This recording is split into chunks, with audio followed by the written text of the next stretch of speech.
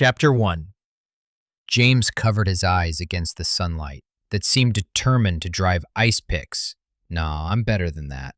Fire picks? Yeah, much better, he thought sleepily. Yes, fire picks through his eyes just because he had slept in. It was Saturday, wasn't it? He was having trouble remembering the night before. Reaching down, he tried to pull the covers over his head, except he couldn't find them. In fact, as his hand fell back to his mattress, everything felt remarkably, grassy. Also, his pillow felt surprisingly like a rock jabbing into his back. Showing bravery on par with assaulting a horde of giants, or talking to a really hot chick sitting at the bar, he opened his eyes and took in his surroundings. He was in a small glen studded with wild flowers and colorful plants. At his back was a large shelf of stone, and beyond it were the foothills of mountains rising in the distance. The trees in front of him formed the other boundary of the glen. They rose tall and majestic. The scent of pines mingled with the fragrance of the flowers. Birds of various types could be heard performing call and refrain. The moss growing on the trees was a brilliant green, and there was a crystal-clear pool several feet in diameter between him and the stone outcropping.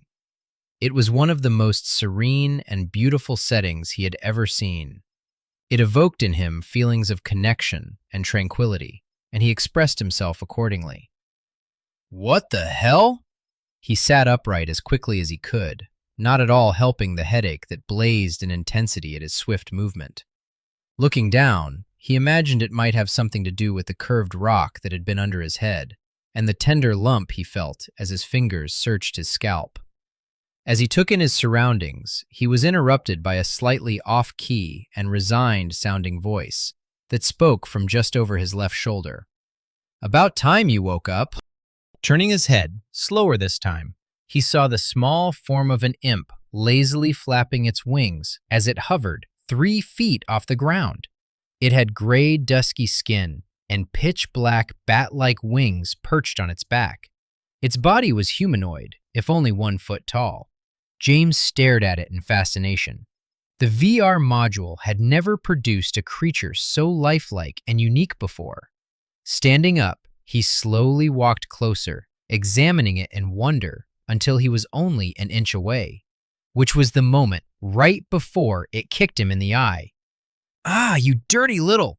James immediately began swatting at it with his right hand while holding his eye with his left. It lazily floated out of the way of his swing and rolled its eyes while sighing heavily. Look, it said, I'm here to help you, and even if I wasn't, it would take a lot more than a friggin' noob to take me out. Now, if you don't want me here, I can always leave. It turned its back as it spoke and started to gain altitude with a faster flap of its wings. No, wait, James said quickly. I just don't know what's going on. Last thing I remember, I was in this castle, and then there was just a light, and now I'm here. And who are you calling a noob? Ignoring his question, the imp faced him again and regarded him silently for a moment. It was almost like it was daring him to say something else to offend it. With a small nod to itself, himself, it began to speak again. Okay, noob, you are in the land. You are not playing a game anymore. I'm going to say it slowly this time. You are not in a game. Your mind and soul have been transported here and placed in this body. Let this sink in. If you look around you, you can see that you are in a small glade. This is a safe haven, but as soon as you leave, you can die. If you die, then you will come back to this point, unless you find another safe location or town to bind your spawn point to. The good news is that no one else should be able to find their way here. Even if they did, the enchantments on this glade should keep them out, unless you lead them in. James opened his mouth, but stopped when the imp raised its hand. This will go a lot faster if you just listen. A being a lot stronger, and I'm guessing smarter than you, has paid me a lot more than you're worth to talk to you. Believe me, millions of those other noob seeds will not be getting this treatment, so just listen. As I was saying, you were brought here by some higher being.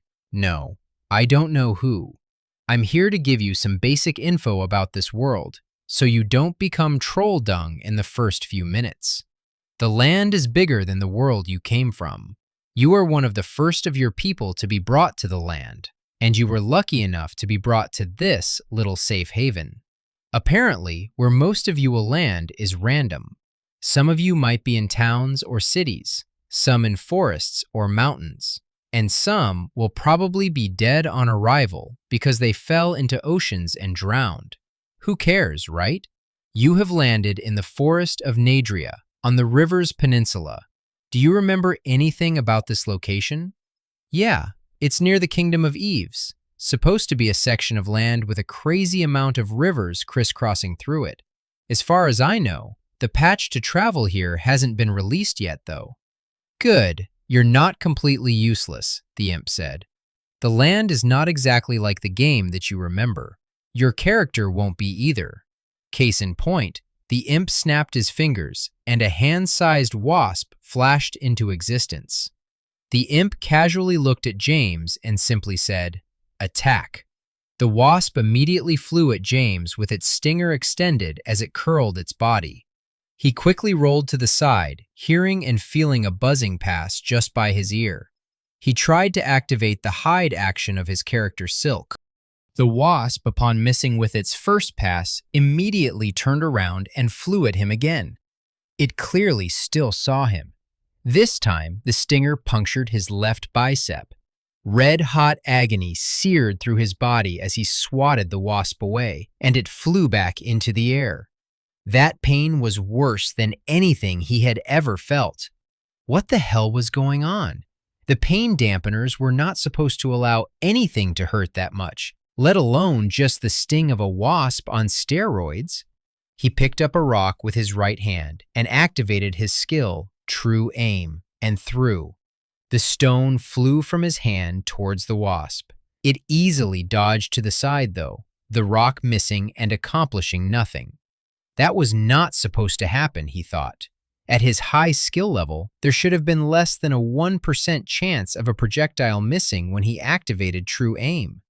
With no apparent thought at all to the injustice of the situation, the wasp flew in and stung him again in the other arm. Agony lanced through him a second time, and he noticed a small green skull and crossbones in the bottom right corner of his vision. Unable to fight off the wasp as neither arm was working, he fell back, seeing the red horizontal bar in the top left corner of his vision was half gone. When he fell to the ground, the wasp pulled its stinger out of his arm and flew towards his head. He screwed his eyes shut as he awaited a poisonous needle to the face. But nothing happened. He peeked a glance, opening one eye. He saw the wasp flying lazily around the imp, who looked at him dispassionately. "Well, what have we learned?" the imp asked, putting emphasis on the last word. "WTF? Well, I hope you've learned more than that. Why didn't any of my skills work? And why did that hurt so much? Why is it still hurting? And why did that hurt so much?" James's voice grew louder and shriller with each question. "I already told you, noob. You're not your character. I told you twice. You are not a level 167 thief. Those classes don't exist the way they did in the game. It requires a lot for you to qualify for a profession, and you are nowhere near that powerful yet. Don't worry about it. Right now, you are just some guy with 2 wasp stings in his arms, drooling on the moss. You have been sent to the land from your world. You are really here, not your character. Check out your status page." "How?" James asked. He would deny it till his dying day, but there was a bit of a whine in his voice now. "Will it?" the imp replied simply. Shutting the throbbing in his arms out his mind for a moment, he focused on wanting to see his status page. Suddenly, his vision was blocked by a translucent rectangle. Name, ? Age 24, level 10%, health 100, mana 100, stamina 100. Strength, 10. Agility, 10. Dexterity, 10. Constitution, 10. Endurance, 10. Intelligence, 10. Wisdom, 10. Charisma, 10. Luck, 10. Abilities, limitless. Gift of tongues. Skills, none. Marks, none. Resistances, none. Race, human, chaos seed. Reputation, level 1. Who are you again? Alignment, neutral. Language, all. Willing the window to go away, he focused back on the imp who started talking again. So I guess you now know you're the definition of a basic bitch. Excuse me? James was convinced that he had misheard. The wasp stings had been embarrassing, but this was just too much. I was chosen to speak to you because I have paid attention to your world. It means there is a slightly higher chance of an ape like you understanding when an enlightened being like myself deigns to speak with you. Now, seeing as how my wasp has just made you its bitch and your stats are all basic, ipso facto, my earlier assertion of your status. Any more questions? James just stared at the imp with his mouth hanging slightly open, swollen arms hanging at his sides, blinking in disbelief. Anyway, you'll be able to examine your stats in more details later. Do you know the difference between abilities and skills?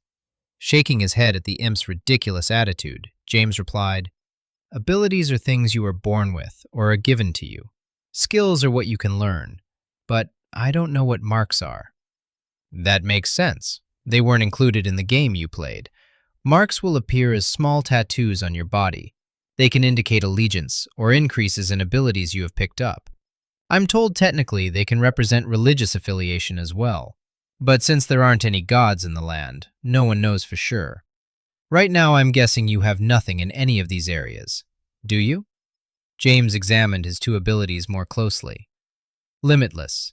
You can proceed to any level and any skill with 100% affinity. Gift of tongues. You can speak and understand any language. You cannot speak to lower life forms or higher beings.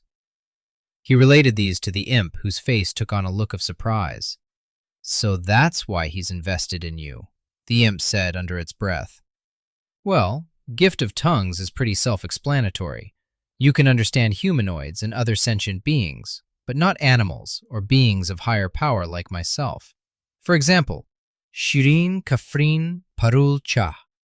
Did you understand any of that? No, he replied. What did it mean? Don't worry about it, the imp said with a smirk. Your language ability will definitely be useful. It even seems to extend to understanding written language, which similar abilities and spells normally don't. What is truly interesting is your other ability. Every creature born has a predisposition to being good at some things and bad at others. You might be a natural dancer, so you have an 80% chance to increase your level with practice.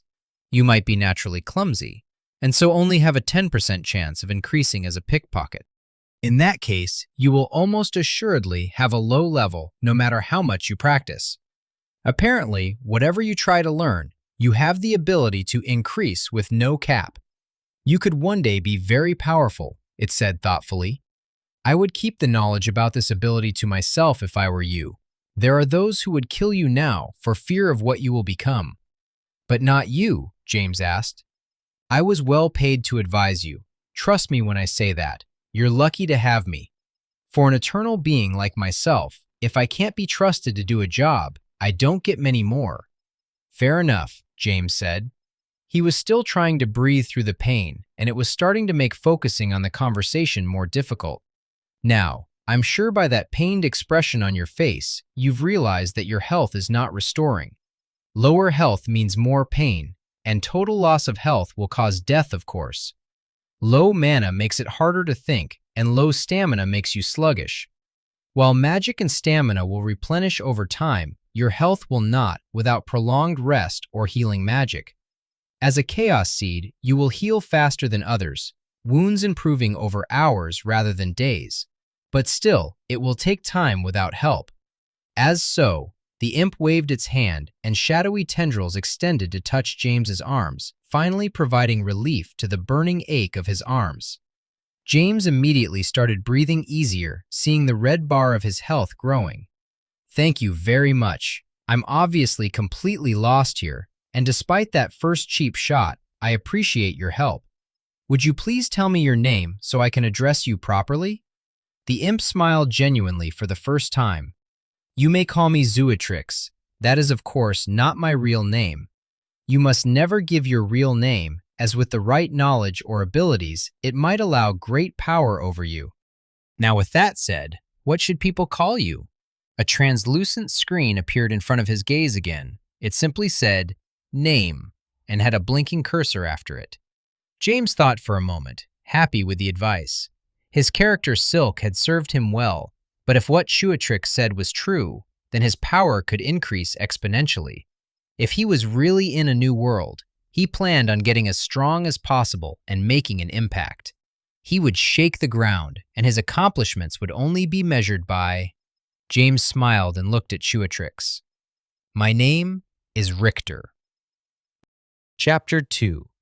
What's a chaos seed? Richter, aka the human formerly known as James, asked, looking at his race. "It is the type of human you are. I am actually not sure what that means exactly, so you will have to discover that by yourself. Everyone from your world is a chaos seed, is what I was told, though. That also might be a piece of information that you will want to keep to yourself. It doesn't exactly sound warm and cuddly, and the various peoples of the land might take it the wrong way," the imp advised. Richter accepted the advice silently. "Very well, Richter. It's time for us to part ways. The last advice I will give you is that though you should advance as quickly as possible, always remember that it's not all about level. After all, a level 100 rabbit could never kill a level 1 wyvern. It is the application of power that rules the day, not simply having the power. Think, learn what you can, and be careful how you treat those you encounter. You never know when the actions of today will impact the outcome of tomorrow." "Thank you, Shuatrix. I really owe you," Richter said, extending his hand. "What?" Shuatrix said, looking confused. "I said I owe you." "Really?" "Yes," Richter said with some exasperation. "Thrice heard and witnessed," the imp said with a sly smile. A notification popped into Richter's view. "You have agreed to do Shuatrix a favor. Failure to do so when asked will cause a decrease in your reputation with all beings and other unknown consequences. Keep in mind, your word means everything." By the time he cleared the message, he was greeted by the sight of the imp hovering with its wasp, a small smile on its face. Then the devilish creature just snapped its fingers, and they both vanished to the faint smell of sulfur. "I've got to learn to keep my trap shut," Richter said aloud with a deep sigh. "Enjoy my gifts, Richter," Shuatrix's disembodied voice said. "I like powerful friends, especially when they owe me favors." 4 items dropped to the ground in front of him. Picking up all 4, he was awarded with new message notifications. "You have received Simple Short Bow, damage 8 to 13, durability 15/15, item class Common, quality Average, weight 4.1 kilograms. You have received Basic Arrows with Quiver, quantity ×10, damage 3 to 5, durability 2/2, item class Common, quality Average, weight 1.1 kilograms. You have received Minor Ring of Healing, will heal 30 health on wearer, cooldown 10 minutes, can be used twice per day, durability 8/8, item class Common, quality Average, weight 0.1 kilograms. You have received Dull Bronze Knife, damage 2 to 4, durability 20/20, item class Common, quality Average, weight 0.4 kilograms. Slipping the ring on his finger and the quiver over his shoulder, he finally took in his surroundings and attire. He was wearing a sleeveless tunic and rough-spun brown pants. On his feet were dark tan moccasins. He actually might be extremely stylish on Rodeo Drive, as he remembered hearing something about the peasant look making a comeback.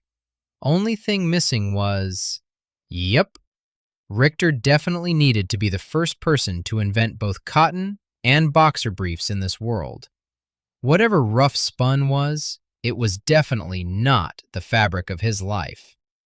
Looking around, he examined the small glade. The pool of crystal-clear water abutting the rock face was surrounded by multicolored plants. A line of trees hid the small glade from view, creating a hidden enclave. Walking up to the pool, he looked down at the plants, but could not identify any of them. Herbs always came in useful in games, though, so he decided to grab them. You have picked up an unknown plant. Due to a lack of herbalism, you have destroyed the plant. Maybe you can use what is left to apologize to your mom. Shaking his head, Richter thought, what is with these messages? Seeing nothing else that could be of use, he turned to leave the glade, but stopped as he was thirsty. Going over to the pool, he paused as he saw his reflection in the still water. A man's face stared back at him. The expression was curious and kind. He had chestnut-colored skin and hazel eyes. His hair was cut short and was a mop of black curls close to his head. It looked like his old face, but leaner and more rugged. It was a visage he could live with. He knelt down to scoop some water in his hands, but hesitated. Should he drink this? Everything here seemed to have some meaning. What if this was the pool of eternal firea? He was already thirsty, though, and drinking from an unknown source would always be a risk. Taking a deep breath, he sipped from the water in his hand. You have tasted the waters of clarity. You can see the way forward with greater ease than any others. Experience increased by 25% for the next 24 hours. Score! Let's get this going. Happy with his lucky starting point, falling into an ocean or volcano would probably not have been super fun. Richter walked out of the glade and into his new life. Leaving the glen, he felt a slight tingling. After walking through the trees for several yards, he looked back and saw what appeared to be only a stand of trees next to a cliff face. No one would be finding the glade without help. For some reason, knowing that his starting point in the world was hidden away brought him a sense of security. He realized then that finding it himself might be a problem later. Losing something as clutch as that pool of clarity would be a bonehead move of epic proportions. He spent about half an hour rolling medium-small rocks to the base of trees. They would look innocuous enough individually, but taking a larger view, they formed a rough line toward the glen. The forest seemed old. Trees grew massive, hundreds of feet into the air. There was a fair amount of space between the large trunks, but the floor of the forest was littered with detritus from fallen branches and thick undergrowth. The air was filled with the song of birds that filled the branches above his head.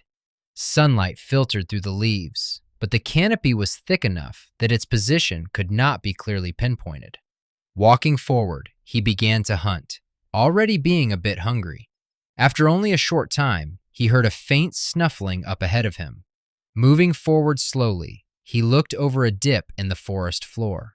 A red fox was rooting through the leaves, hunting for some morsel or other tasty tidbit. He slowly nocked an arrow, making sure to avoid any extra noise. He paused a moment with the string taut as he exhaled, then released. The arrow flew through the air and hit the fox in its side. It let loose a high-pitched squeal and attempted to run. Richter quickly nocked another arrow and let fly. It fell a foot short. He ran to cut the fox off before it could leave the gully it had been searching in. Luckily, the fox seemed to have trouble running with the arrow in its side, and he was able to jump on it and drive his knife into its side. Congratulations! You have learned the skill archery. Slay your foes from afar. Don't look at my bow unless you want an arrow in your eye. Congratulations! You have learned the skill small blades. My blade might only be 4 inches long, but I promise you'll feel me. Red Fox, Level 1, has died. You have received 10 experience, base 8 plus 25% experience. The prompts were translucent and filled a small amount of his visual field. They disappeared at a thought, and he looked down at the fox. Killing it was more real than anything had been in the game. The blood was warm and sticky on the hand that held the knife. It had kicked and moaned right before it died. The death of this small creature made his situation real in a way that nothing else had. Looking down at his vanquished foe, at the blood on the ground, at the life that was forever extinguished, something welled up inside of him. He fought the impulse, but he was helpless against it and shouted, "What does the fox say? Ba-ring, ring, ring, ba-ring, ba-ring, ring." Chuckling to himself, he retrieved his arrow and then picked up the fox by the tail. He kept moving forward. Over the next few hours of walking through the forest, he killed several more foxes and more than a few rabbits. He collected them until, tring! You have reached level 2. Through hard work, you have moved forward along your path. As a Chaos Seed, you gain 6 points to distribute to characteristics instead of the usual 4. You also get 25% advancement to the skill of your choice. Crush your enemies, honor your allies, live. Not bad, not bad. Seeing as his most valuable skill so far was archery, he added his 25% there and was rewarded with another screen. Congratulations! You have reached skill level 2 in archery. Plus 2% bonus to aim. Plus 2% bonus to damage. Not a bad day's work, Richter, my boy. With that thought, he collected all of the game he had hunted and then headed back to his glade for a rest. Chapter 3. Upon waking, he quickly obtained his 25% EXP bonus from the pool and left the glade. He decided not to place the points of his new level in any one area until he knew more about the world around him. He decided he would follow a river that he had crossed yesterday. With his stomach rumbling, he wished he could have cooked the foxes that he had killed.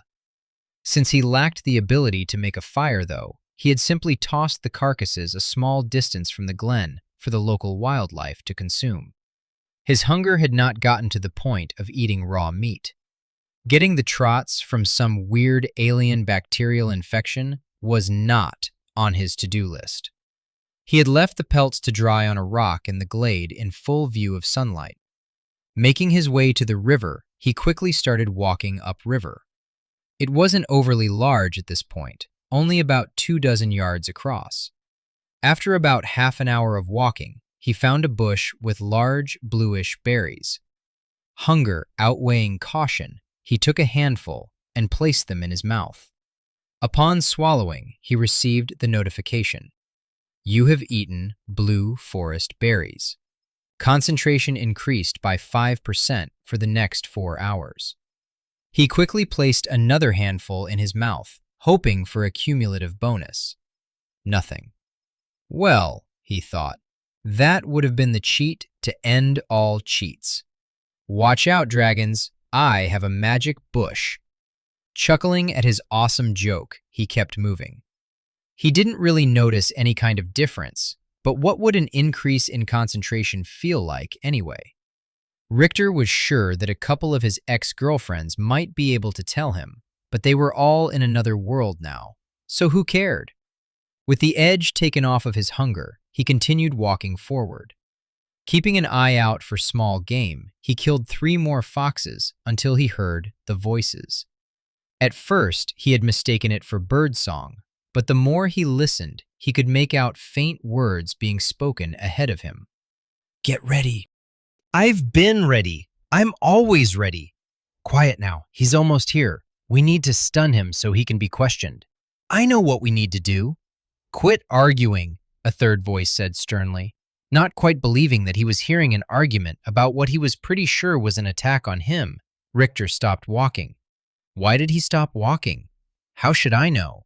I didn't think he would know. I was just wondering out loud. As opposed to wondering in quiet, that would be better. Shut up. Should we just attack him? Yeah, let's attack. Still feeling that he was being punked in some way until that last musical statement, He quickly shouted, "Wait!" Suddenly, all was quiet. Slowly backing up, Richter cast his gaze around, looking for the speakers. He didn't see anything, though. Either way, downriver was suddenly looking like a much better option. He was backing up until he heard a musical voice behind him. "How do you know what we are saying? Humans never know what we are saying.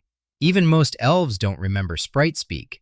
Quickly turning around, he saw nothing except the scrub hugging the banks of the river. I asked, "How do you know what I am saying?" The voice came from the bush directly in front of him. As he focused, it seemed that the air blurred in front of him, and the leaves became green clothing for a small man. He stood 3.5 feet tall. He had an almost childlike smoothness to his olive skin. The features were Asian in appearance, and the eyes had no whites. They reminded Richter of an owl's eyes, all bright color and pupil. What really captivated his attention, however, was the fully drawn bow pointing at his face. "He can't understand us. Let's just kill him and be done with it," Richter heard from behind him. "No, I can understand you. I'm sorry if I trespassed into your territory. I'm new to this world, and I'm just trying to survive." The arrow still pointed at Richter's face. The creature in front of him said, "We have never found a human that understood us before." Silence reigned for a short while. "We will take him to the Hearth Mother." Staring Richter in the eye, the small man lowered his voice menacingly. At least, Richter thought it was supposed to be menacing. Hard to tell, since it all sounded like birdsong. "Don't think we can't hurt you. We may be smaller than you, but believe me, we know how to defend ourselves. Show him."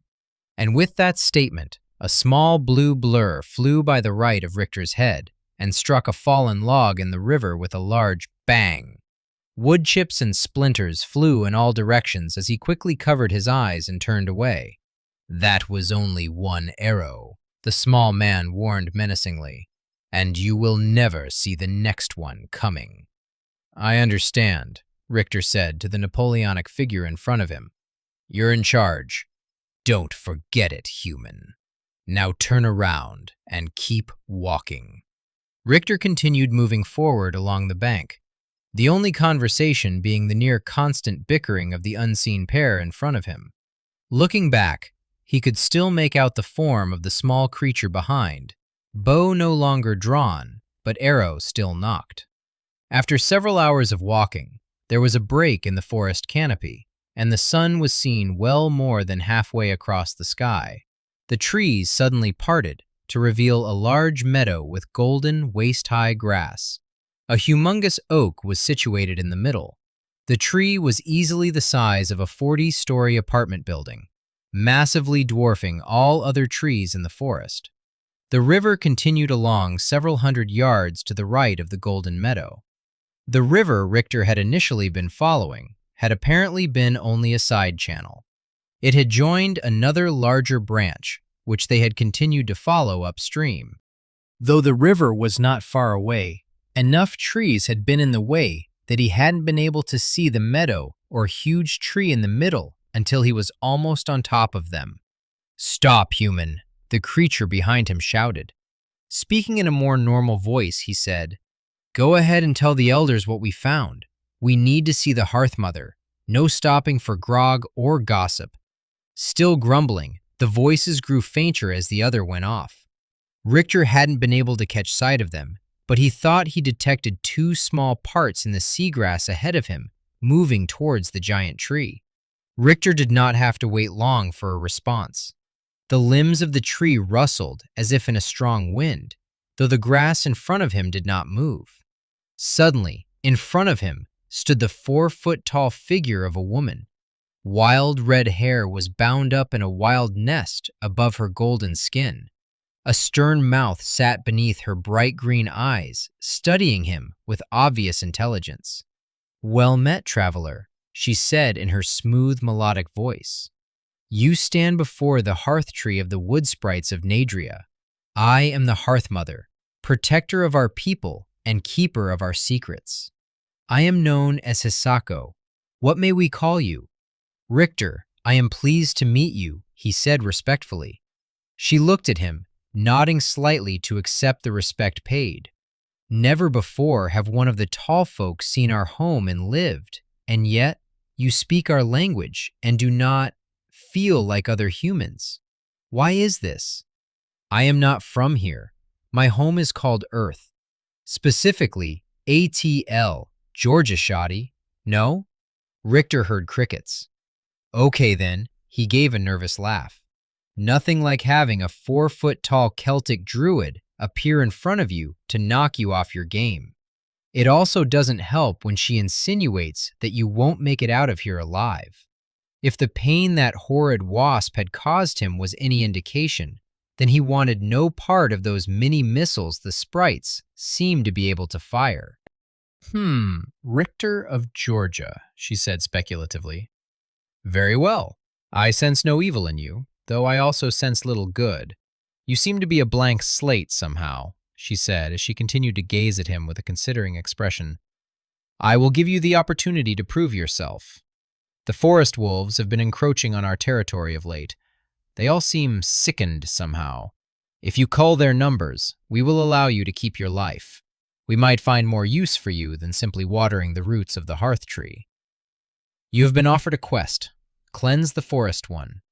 Diseased animals have been threatening the well-being of the wood sprites. Kill 5 wolves to show that you can be trusted. Reward: safe passage through the lands of the wood sprites of the forest of Nadria. Yes or no? Somehow he was sure that watering the roots didn't mean setting up a crude irrigation system. I accept, he said. We will observe you on your task.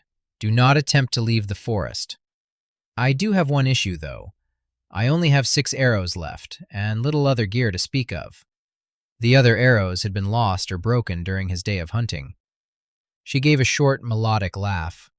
Always true of a human, looking to take as much as you can. So be it. Accept this gift of the wood sprites. She then closed her eyes and began to chant softly as a green glow surrounded her. Only a few seconds later, she had in her hands human-sized arrows of dark wood with green tendrils tracing down the shaft. You have been given Sprite Arrows of Nature, quantity 20, durability 4/4. Item class, uncommon. Quality, above average. Accuracy, +1. Damage, +1.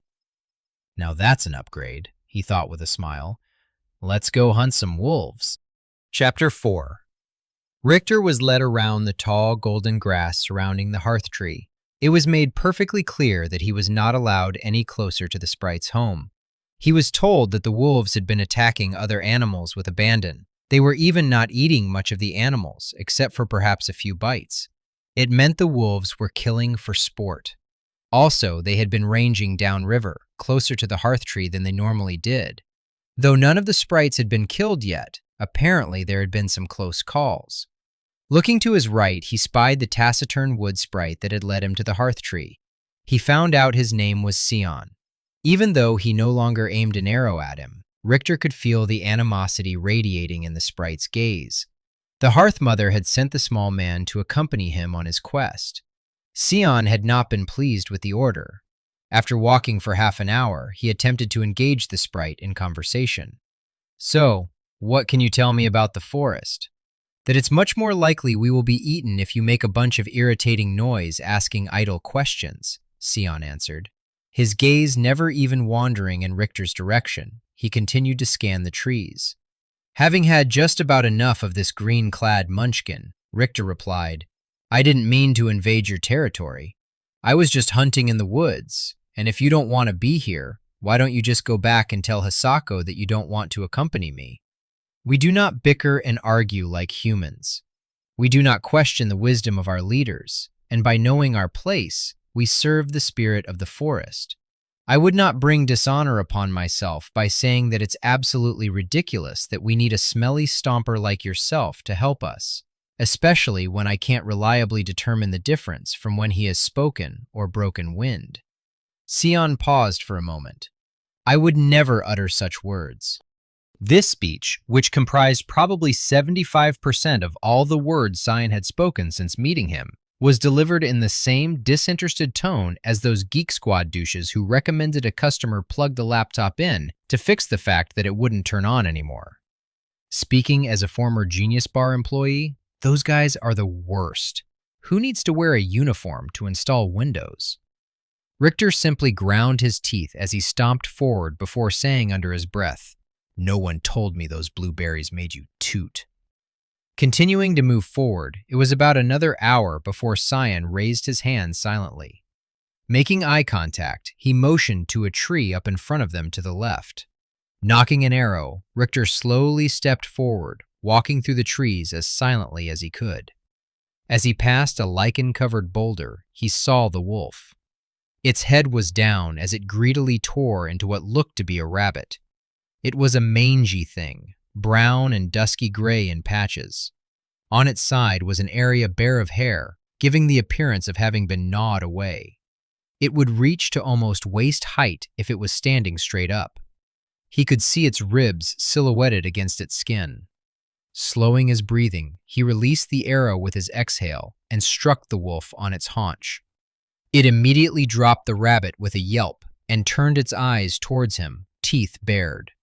Richter saw its bloodshot eyes and foaming mouth and knew he had discovered the reason for the wolves leaving their normal hunting grounds. They were rabid.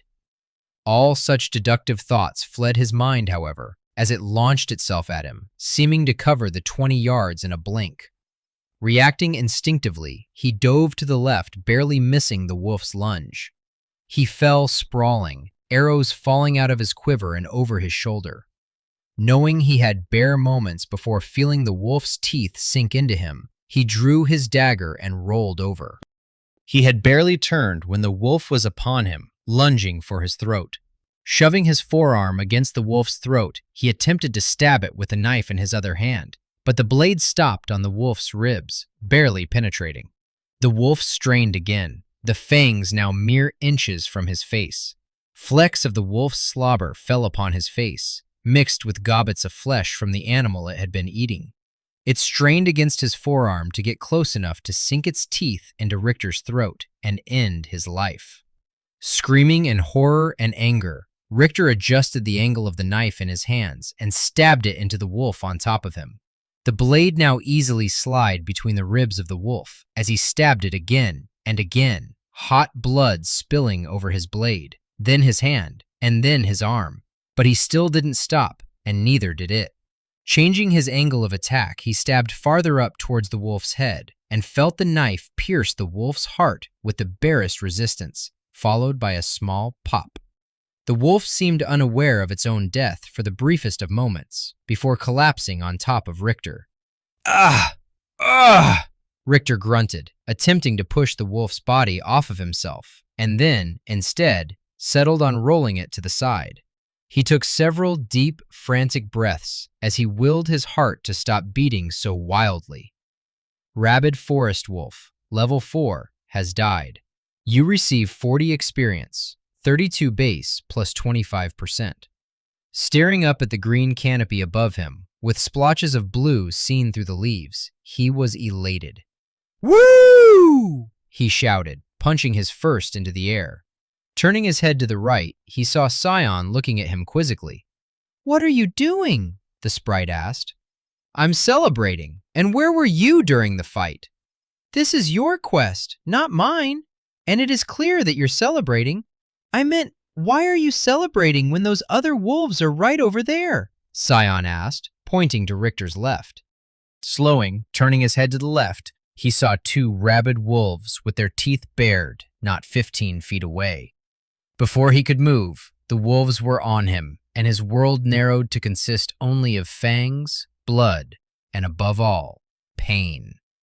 All color faded from his vision as his remaining eye stared up at a wolf's mouth closing around his face, and then all was black. You have died.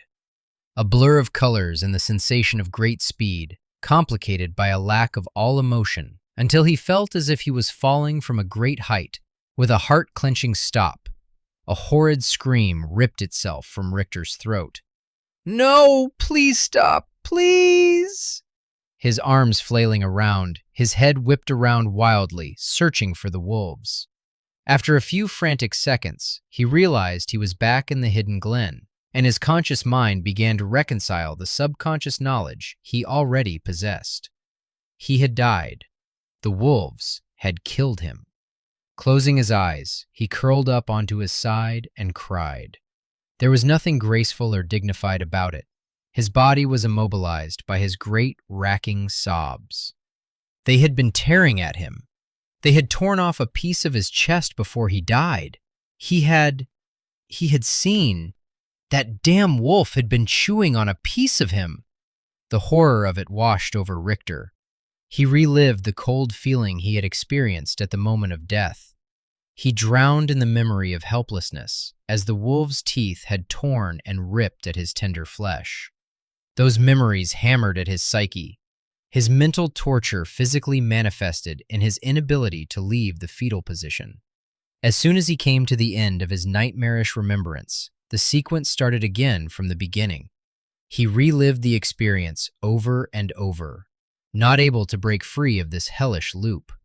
As his mind continued to torture him, however, another emotion rose. As he thought about the experience and the pain, he began to feel something else besides horror. It started as the kernel of a feeling, barely noticeable, inconsequential even, but it grew. After a while, he recognized this feeling. He felt anger. No, that wasn't the right word. He felt rage. He raged at the wolves for hurting him. He raged at Sion for not helping him. More though, he raged at being helpless and afraid, not just in the past moments or the past day, but instead at feeling just a bit afraid his entire life, of not having any true control over his life's direction, and instead bowing time and again to the demands of society, the demands of his family, or the ridiculous demands he made of himself, fueled by reality TV and pop culture. He felt the need to take control over his own life, face any issue head-on, and no longer escape. He felt the need for power. Richter broke the loop of pain he had been reliving and stood, a fierce determination in his eyes. This was not about denying something horrible had happened. That would have been just another form of escape. This was about accepting the realities of his life and, despite the numerous blows of fate, standing tall. You have proven yourself to be resolute. The choices in your life led you to a critical point. A nexus of opportunities were laid before you, many leading to disaster. You have chosen a finer path. The experiences of your entire life have culminated in this one moment. You have decided not to kneel, but to stand, not to beg, but to take, not to wait, but to forge ahead. Bonus to mental resistance, 15%. Bonus to spiritual resistance, 15%. Staring at the message across his field of view, he blinked in surprise. He had not expected the universe to reward him for his own personal journey, but he would take it, and after a fashion, it made sense. While he could increase his speed, strength, and skills, he would ultimately be the same person, unless he decided to change within. With a firm twist to his lips, Richter smiled. It was time to get back to work. The phantom pains of the wolf attack still plagued him somewhat, but they had lost much of their power over him. They were illusions and would not deter him. What was real was the air in his lungs, the power in his limbs, and the strength of his will. Backlight by the sun shining down into the glade, and took a step forward to go and finish what he had started. It was at that moment of true purpose that he looked down and realized he was completely naked. Universe, you're a dick. Chapter 5. Making peace with the fact that it was most likely not going to be fun running through a forest with no clothes, he decided to check his status. Name, Richter. Age, 24. Level, 20%. Health, 100. Mana, 100. Stamina, 100. Strength, 10. Agility, 10. Dexterity, 10. Constitution, 10. Endurance, 10. Intelligence, 10. Wisdom, 10. Charisma, 10. Luck, 10. Abilities, limitless. Gift of tongues. Skills, archery. Level 2, 0% to next level, 100% affinity. Small blades. Level 1, 0% to next level, 100% affinity. Marks, none. Resistances, mental, 15%. Spiritual, 15%. Race, human, chaos seed. Reputation, level 1. Who are you again? Alignment, neutral. Language, all. He had expected the loss in experience, but the loss in skill progression was a bit of a shock. At his low level, it was not much of a setback. Skills were always harder to level up at high levels though, and a loss at that point would truly hurt. If he remembered correctly, neither skill had been close to leveling when he died. Maybe if his percentage was greater, he wouldn't always go back to 0.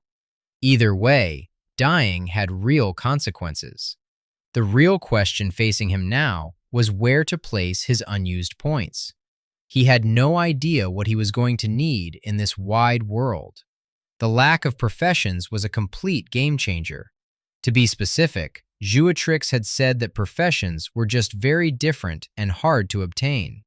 That information was next to useless at this point though, offering no guidance at all. Dismissing it from his mind, Richter focused on what he did know. He decided that he needed greater speed to run and dodge if he was going to hunt the wolves. He placed all 6 unused points in agility. The last thing he did was decide to limit some of his prompts. The combat and individual experience notifications were a distraction he could live without. Silently vowing to make up for his lost progression, he sipped from the pool of clarity and then took off at a fast jog from the glen. As he made his way to the river, the small plants and stones hurt his feet, but not as much as he would have thought. Heartened, he increased his pace to a run, making his way upriver. He quickly learned what Athenian runners must have known thousands of years before. A man running with no clothes on was not exactly secure in a key area. He took back all of the times he wished sports bras had not been invented. Those poor girls must really hurt after a while. He amended his thought to, well, let's be honest, almost all the times. The sight of Sophia doing hurdles was a treasured memory. Sigh. Focusing on the task at hand, he continued running forward, his new body seemingly up to the task of moving at high speed for several miles before running out of steam. He pushed himself until his breath grew ragged and sweat flowed in rivulets down his body. And then he pushed more. He ran until his stamina bar came perilously close to 0, and fainting seemed a real possibility. He would pause while it slowly built back up, but at 50% would take off again. He had run many miles and was nearing the end of his stamina for at least the 10th time when he heard melodic voices above him. "Quick, shoot before he gets any closer." Throwing his hands up, he said, "Stop, I'm Richter and have been seen by the Hearth Mother. I am approaching the Hearth Tree to fulfill the quest she posed to me. I will kill the wolves." There was a moment of silence until he heard a quiet, "Proceed." Though he couldn't see them, he knew he was being shadowed by the sprites. Word of his approach would likely make its way ahead of him, but he still slowed to a jog so as not to alarm the wary sprites. Checking his status, he saw that his agility had increased by +1 due to his hours of running. After proceeding for a while through the forest, he was finally rewarded with the sight of the Hearth Tree. As he approached the tall gold grass, the forms of Hisako, Scion, and 4 other bowmen greeted him. Hisako looked upon him with a wary glance upon her face, while Scion stared at him with open distaste. "Why have you returned?" she asked. "I know that you had fallen." Walking forward, Richter did not answer, but instead moved until he stood directly in front of Scion. With the flat of his hand, Richter slapped him across the face, The sprite fell to the ground, and Richter fell on top of him, preparing to strike him again. He heard the creaking of drawn bows, and then the sharp command of the Hearth Mother. "Cease this now!" Richter felt his body seize into immobility, while Scion cursed beneath him, staring into his face with a fury that matched his own. Scion stood and drew a long needle-like rapier from his sword belt, drawing his arm back to drive it into Richter's eye, until Hisako spoke again. "I said cease. Now what is the meaning of this? What exactly do you remember?" Richter found he could move and speak again, collapsing to the ground as she ended his paralysis. Quickly standing, he pointed to Scion and spit out the words. "I remember everything.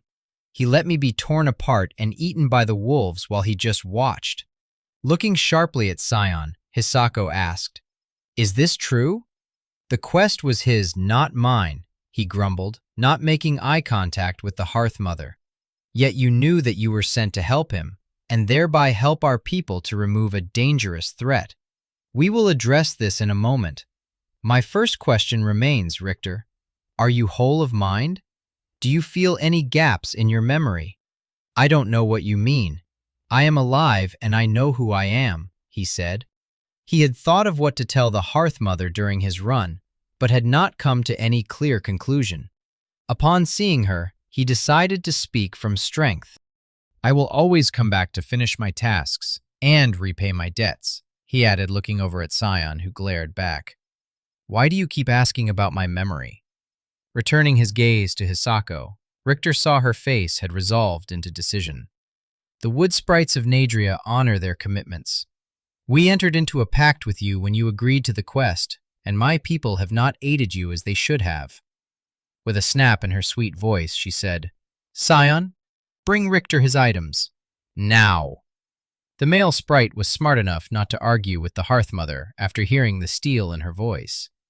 He melded silently back into the grass, and was moving quickly if the part in the grass Richter could see was any indication. "Your clothes were savaged and bloodied. Do not be concerned, though.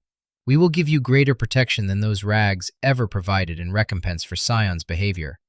I apologize for his part in the pain that you have suffered, and yet still, I ask that you do not judge him too harshly.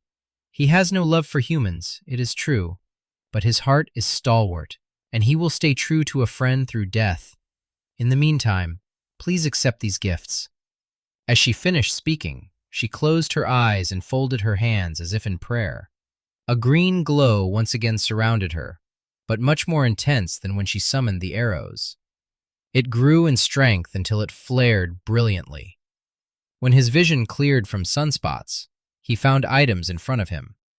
"You have received chestplate of the wood sprite, defense +7, type light armor, durability 40/40, item class uncommon, quality above average, weight 5.8 kilograms, increased concealment in woods +5. You have received reinforced pants of the wood sprite, defense +5, type light armor, durability 30/30, item class uncommon, quality above average, weight 3.4 kilograms, increased concealment in woods +4. You have received shoes of the wood sprite, defense +4, durability 25/25, item class uncommon, quality above average, weight 1.2 kilograms, type light armor, increased silence while walking +10. You have received bracers of the wood sprite, defense +6, weight 3.4 kilograms, durability 30/30, item class uncommon, quality above average, type light armor, dexterity +3. Blinking in surprise, he stared at the Hearth Mother. Losing the edge in her voice, she simply smiled in understanding.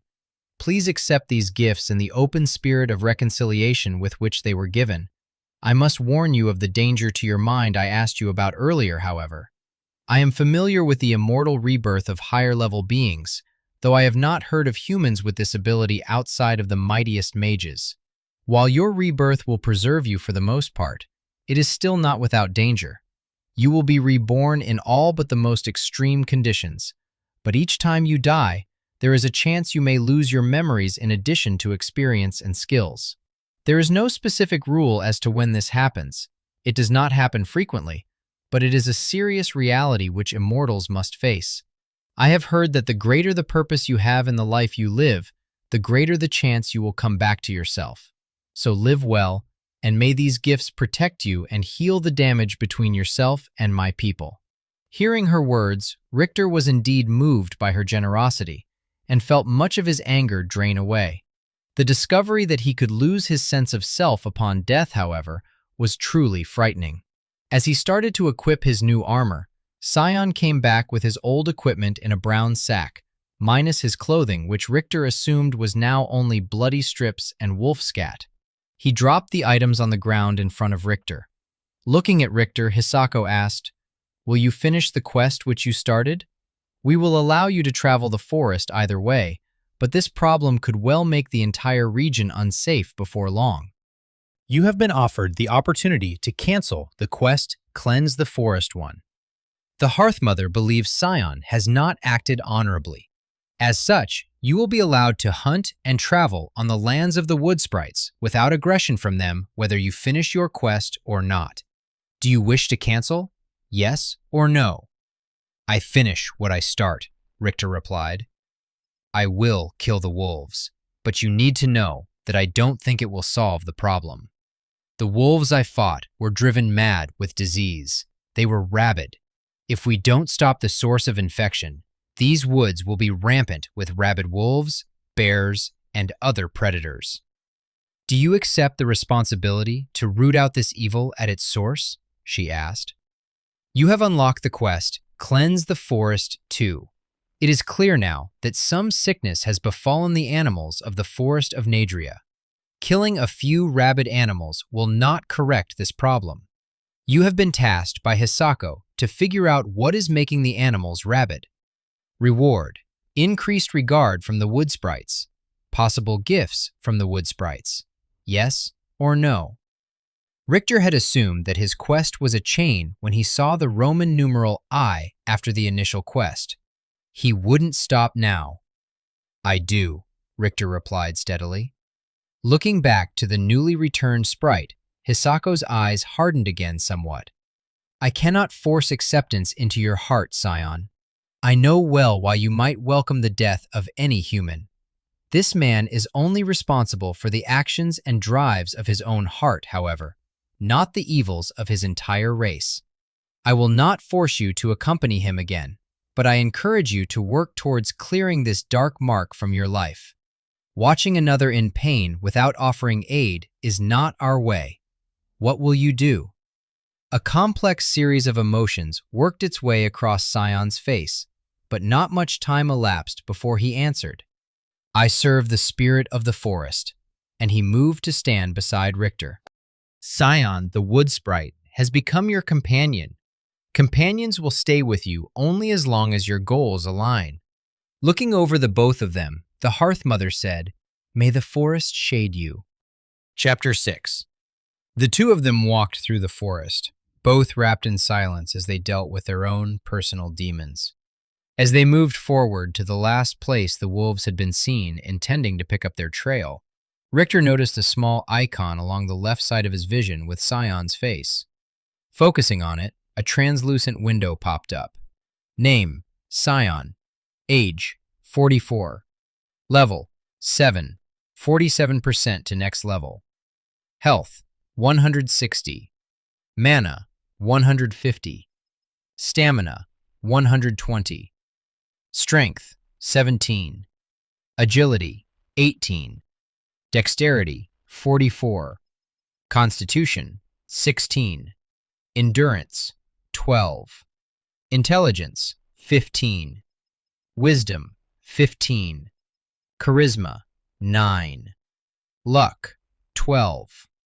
Abilities: Woodcraft, Forest Concealment. Skills: Herb Lore. Level 3. 3% to next level, 91% affinity. Alchemy, level 3, 14% to next level, 88% affinity. Archery, level 9, 71% to next level, 88% affinity. Imbue arrow, level 4, 45% to next level, 75% affinity. Tracking, level 5, 37% to next level, 93% affinity. Swordsmanship, level 8, 56% to next level, 81% affinity. Light armor, level 4, 64% to next level, 65% affinity. Marks, none. Resistances, life, 10%, earth, 10%, light, 10%. Race, wood sprite. Reputation, level 1. Who are you again? Alignment, +2. Language, sprite, common tongue. Interesting. Now that they were companions, Richter could see Scion's status page. He wasn't sure what else being companions meant, but he was sure the information would reveal itself in time. Most of the skills seemed self-explanatory. He had received the light armor skill himself after he had donned the wood sprite armor. Richter was extremely interested in the imbue arrow skill, whatever that was. Focusing upon the skill brought up no further information. Resolving to ask the sprite about it later, Richter continued on. They walked through the forest as the sun moved across the sky. When it began to approach the horizon, Scion stopped, examining an old spoor on the ground. Making eye contact briefly, he motioned and then led Richter deeper into the forest, leaving the river for the first time. After moving for only 10 minutes, they heard snuffling and growling noises up ahead. Slowly making their way through the trees, they climbed a hill and discovered what looked like a small cave opening. In front of it were 3 wolves. The largest was sleeping, while the other 2 fought over a bone with a few scraps of meat upon it. You have found new cave. Reacting to some unknown stimulus, the larger wolf looked up and stared in their direction. Richter froze, his heart beating wildly as he prepared to fight, but the wolf simply continued to scan the woods before laying its head back down. The concealment properties of his new armor seemed to be coming in handy. Congratulations, you have learned the skill, Stealth. Use your surroundings to avoid detection. Attacks made while stealthed cause extra damage. Richter had been wondering when this skill would show up. Back to business though, the prompt had said it was a new cave. In the game, dungeons had been divided by the age. New dungeons were less than a year old. The progression was new, young, seasoned, mature, time-worn, ancient, and primordial. After young, each stage was 10 times as old. A year, 10 years, 100 years, and so on. The age was how long the creatures had been there. It was usually a marker of the difficulty and loot that could be gained. It wasn't exact, though. A new cave inhabited by a grand lich would be more difficult than a seasoned cave filled with rats. Scion motioned for Richter to shoot one of the smaller wolves while he drew an arrow and aimed at the larger one. The arrow seemed to develop a blue aura and vibrated perceptibly, almost as if it wanted to shoot off the string of its own accord. Knocking his own arrow, Richter took aim at the closer of the 2 wolves. Easing his breathing, he waited for Scion, releasing his arrow only a moment after the sprite. The arrow streaked towards his target, hitting it broadside. It collapsed to the ground. Hearing a faint boom, he looked for the larger wolf, but saw only a red mist hanging in the air. Turning quickly back, he saw the uninjured wolf darting towards him. Richter dropped his bow and drew his dagger just as it jumped towards him. Shoving his left bracer crossways into its mouth, he stabbed his blade towards the wolf's stomach. It sank its teeth into the bracer, closing its jaws with bruising force, but was unable to penetrate the armor. Richter's dagger sunk into the wolf's underside. He withdrew his blade and stabbed once, twice, 3 more times before it stopped trying to bite into him and fell to the side. As he pried the dead wolf off of his arm, he saw Scion approach the first wolf he had shot, which was struggling to get to its feet, bloody froth on its muzzle. The arrow must have punctured its lung. Scion came up behind it, and quick as thought, slid his sword into its side. The wolf gave a soft exhale and lay still. Cleaning his sword on the wolf's pelt, Scion motioned for Richter to follow him into the cave. The sprite kept his blade held out in front of him. Richter walked behind the small man with his dagger at the ready. Just inside the mouth of the cave, they found the larger wolf. They stepped over the carcass, a crater-like hole in its side. This was clearly the result of Scion's first arrow. That blue aura was most likely the sprite's imbue arrow skill, Richter thought. Allowing a moment for their eyes to adjust, they saw the cave was shallow and held nothing else besides the discarded bones of the wolves' kills. Richter was turning to leave, but saw Scion walking up to a patch of black moss growing along the cave ceiling. Scion slowly ran his hand along the dark tendrils until it fell off in his hands. "How did you do that?" Richter asked curiously. "I destroyed the plants that I tried to pick. It is my herb lore skill. I doubt someone as large and clumsy as you could master it." "Try me," Richter said with barely constrained irritation. "Or are you still not going to give me your full support?" "Fine," the sprite said sharply. Moving to another patch of moss, he started again, speaking softer now. "You cannot simply take from nature and expect a positive result. You must connect with the life and energy in the plant. With practice, this becomes easier." He was moving his hand along the second patch of moss while talking. "Once your energies are in sync, it is not you taking the herb from its place, but instead, you moving a new part of yourself." The moss fell away in his hand. "There is no spoon. Got it?" Richter mumbled. Walking over to a patch of moss deeper in the cave, he tried to see where he could grip it to peel it off. Placing his hand near a likely crevice, he tried to pull the moss away. "You have picked up an unknown plant. Due to a lack of herbalism, you have destroyed the plant. Why don't you try digging a ditch with those shovels at the end of your arms?" Gritting his teeth for the umpteenth time since coming to this world, his mood was not improved to hear the melodic, yet condescending tone of the sprite. "I said connect to the plant. Do not force it. Feel the energy inside of what you are trying to pick." Moving to another moss, Richter stopped himself from ripping it off the wall in frustration. Calming himself, he placed his hand on it. He slowly ran his fingers along the length as he had seen Scion do. He closed his eyes and focused on the sensation of the soft, wet plant under his fingertips. For 200 breaths, he stood there until he detected a faint echo. Strangely, it was more felt than heard.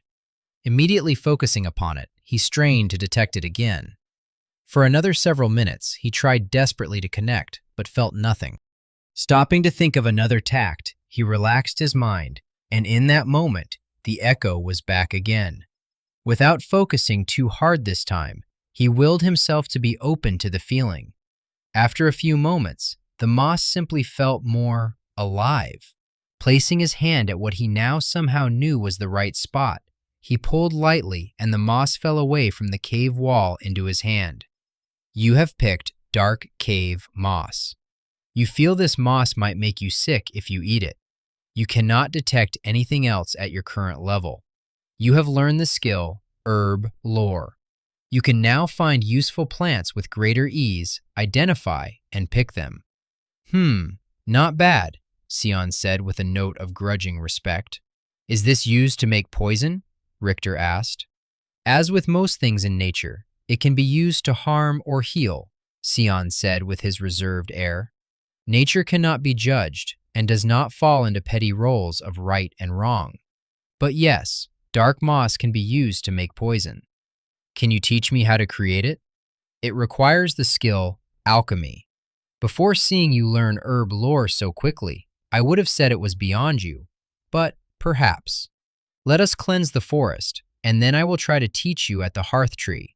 Now reach those other patches of dark moss along the ceiling, and we will continue our hunt." Richter spent the next hour collecting moss. Each time it was marginally faster to detect the resonance of life. He was able to collect 4 more dark moss before the cave was picked bare. The sun was almost setting when they exited the cave. Knowing they could not track effectively in the dark, Sion built a fire as Richter dragged the wolves' bodies several hundred away. There was no need to attract more predators overnight. Coming back, he found Sion already sitting in front of the fire. Agreeing to keep watch second, Richter laid down to rest. The night passed without incident. In the morning, Sion examined the surrounding area, quickly finding the trail that the wolves had taken to arrive at the cave. Again, the 2 companions would be moving upriver. Looking at the useless pelts of the rabid wolves, Richter shook his head in distaste at the waste of life, before setting out after the sprite. He attempted to ask about the blue glow the sprite had made around the arrow, but Sion had cut him off, saying it was not up for discussion. Throughout the day, they found and killed 8 more wolves, all with distinctive look of sickened animals. Once he had killed 5, he was notified that he had completed his quest, Cleanse the Forest 1, and that he should return to the Hearthmother for his reward. Even though Hisako had only asked for 5 wolves, his second quest, Cleanse the Forest 2, required that he find out why the animals were getting sick, so they proceeded onward. The land grew progressively rockier as they moved upriver. They were also climbing in elevation as they walked closer to the mountains. The further up they went, the more pine-like trees were seen. They had been walking in silence for several hours when Sion suddenly stopped. There was a look of severity on his face that Richter had not seen before. Taking a sniff, he looked at his human companion and quietly said one word: "Goblin." Looking back at the sprite, he mouthed back, "Goblin?" Sion nodded once and then silently melded back into the foliage. Richter moved to follow him into the denser undergrowth, leaving the relatively open space on the side of the river. It was easier to walk there, but made them a clear and obvious target as well. Stopping a dozen yards into the forest, Sion turned to Richter and motioned to him to wait. The sprite quickly climbed the tree they stood beside and disappeared into the leaves above. It sounded like the sprite moved along the branches to the next tree. Well, that's a new trick, Richter thought. Waiting, Richter examined his immediate surroundings. As he looked down, he found one plant had colors that were somewhat more vibrant than its surroundings. Reaching down, he ran his hand along its length. It had yellow flowers that shot off to the sides and a deep purple bud on top that had yet to open. As he slowed his breathing, he felt he could visualize all of it in his mind, not just the portion that was visible. He could feel the leaves, the flowers, and the roots. He made the connection, and again instinctively knew to loosen the soil lightly around it, grasp below the level of the flowers, and then twist and pull in a clockwise direction. It easily came free from the dirt. Congratulations! You have advanced to level 2 in herb lore. Herbs are 3% more effective. Increased chance of finding higher level herbs. Congratulations! You have found tiger lily. The colors of the flowers make you think of the pleasant heat of the sun. Pleased with himself, he laid the tiger lily to the side. Dismissing the screens from his vision, he once again decided to wait patiently. After about an hour, he heard a rustling above him and Sion dropped to the ground. He pulled a rusty knife from his belt and showed it to Richter. I found a goblin scout. I was able to kill him quietly, but if there are scouts, then there are others. Hopefully, it was just part of a hunting party from the Azergoth swamp, but I do not like the timing of finding that foul creature while we are hunting these sick animals. We need to hunt and destroy them before they set up an encampment. Will you fight with me? You have been offered a quest, Cleanse the Forest 3. Sion suspects a connection between the sickness infecting the animals and the goblins. He feels that the two of you must kill the goblins that have invaded the forest of Nadria. Reward? Increased relationship with Scion. A new skill. Yes or no? So the third link in the quest chain, huh? Richter had been expecting that the rabid animals were coming from a poisoned bog, or a type of insect that spreads sickness. He didn't really see how the goblins could be connected, but the fact that he had gotten another quest showed there must be some relationship. It also would be great to get a new skill, whatever that would be. Maybe he could even ask for a specific skill. I said I would help cleanse the forest, and I will, Richter replied. You must be stronger than you are then. The damage you can cause is not enough to overcome these enemies. We must come up with something else. Can you teach me how you make your arrows explode when they hit? Scion shook his head. That is a race-specific skill that only the sprites have.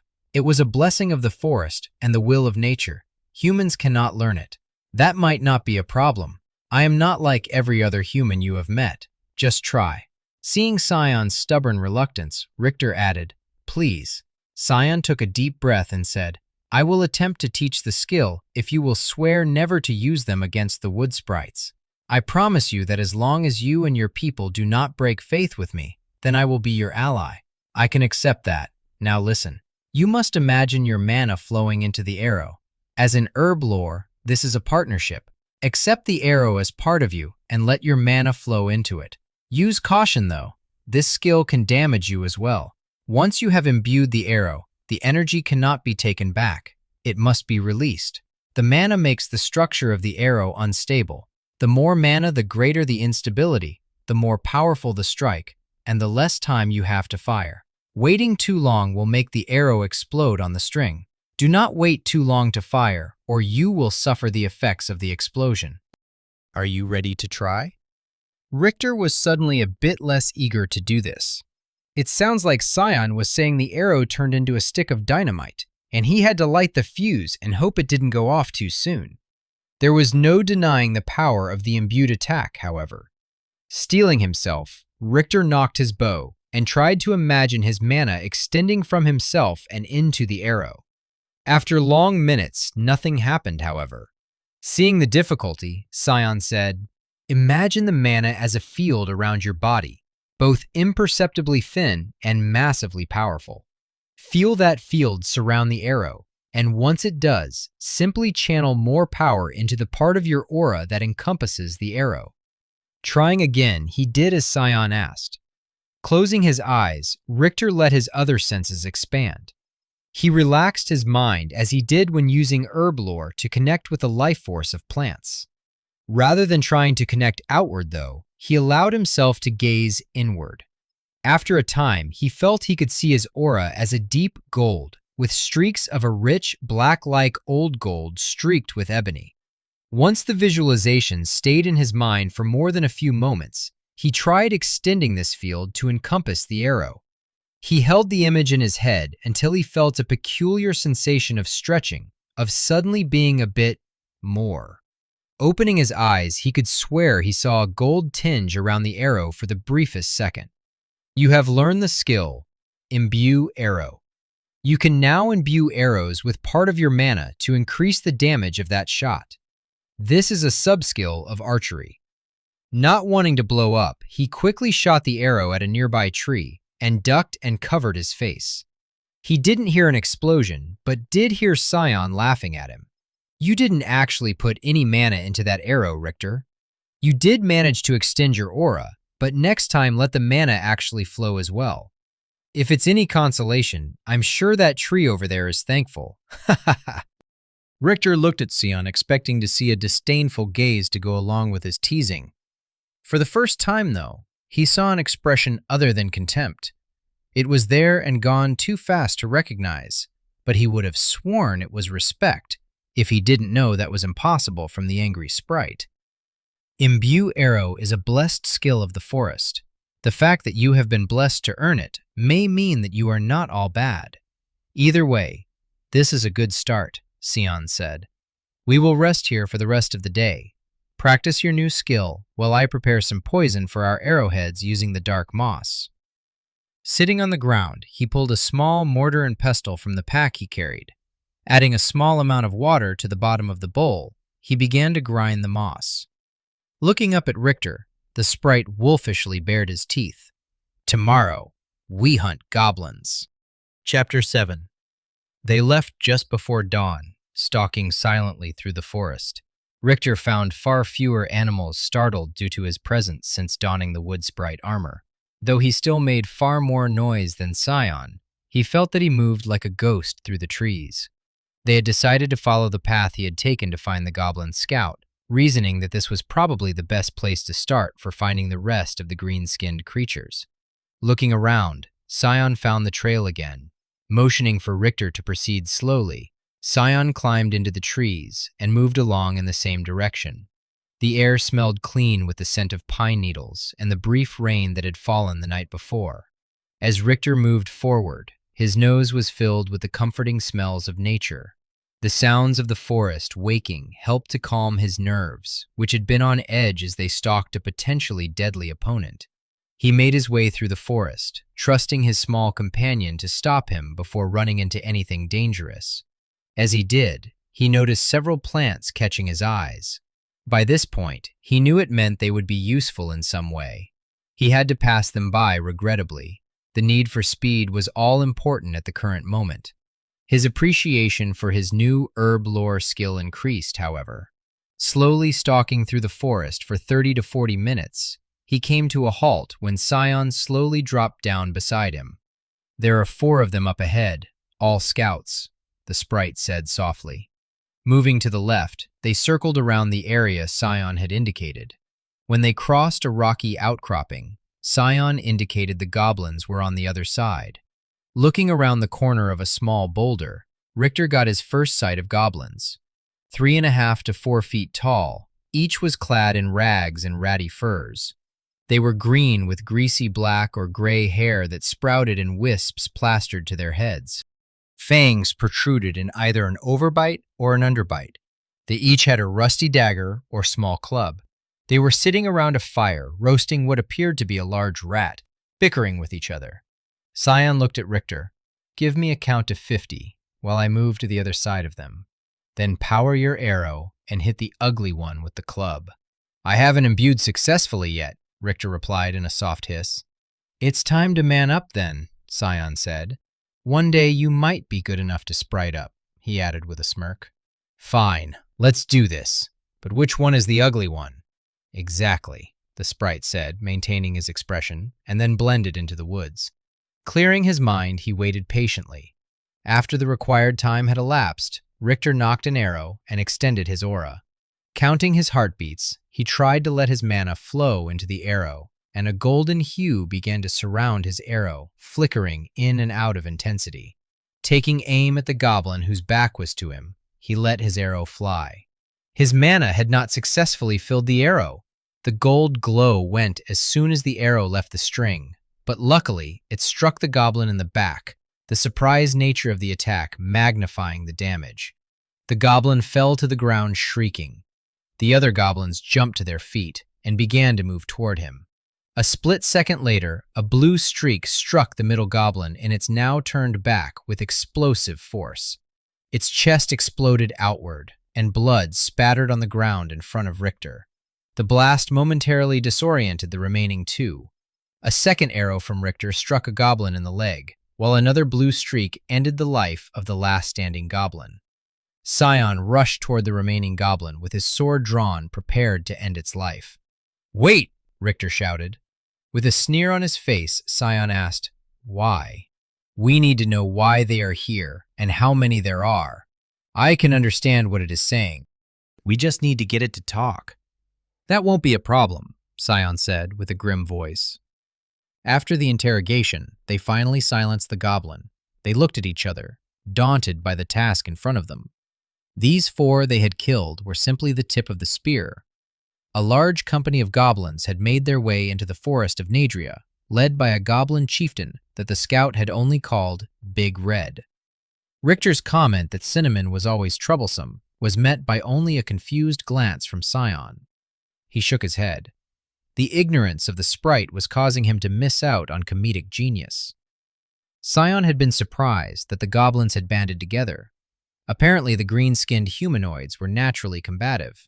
Usually, they could not be held together in groups larger than 8 or 12 before they fell to infighting. Occasionally, however, a leader strong enough or vicious enough rose to power and forced the minor tribes to band together. Apparently, this Big Red had forced several smaller bands to serve him. The exact number they didn't know. Not for lack of trying or unwillingness of the scout to cooperate, but large numbers were simply beyond the intellect of the goblin. His counting system was limited to 1, 2, lots, and then lots and lots. Apparently, the goblin chief had gathered lots and was in the forest searching a dungeon for an item of power so that he could then be strong enough to garner even more support. The mystery of the rabid wolves was still just that, a mystery, but the goblin did reveal that there was a magic user that worked closely with the chief. The scout hadn't been able to describe what type of magic he could employ, but Scion told Richter that goblin mages were often involved with death or dark magic. Richter looked at Scion.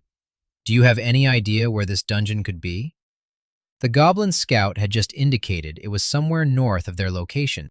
Shaking his head, the sprite replied, "We are getting closer to the boundaries of the forest. The human kingdom Eve lies several weeks' journey to the west. The serrated mountains are a week's journey north. The Azergoth swamp is a slightly farther journey to the northeast, and the Firetip Mountains are to the southeast. My people do not come this far north normally. We prefer the deep forest." The goblin indicated it came from somewhere to the north and east, however. "Let's just start moving in that direction.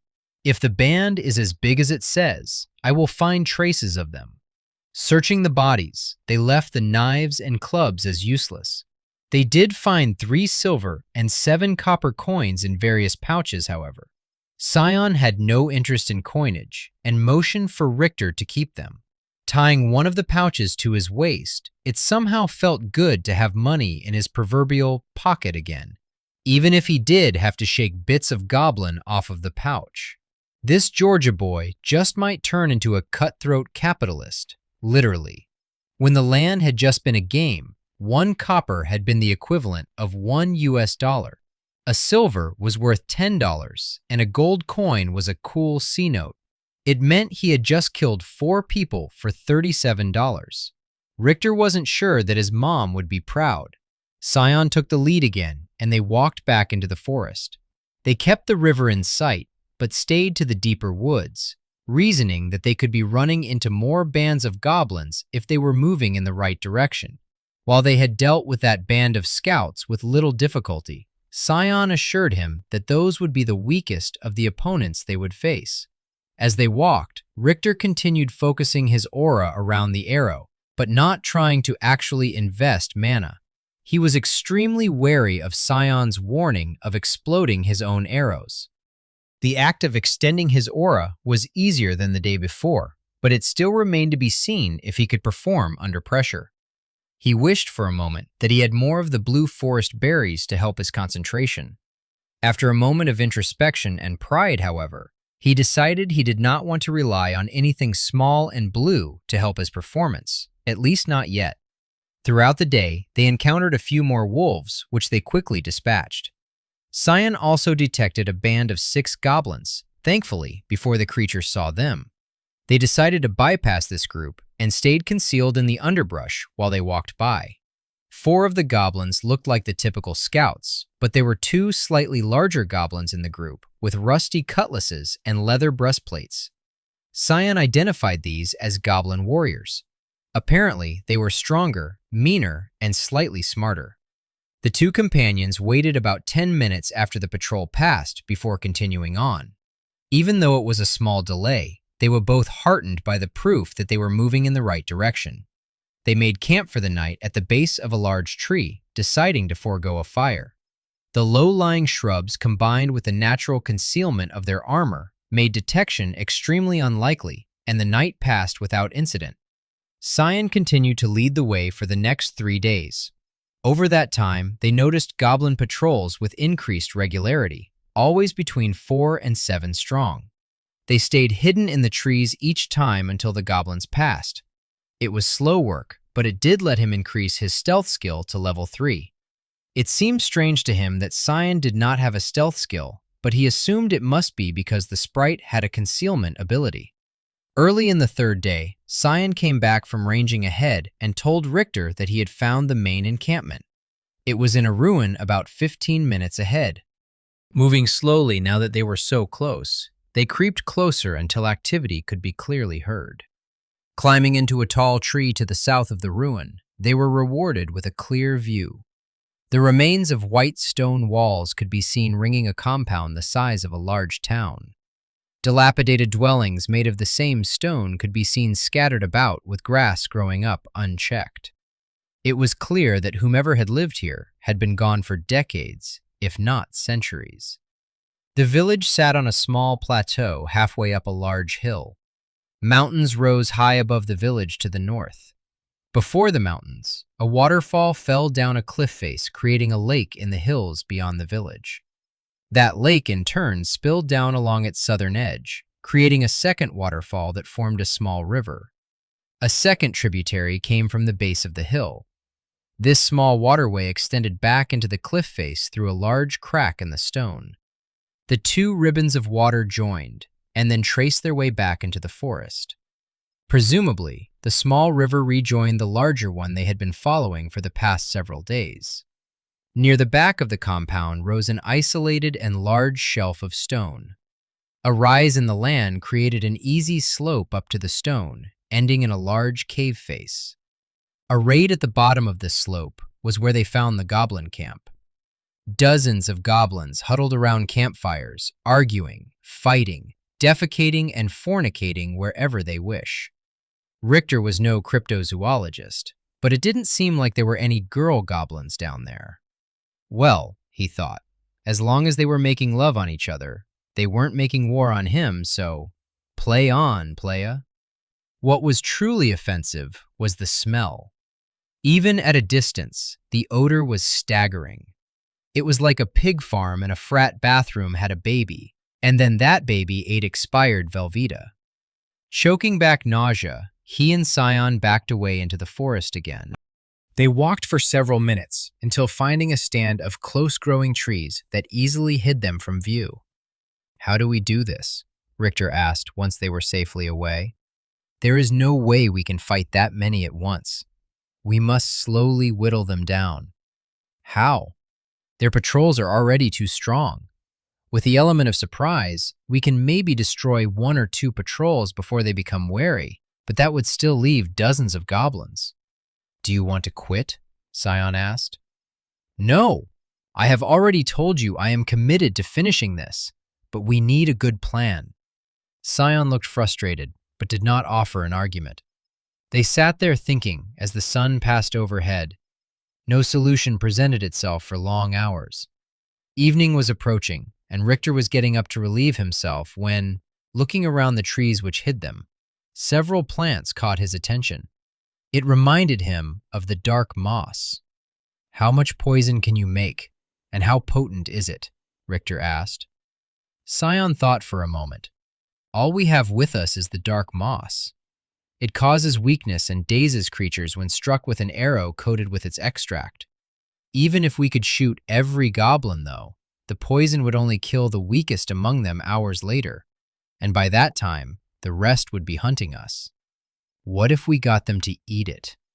They had that massive pot cooking in the middle of their camp.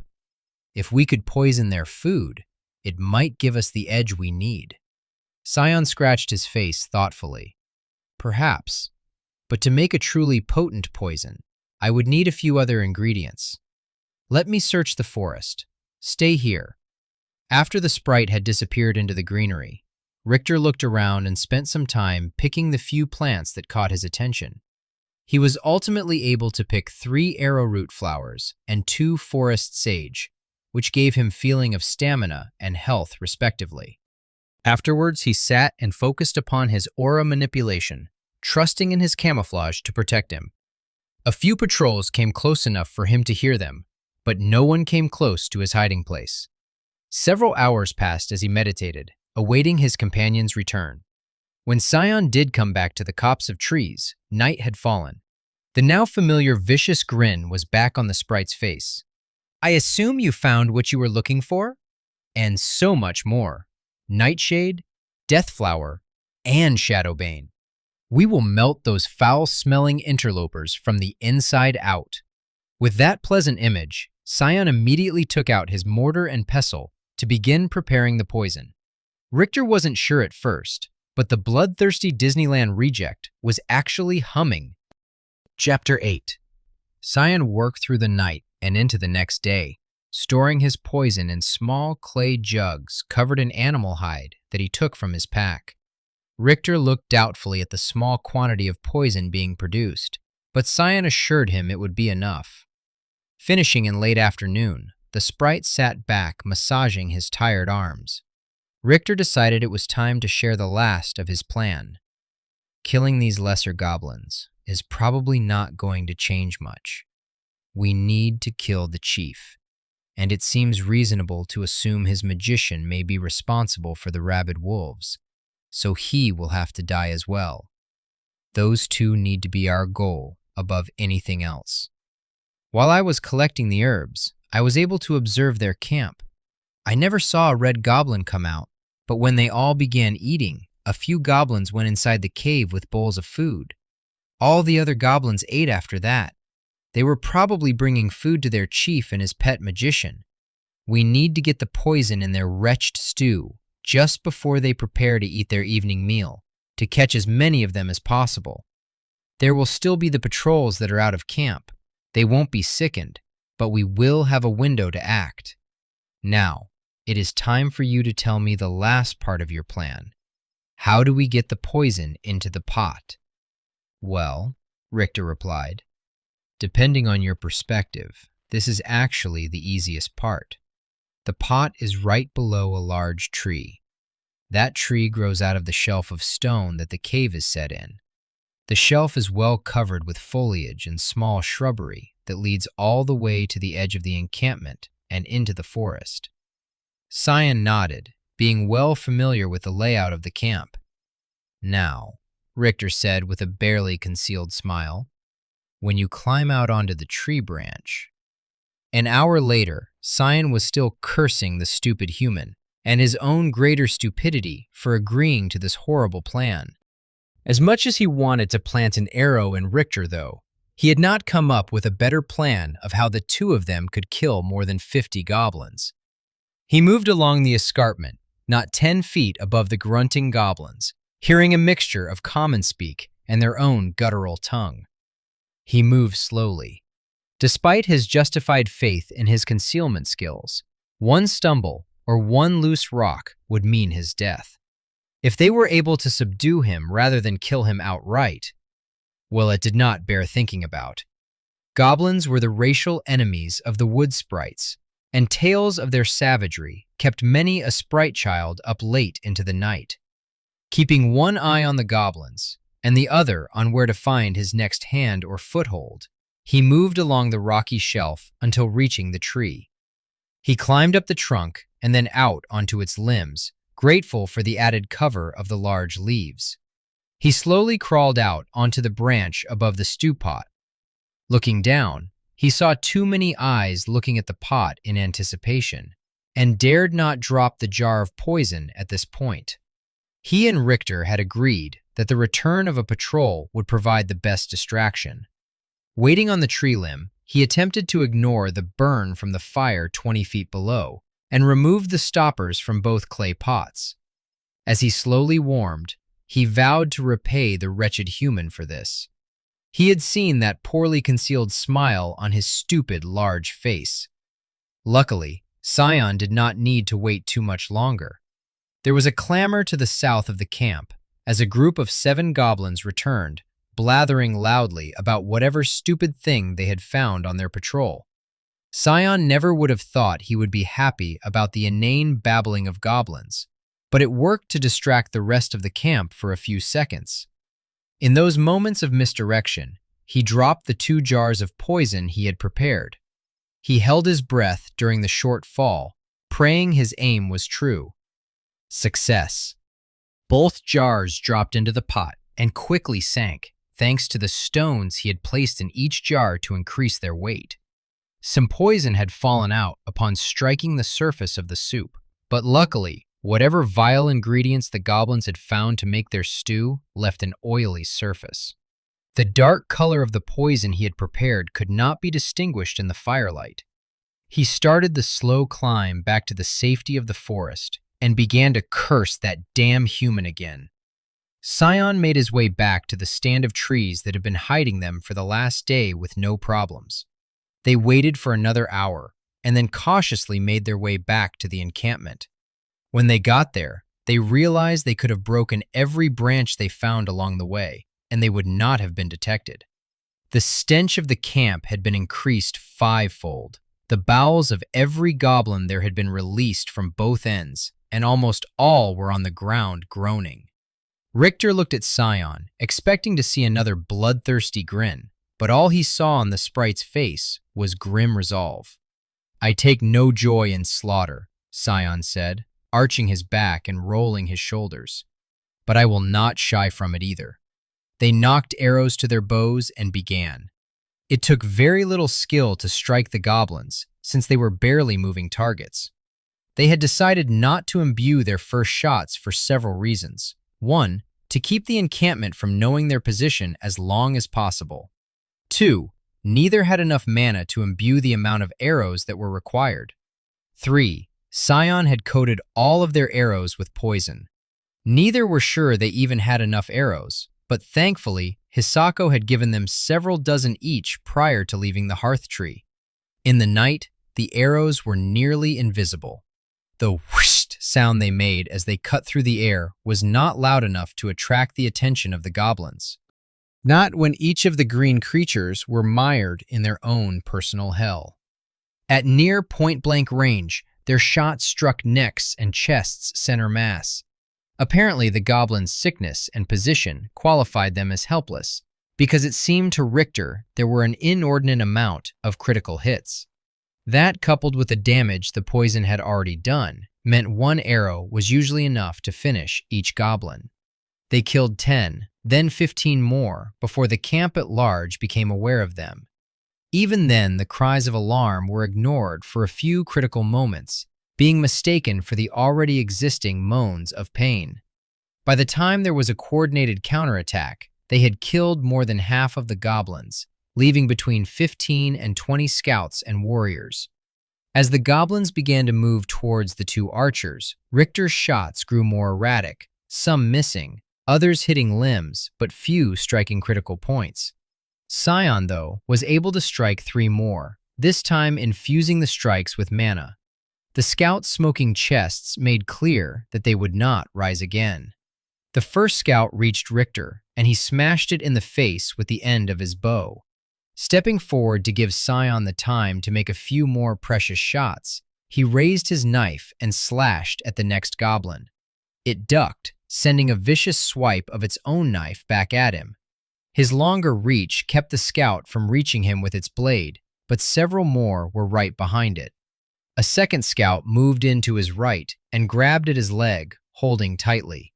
With the decreased mobility, Richter was not able to move out of range of the first, and it dove towards him, the blade in its hand outstretched. It managed a shallow cut on his left leg. Hunching over slightly, he drove the pommel of his knife into the head of the goblin holding his right leg, causing it to loosen its grip. At the same time, he grabbed the other by the shirt and pulling it forward, easily off balance after its lunge.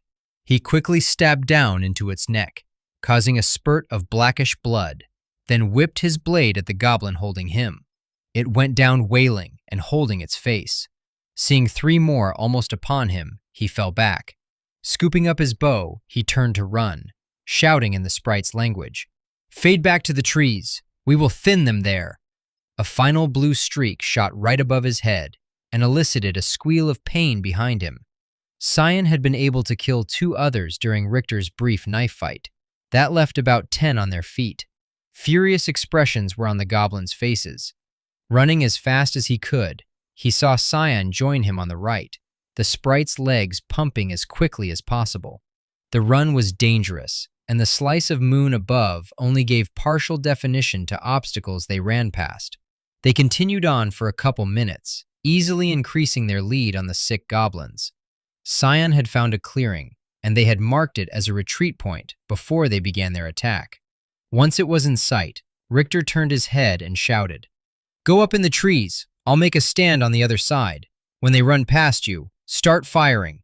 Nodding, Scion ran for another half-minute and then jumped to a low-lying branch, scurrying up into the tree with his uncanny swiftness. Turning back, Richter checked his quiver, finding only 2 arrows left. This might be bad, he thought. Taking a deep breath, he centered himself, looking back in the direction of their pursuit. Only a few moments passing before the first of the goblins became visible through the trees. Seeing their quarry again, they screamed in rage, their bloodlust giving them the strength to ignore the sickness from the poison, if only momentarily. 2 scouts ran ahead of the others, blind in their bloodlust. Richter watched them approach, waiting for a clear shot, not releasing his first shot until the scout was only 20 yards away. Not wasting time aiming for a critical shot to the head, he targeted its chest. The arrow punched all the way through its chest, knocking it back several feet, and it crumpled to the ground. The thing squealed out its last breaths, reminding Richter of the noise his uncle's horse had made when it broke its leg in a rabbit hole. Pushing aside the horrible sound, he drew and nocked his last arrow. The shot fired at a second scout at point-blank range. It caught the arrow in its left chest, and its next breath turned into a bloody cough. Its momentum carried it forward, though, the body crashing into him as it shook in its death throes. He shoved the small body to the side and stomped on its neck once. A sharp crack preceded the end of its pitiful cries. Looking up, he saw the remaining 6 goblins coming within sight range in the waning light. Unfortunately, there appeared to be 3 goblin warriors in the group. Unstringing his bow, he held the curved 4.5 feet of wood in one hand with his dagger in the other. Looking at the green-skinned devils with black blood dripping down his face, the putrid taste of it having worked its way into his mouth at some point, his nostrils flared as he screamed, "Come on, then!" Screaming back with equal rage, they moved forward in mass. As soon as they passed the tree that hid Scion, a blue streak shot down and pierced one warrior through the shoulder, the force of the blow tearing the goblin's arm completely off. It fell to the ground screaming. Spurts of arterial blood escaped into the air as it felt in vain for its missing limb, its grim reality not yet setting in. In as many moments, a second and third arrow struck another soldier in the back and a scout in the head. It did not escape Richter's notice that the second arrow had barely any concussive force, though it did knock the warrior onto its face. The third arrow, while deadly, had no blue tinge at all. The sprite had finally run out of mana. Having revealed himself, it was easy for the last warrior to target Scion. It threw its heavy dagger into the tree, and though Richter couldn't see the impact, he heard a cry of pain. The sprite's body hit the ground with a thud, apparently stunned for a moment, as he did not immediately get up. The dagger was sticking out of his shoulder. The warrior pulled an iron-headed cudgel from its belt and moved toward where Scion's body had fallen. Not willing to let his comrade be executed, Richter started forward, swinging his bow in a large arc at the 3 scouts that were converging on him. The first 2 ducked off the way, but he clipped the last, sending it spinning to the side. In quick response, the first scout drove its dagger into the meat of Richter's thigh, sending a blaze of agony through him. The second goblin swung a club into his chest, but thankfully, the smaller creature lacked the strength to overcome the defense of his chest plate of the wood sprite. Grabbing the arm of the goblin that held the knife, he kept him from withdrawing its blade from his leg. He drove his own bronze dagger into its neck. The weapon was too weak to bite very deep into the neck, but when he withdrew the blade, it was clear he had struck a major vessel. More black blood sprayed across his face in a strong jet. A look of profound shock appeared on the dying goblin's face as it opened and closed its mouth quickly, with only blood escaping. As it fell, it released its grip on the dagger, but that didn't help Richter. The damage was already done. 20% of his health was gone. His leg failed, causing him to collapse to the side.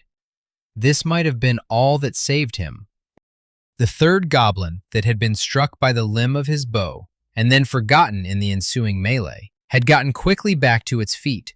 It jumped towards him, but his sudden collapse caused it to miss. Richter and the two scouts landed together in a heap.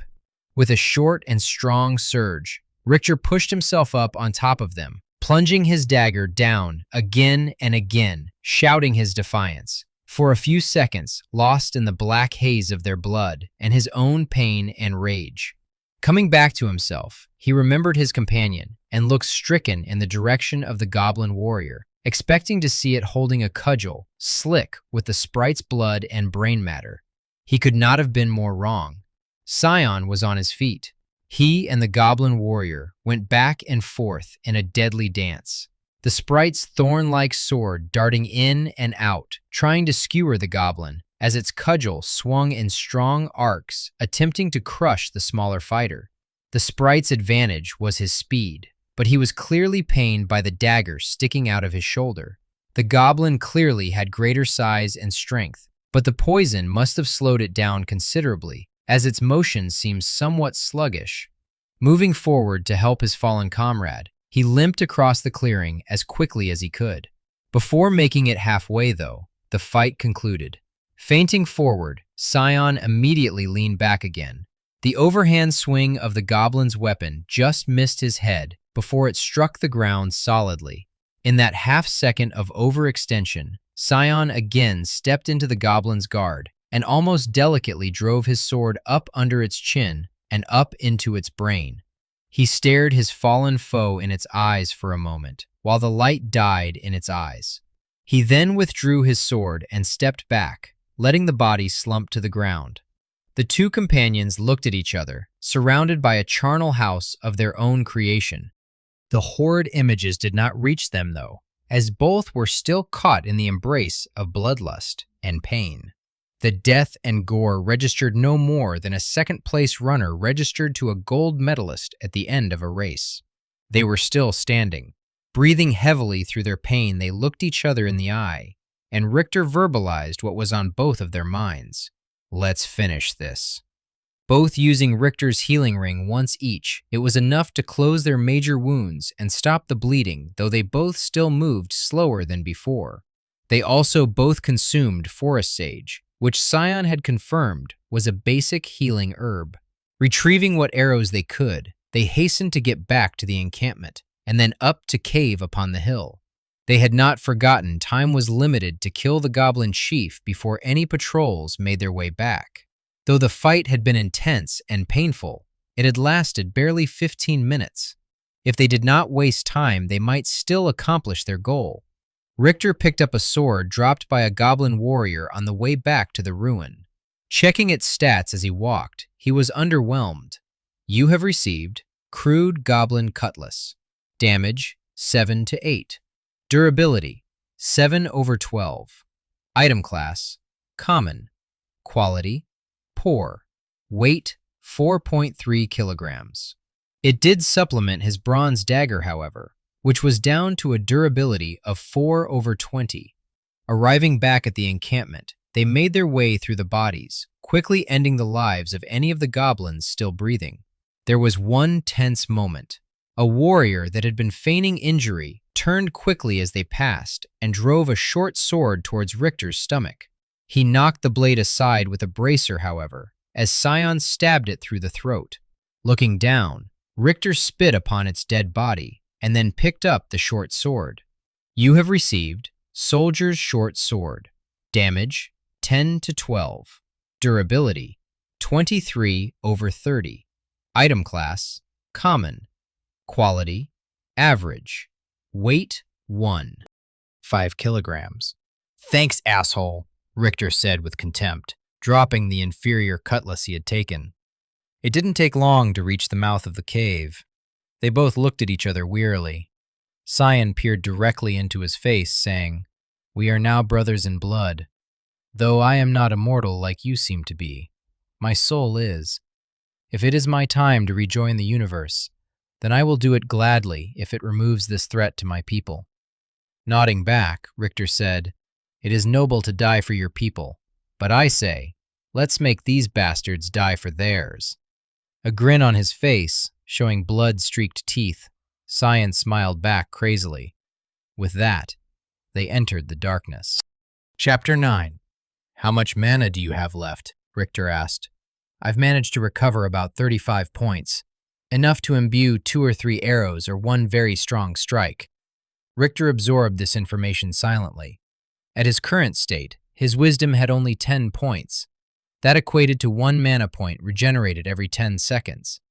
Scion's wisdom had 15 points, which would increase mana regeneration, but not by much. The risks of waiting for full regeneration outweighed the benefits, though, when those roving patrols of goblins were factored in. And so the two companions made their way forward into what was clearly not a natural formation. Though the outside looked like rough-hewn stone, the inside of the cave showed tight-fitting blocks comprising a hallway of gray marble. Richter could only imagine that the opening, having been exposed to the elements, had eroded over time while deeper into the structure, the original architecture had been preserved. Their footsteps echoed as they moved forward. There was a sense of heaviness and age to the place. It was clear from the lack of trash and offal that not even the goblins had the nerve to disrespect this place. They listened intently, but heard no signs of life. The sun had set as they made their way back to the encampment, but it would not have mattered if it was noon on a clear day. Sunlight had never reached the depths of these passages. Using a torch taken from the goblin encampment, they moved forward in a small sphere of flickering light, the entire rest of the world seemingly draped in darkness.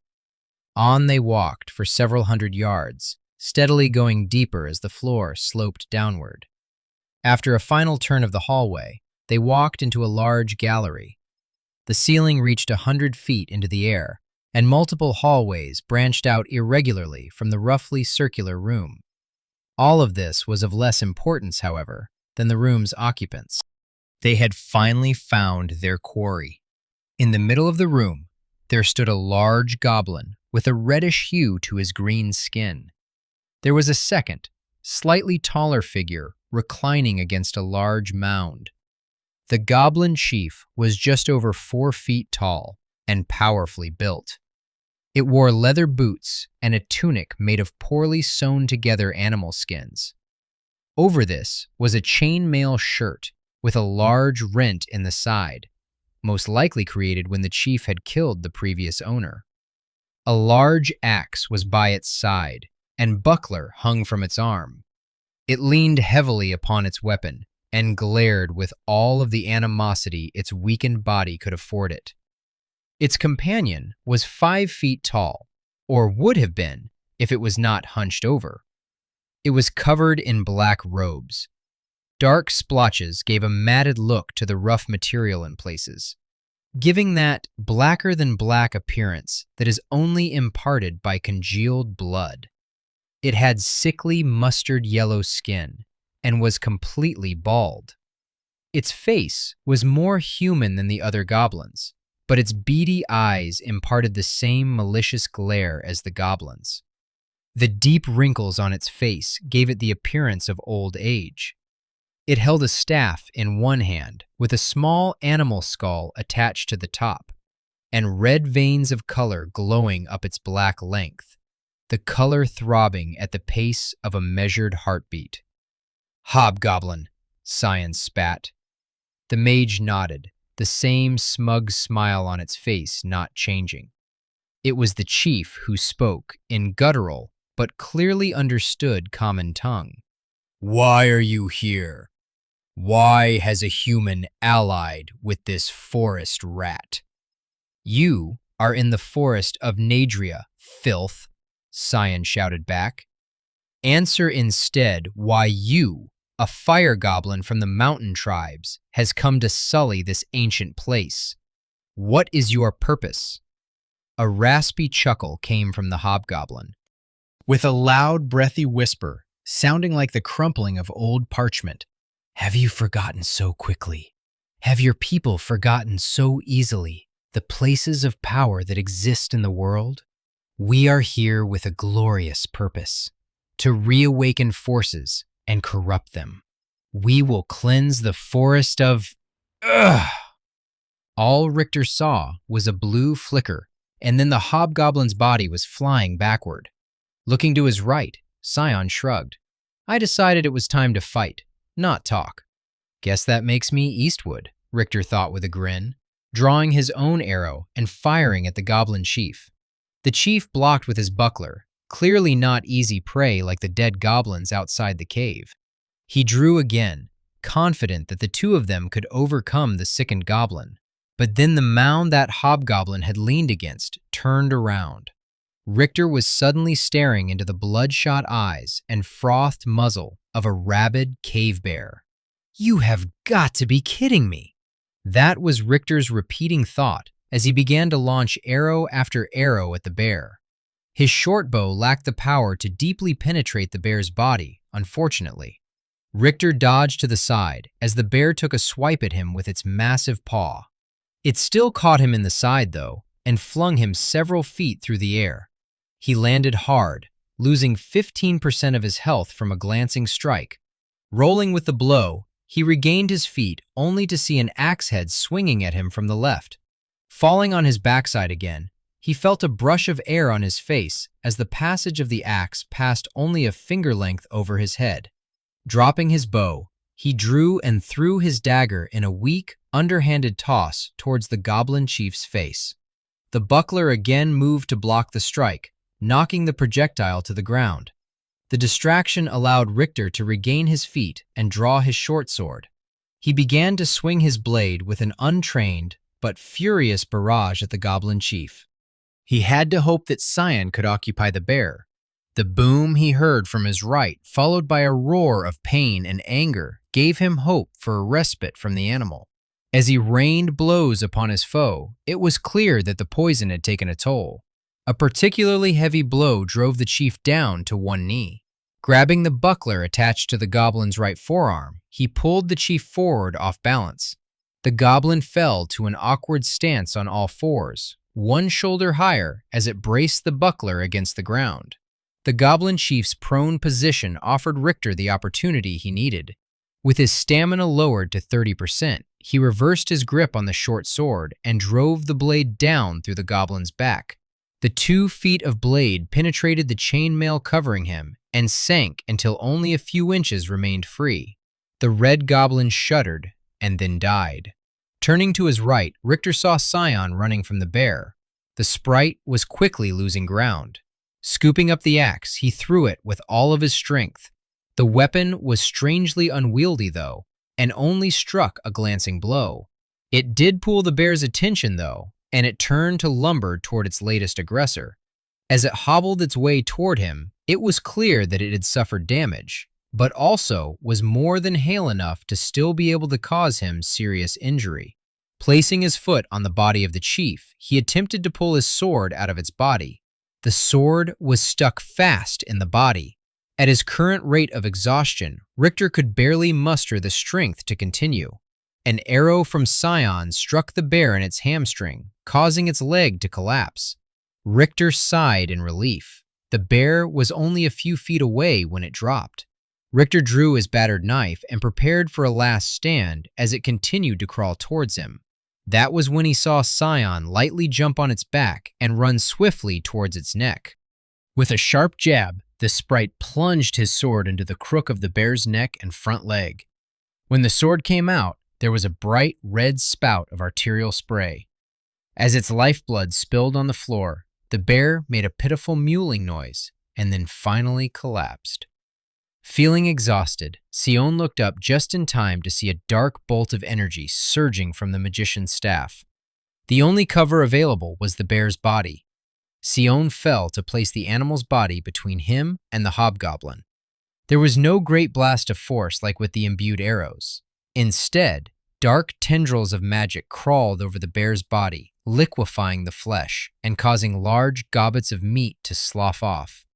Richter picked up his bow again and shot an arrow at the mage. The results were less than impressive. The arrow bounced off an invisible barrier surrounding the black-clad figure.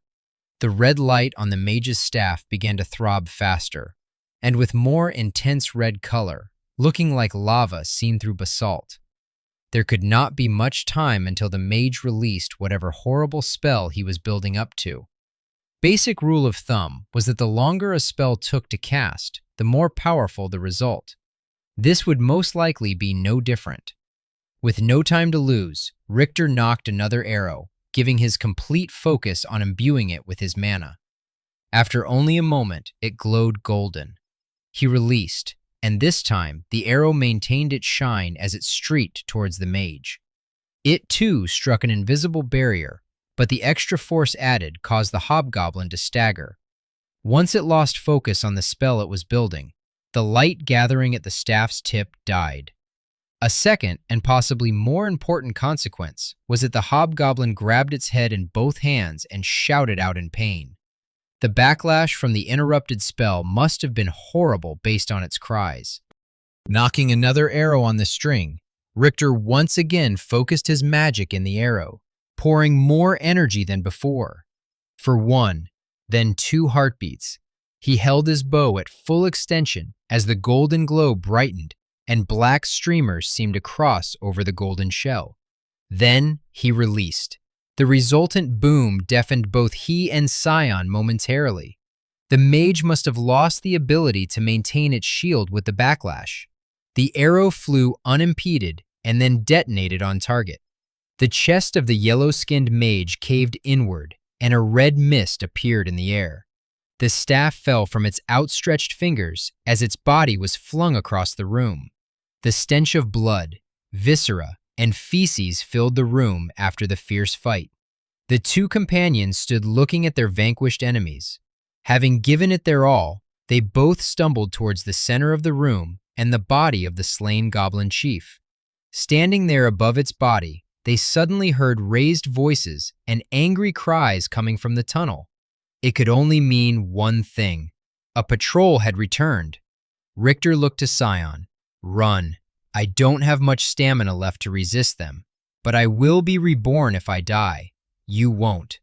Grimly, Scion looked back. The only known way to the surface is the direction they are coming from. Personally, I have no interest in dying alone in the dark at the claws of some subterranean monster. I will stand or fall with a friend. With that, he stuck out his arm, which Richter clasped, each holding the other's wrist. Scion released his grip and said, "Now move quickly. We have one chance. Goblins are cowards at heart and will always bow to those of greater strength. Take the axe and remove the chief's head." Not wasting time asking more questions, Richter picked up the axe. Again, it seemed somehow to want to squirm out of his grasp, but his control was sufficient for this task. He struck down at the chief's neck, severing it in 2 strokes. Seeing a clear gem by the chief's body, he also picked that up and put it in his pouch. "Now pick up the head and stand by me with the axe at your side." And so the companions stood, awaiting the goblins as the noise of their approach grew louder. The sprite was covered in gore and blood, a large tear in his cheek where the bear had scored a hit upon him. The human was favoring one leg. The wound from his skirmish with the scouts had reopened during this latest fight. Richter's green armor was bespeckled with blood, both red and black. Despite his exhaustion, he stood tall and held the chief's head by the hair, drippings of blood making a soft pat-pat on the floor beneath it as the head surrendered its remaining fluids. This was the sight that greeted the goblins that filed into the open space of the cavern. Scion said in the common tongue, "This is our land. We will nourish it with your blood, as we did the blood of your comrades. The land is always thirsty." Richter followed in the goblin's own tongue. "I have taken the head and axe of your leader. I will take your souls as well." This was not enough. And with that, he tossed the chief's head to lie at their feet, then shouted, Kill them! Scion released an arrow, bright blue with magic, at the one warrior in the group, killing it instantly. Where he had mustered enough mana to imbue another shot, Richter didn't know, but he was absolutely thankful. In the same moment, Richter ran at the remaining scouts, screaming with the axe raised above his head. This was too much for the simple-minded goblins. The group had just walked over the bodies of dozens of their people, and it had only been the strong will of the warrior that had propelled them forward. Seeing a blood-drenched warrior running at them, they squealed and ran, dropping weapons behind them in their urgency to escape. Richter chased them only to the edge of the chamber before stopping and lowering the axe.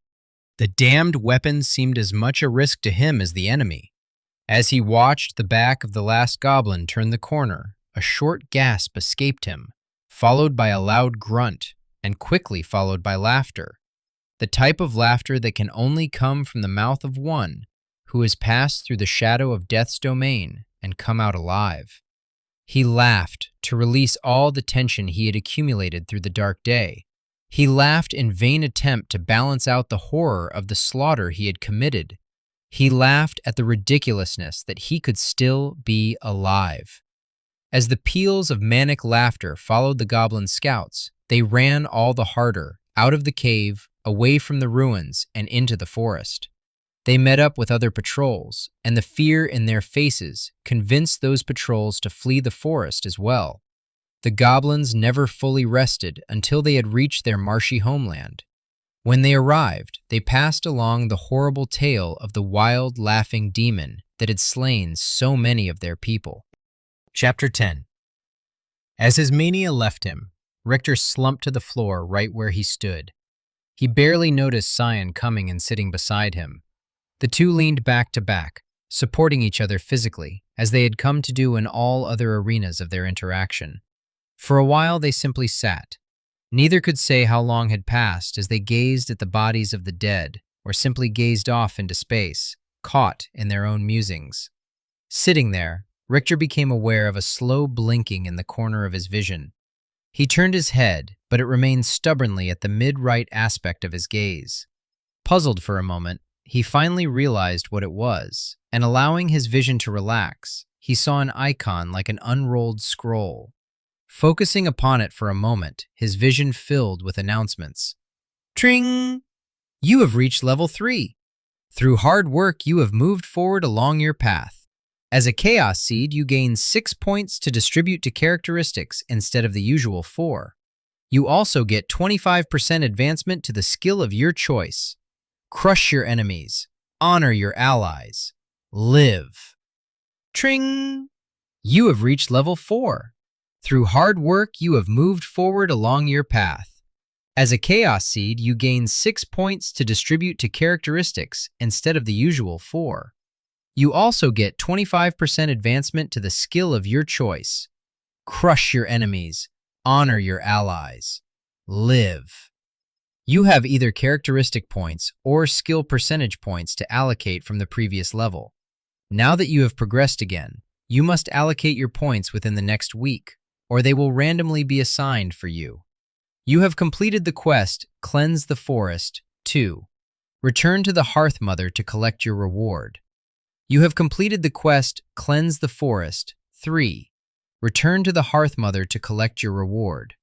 Congratulations! You have reached skill level 3 in archery. Plus 2% bonus to aim, plus 2% bonus to damage. Congratulations! You have reached skill level 4 in archery. Plus 2% bonus to aim, plus 2% bonus to damage. Congratulations! You have learned the skill Swordsmanship. The pen may be mightier than the sword, but in another, much more real way, it isn't. Congratulations! You have reached skill level 2 in light armor. Plus 2% to defense of all light armor. Congratulations! You have received racial bonus level 1 versus goblins. Plus 3% attack and defense bonus when fighting goblins. Kill total 100 goblins to reach next level. Your relationship with your companion Scion has improved from distrust to friendly. All of these status windows were wonderful news to Richter. They must have been accumulating since the initial attack on the sickened goblins, but were auto-minimized. Thank God for that. It could certainly mean his death if a prompt blocked his view in the middle of a battle. What caused his eyes to widen and his mouth to run dry was the final prompt. Congratulations, you have cleansed a hidden village.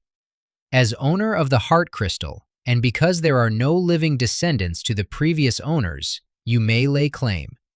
Would you like to claim the village? Yes or no?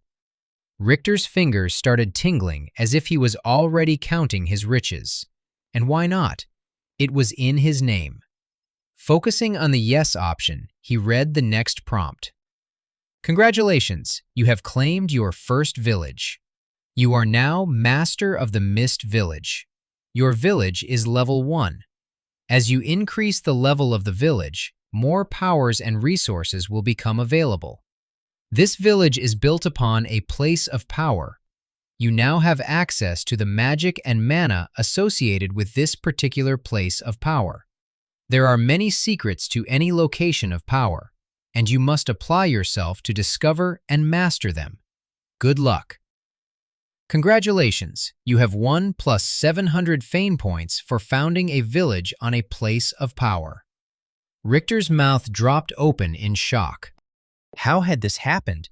He had woken up naked in the forest barely a week ago. He had only just reached level 4. Now he had his own village? And the fame was nothing to sneeze at. In the game, there had been 2 basic types of reputations, global and local.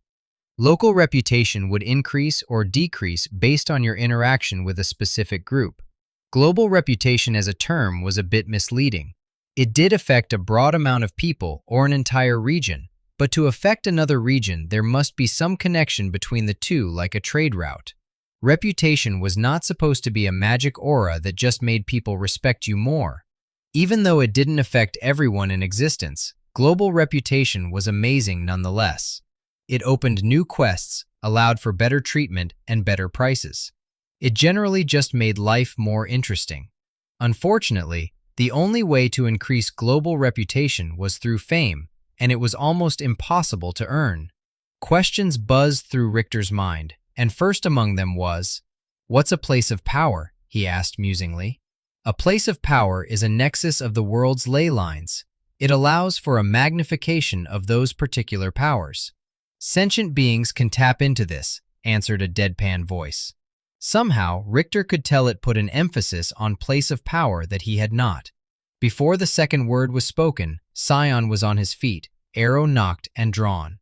Richter was only a moment behind him, dagger pointing out to cover the other half of the room. They looked frantically about, but couldn't see anything. "Who is that?" snapped Scion.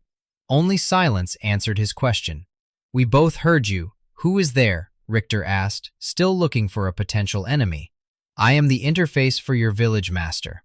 "Where are you?" Richter asked, both exasperated and curious.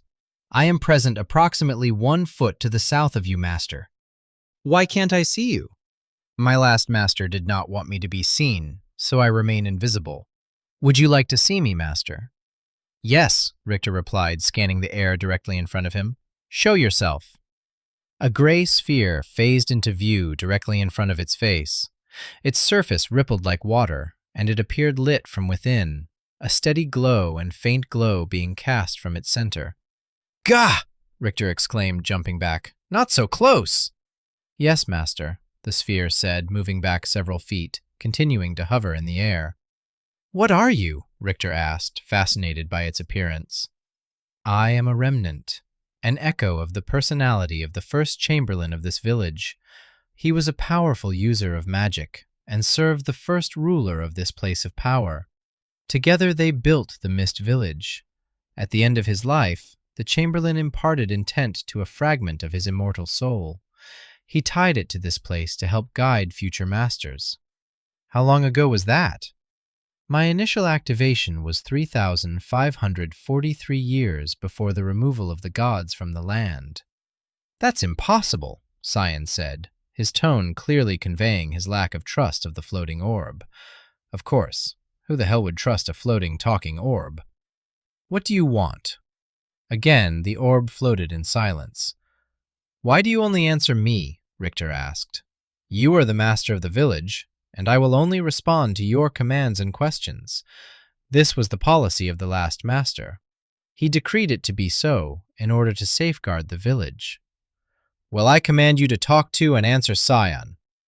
As you wish. My goal is to aid my master in any way that I can. Staring at the globe, Richter huffed. What I really need are these bodies collected. At the current level of the village, I can summon 10 basic worker constructs. Should I proceed? Not really expecting an answer to his complaining, Richter was pleasantly surprised. What do you mean, summon? You are the master of the Mist Village. Being built upon a place of power, the village, and by extension you, have access to a certain amount of mana every day. As the level of the village increases, your access to mana will increase as well. Basic worker constructs cost 100 mana to summon, and each will last 1 day. You currently have access to 1,000 mana maximum.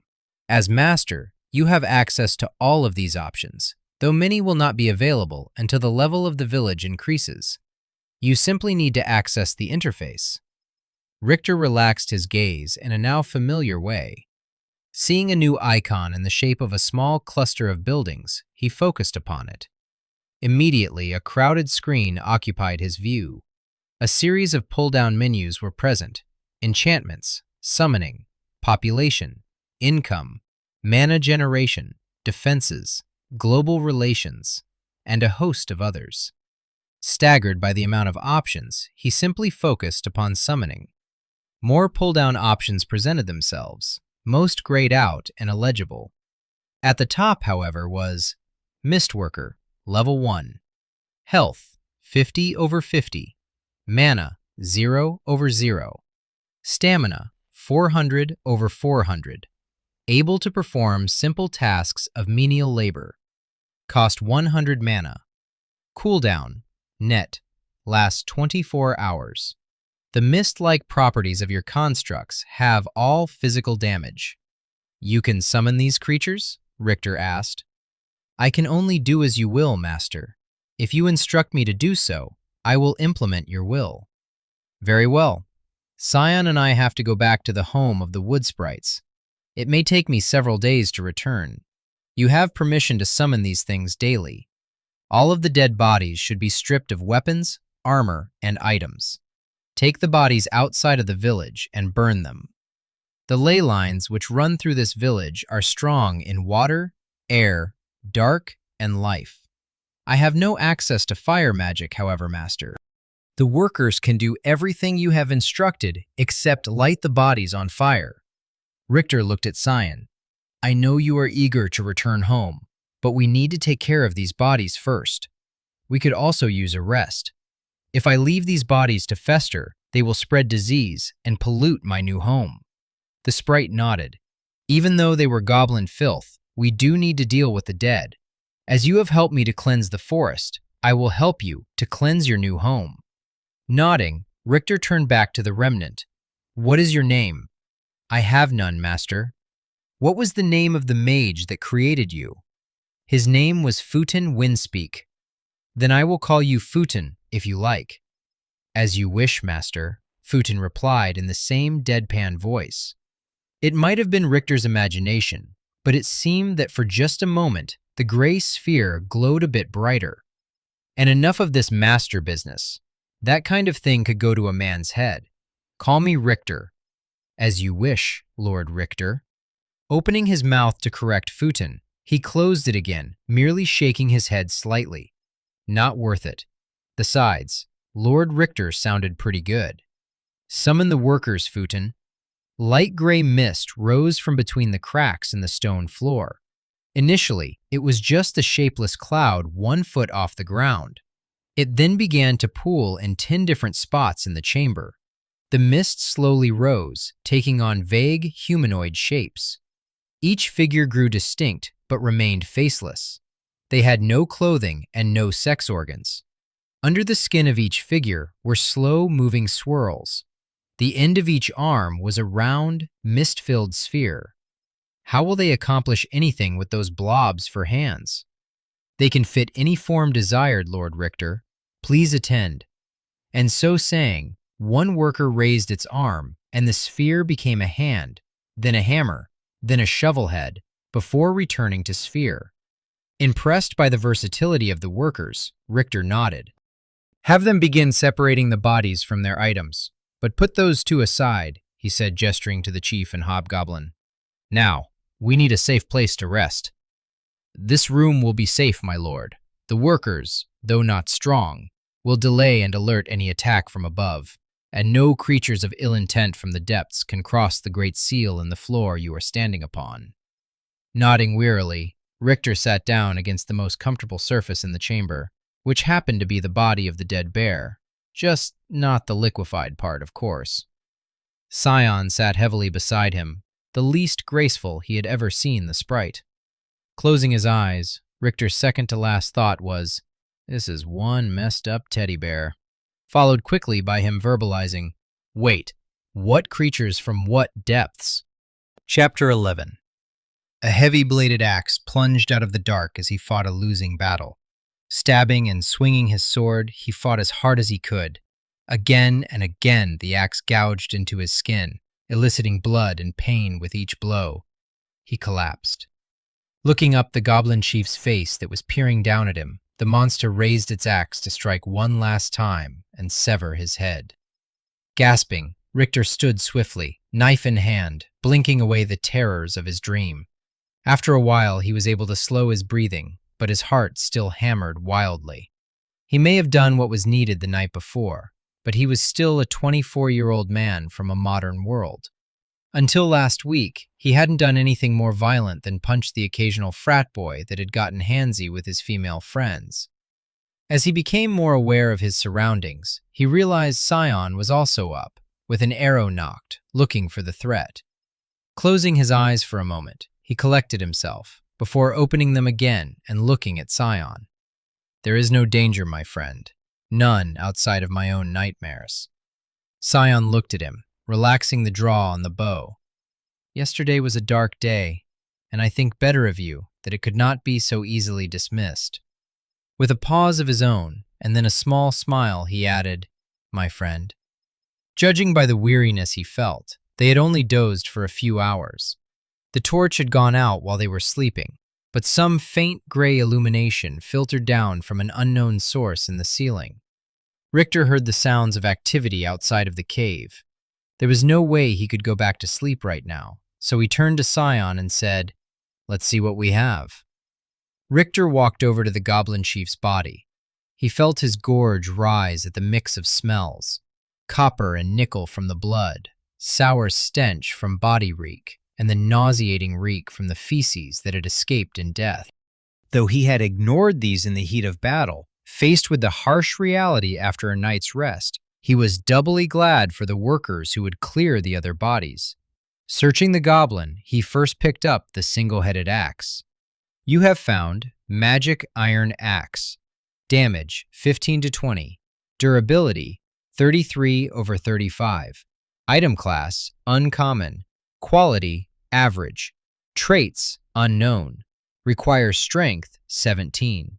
Richter had not seen a requirement for weapons before. He could only assume that was because no other items he had acquired had requirements. Or maybe he had met the requirements so they hadn't been shown. Either way, it did explain why the axe had seemed to resist him the night before. He also did not know how to identify the axe. He set it aside for now. Stripping the rest of the armor, he looked at each before setting them aside. You have found Wooden Buckler. Durability 8/30. Item class Common. Quality Average. Defense +1. Max defense +4. Weight 2.3 kilograms. Type Light Armor. You have found Iron Mail Shirt. Durability 16/50. Item class Common. Quality Poor. Defense +5. Max defense +9. Weight 9.1 kilograms. Type medium armor. You have found hardened leather pants. Durability 8/20. Item class common. Quality poor. Defense +1. Max defense +2. Type light armor. You have found 28 silver and 41 copper. You have found poor quality garnet. Moving over to the hobgoblin, Sion had already stripped it of its belongings and had laid them upon the ground. You have found novice black mage robes. Defense +1. Max defense +5. Additional +7 versus magical attack. Durability 2/20. Item class common. Quality above average. Weight 3.5 kilograms. You have found magic staff. Attack 13/16. Durability 19/20. Item class rare.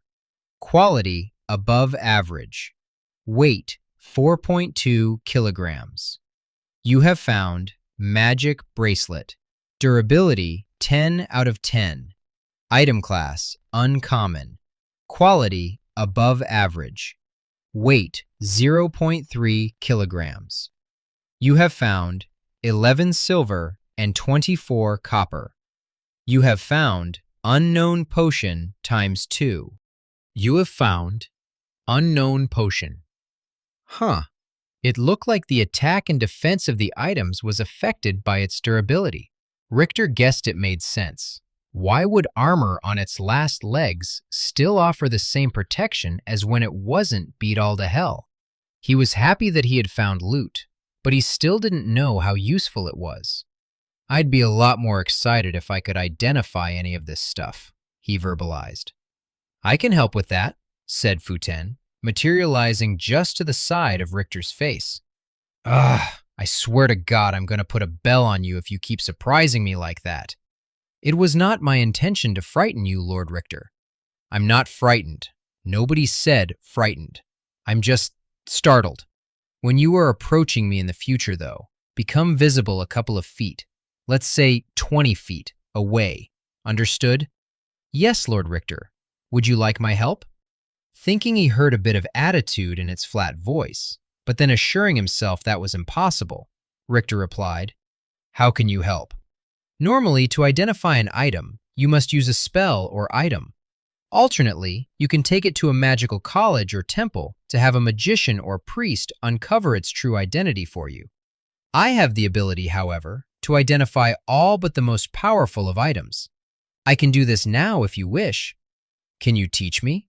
Richter asked, eager to have this power.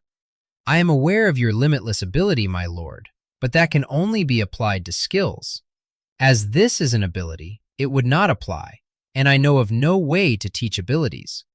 Trusting that if there was a way to teach abilities, the remnant would have at least heard of it over the thousands of years of its existence, Richter let the matter drop.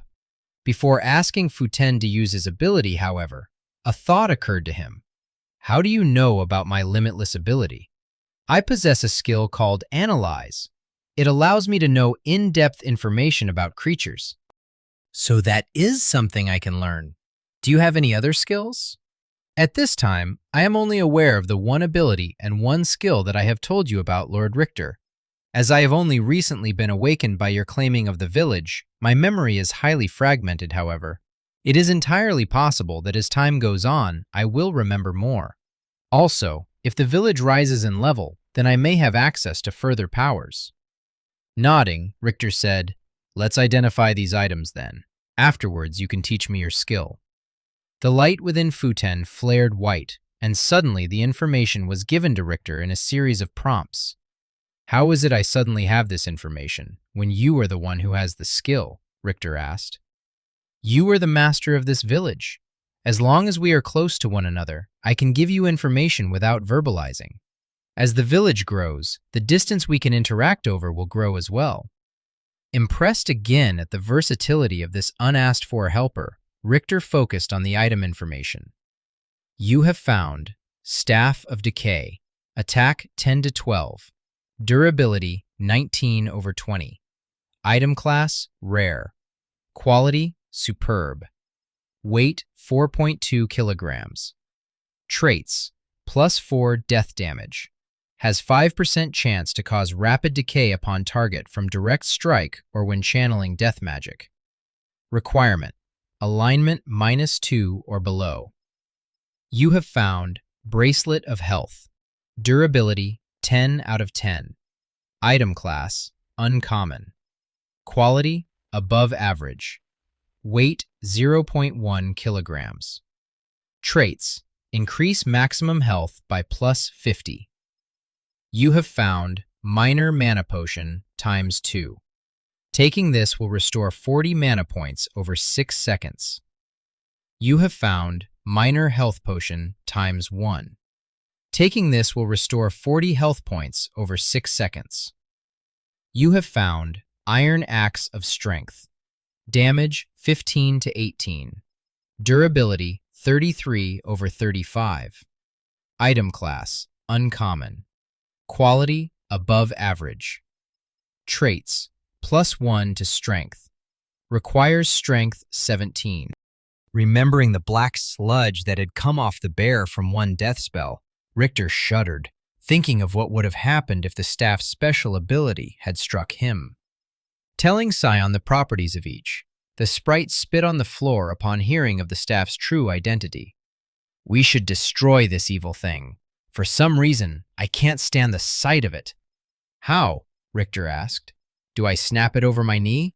I somehow don't think that would work." "Unfortunately, we most likely do not have the strength, and even if we did, it is not wise to tamper with the inner working of magical objects without the proper knowledge. Will you bring it back to the hearth tree so that the mother can dispose of it?" You have been offered a quest: destroy evil's weapon. Scion has had an extreme reaction to this staff. He hates it so much he can only think of destroying it. He wants your help carrying it back to the hearth tree so that Hisako can destroy it. Reward unknown. Yes or no? Richter barely gave it a thought before nodding his assent. Though he and Scion had a rocky start, to say the least, the sprite was a comrade. He would trust his companion's judgment. Focusing on what was in front of him, Richter looked at the axe, wondering at the strength requirement. He had already used it to sever the chief's head. It just didn't make logical sense to him that a simple item had a requirement. Picking it up, he took a practice swing and felt immediately off balance. Taking a few more, he stumbled disoriented.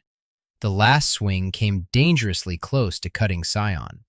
In the face of the glare he received from the diminutive man, he sheepishly placed the axe back down on the floor. Well, no point arguing with the facts. This axe was just not for him.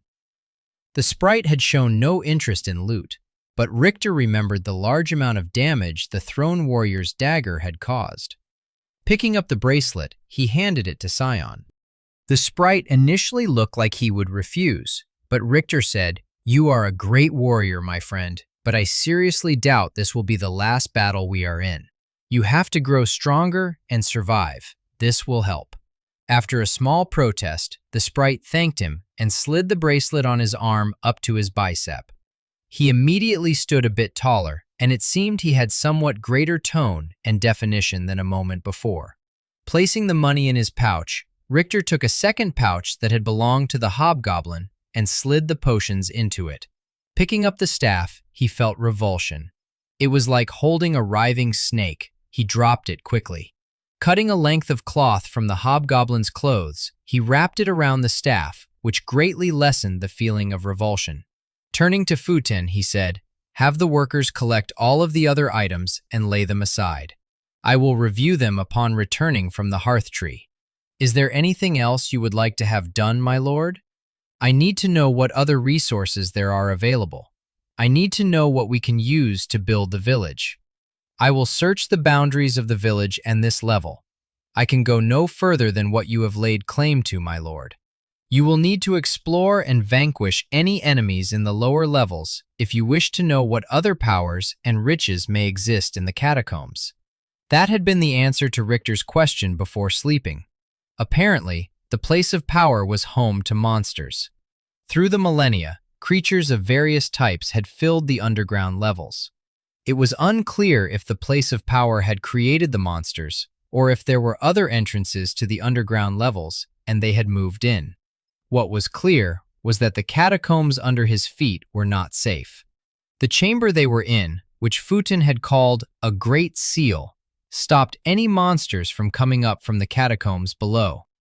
"Well, then the only other obvious point," Richter said, "is that it's a bit grandiose to call this pile of rocks a village. Can the workers build some houses and clear away some rubble?" "The workers are only the most basic of creatures, my lord. They will follow any direction, but only exactly as it is given. They lack any real intelligence. Complex tasks, such as building a house, will be beyond them." "Very well. Have them gather stones and sort them by size and type into different piles.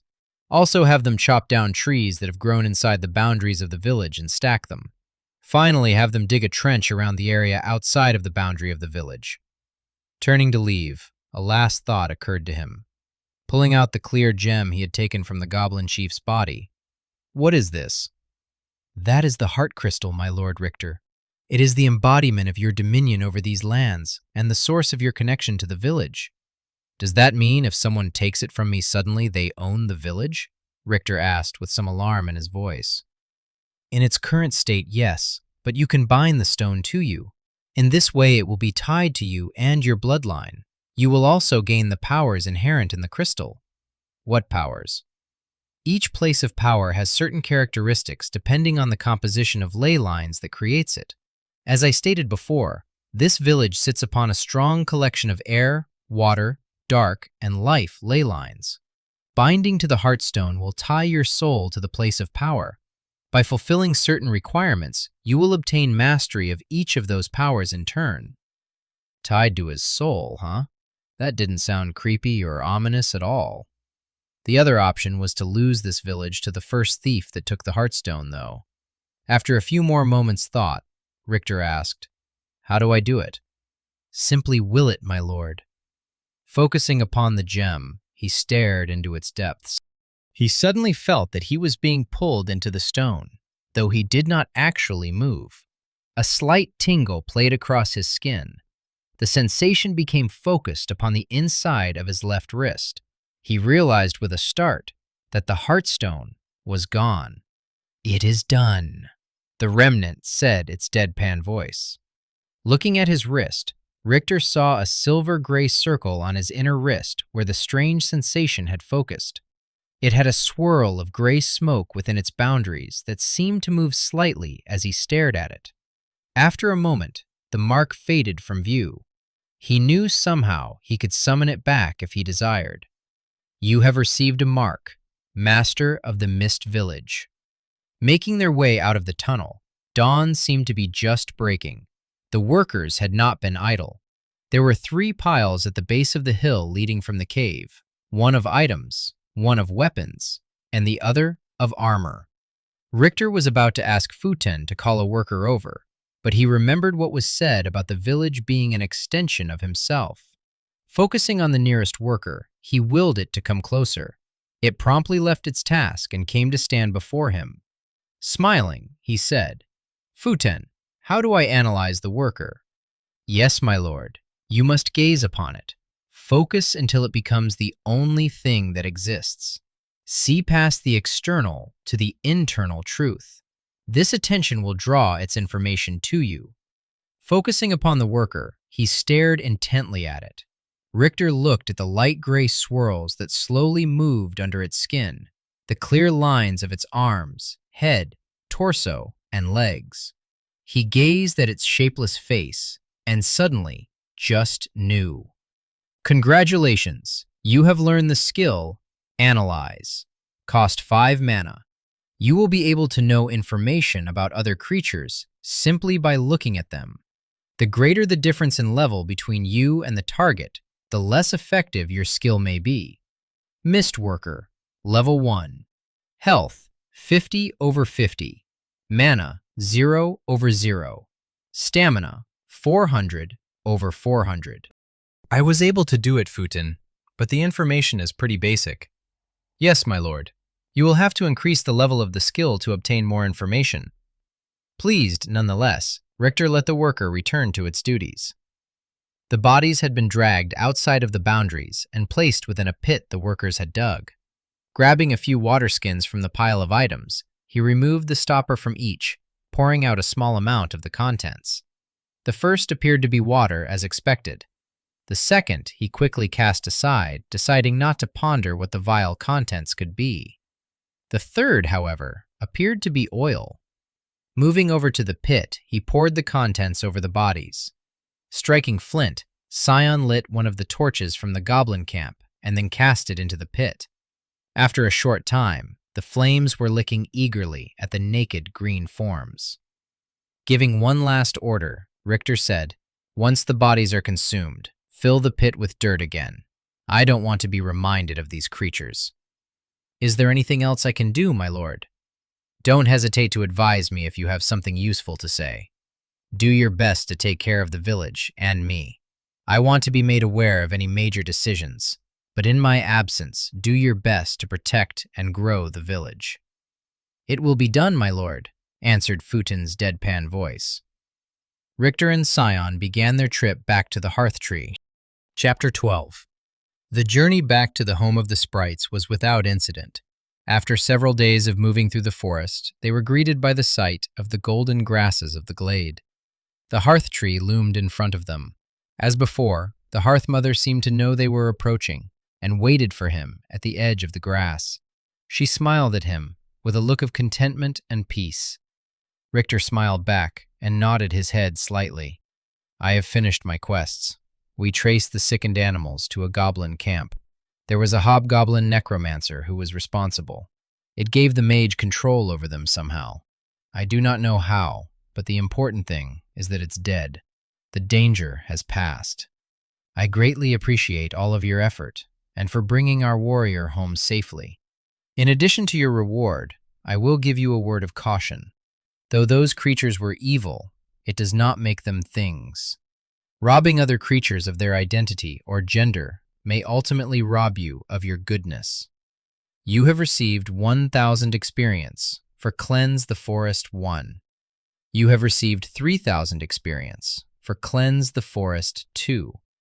You have received 6,000 experience for Cleanse the Forest 3. Tring! You have reached level 5. Through hard work, you have moved forward along your path. As a Chaos Seed, you gain 6 points to distribute to characteristics instead of the usual 4. You also get 25% advancement to the skill of your choice. Crush your enemies. Honor your allies. Live. Tring! You have reached level 6. Through hard work, you have moved forward along your path. As a Chaos Seed, you gain 6 points to distribute to characteristics instead of the usual 4. You also get 25% advancement to the skill of your choice. Crush your enemies. Honor your allies. Live. You have either characteristic points or skill percentage points to allocate from the previous level. Now that you have progressed again, you must allocate your points within the next week or they will randomly be assigned for you. Your relationship has improved with wood sprites from neutral to friendly. We have made these while you were gone. I hope that they serve you well. 2 sprites came forward, one holding a bow, the other holding a helmet and gloves. The bow was a beautiful chestnut recurve. The handle looked like deer hide. The ends of the bow curved back forward. Delicate carvings of leaves extended up both ends of the bow. The gloves were the same pliable, yet tough, green material of the armor he already had. Silently, Richter reached out and took the weapon and armor. You have received Sprightly Helm, Defense +5, Weight 2.1 kilograms, Durability 30/30, Item Class Uncommon, Quality Above Average, Type Light Armor, Vision increased by 25%. You have received Gauntlets of the Wood Sprite, Defense +4, Weight 1.3 kilograms, Durability 25/25, Item Class Uncommon, Quality Above Average, Type Light Armor, Ranged accuracy increased by 25%. Congratulations, you have obtained an entire set of matched armor, sprite armor. Defense given by each piece increased by 25%. Special bonus, 50% less noise made while moving through forests. You have received Recurve Bow of the Wood Sprite. Damage 14 to 19. Durability 35/35. Item class Rare. Quality Superb. Weight 3.8 kilograms. Traits +8 dexterity, +5% accuracy. Provides the subskill Focus. Congratulations, you have learned the subskill Focus. By expending stamina, you can zoom in on your target, making shots easier. This is a subskill of archery. Taking a firm grip upon the bow, he sighted upon a branch at the edge of a clearing. He invoked his new skill, and the branch zoomed into his view. By a guess, it was 2 times the original view. As he held the increased view, he was aware of his stamina bar decreasing. At its current rate, he would completely exhaust his stamina in about 30 seconds. As the bar got closer to empty, he felt the dizziness and exhaustion that he had felt at the end of the fight with the Goblin Chief. Releasing focus, the bar began to replenish slowly. After a few moments, the feeling of disorientation began to abate. A wonderful new skill, but possibly dangerous if overused in the heat of battle. Bowing his head, Richter said, "These are gifts beyond measure. How can I repay you? You have aided the forest. This is the purpose of our clan, to serve its will and interests. Now speak no more of it," she said with a soft smile. "There is something else we need to discuss. You may have noticed our hearth tree is larger than the surrounding forest." Smiling wryly, Richter said, "Yeah, it's a little hard to miss." The tree was the size of a small high-rise. "I am the master of this place of power," Hisako said, "and as such, I can recognize other masters. Our powers are of life, earth, and light." Holding up her left wrist, a small circle appeared. While Richter's was silver and filled with mist that slowly swirled, the Hearth Mother's was deep green with the figure of a tree. The branches seemed to wave in an unseen wind, the leaves gently shifting. Somehow feeling it was the right thing to do, he held up his left wrist, and his mark appeared as well. "Thank you for showing me trust," she said with a smile. "Your mark will be hidden from most, but any master of a place of power will be able to identify you if they get close enough. There is a glow in the center of the eyes. You can see mine if you look. Be careful of this. Being a master means that you have access to power. Power that others will take if they can. You are now a player in the great game, but you are a target as well. Invest in the growth of both your village and your own power. Create a meaningful community and be careful who and what you allow in. The decisions of today can bear fruit centuries in the future." Smiling at her motherly tone, he thanked her for her advice. "I need people for my village, and I need to sell the skins and other treasure that I have found.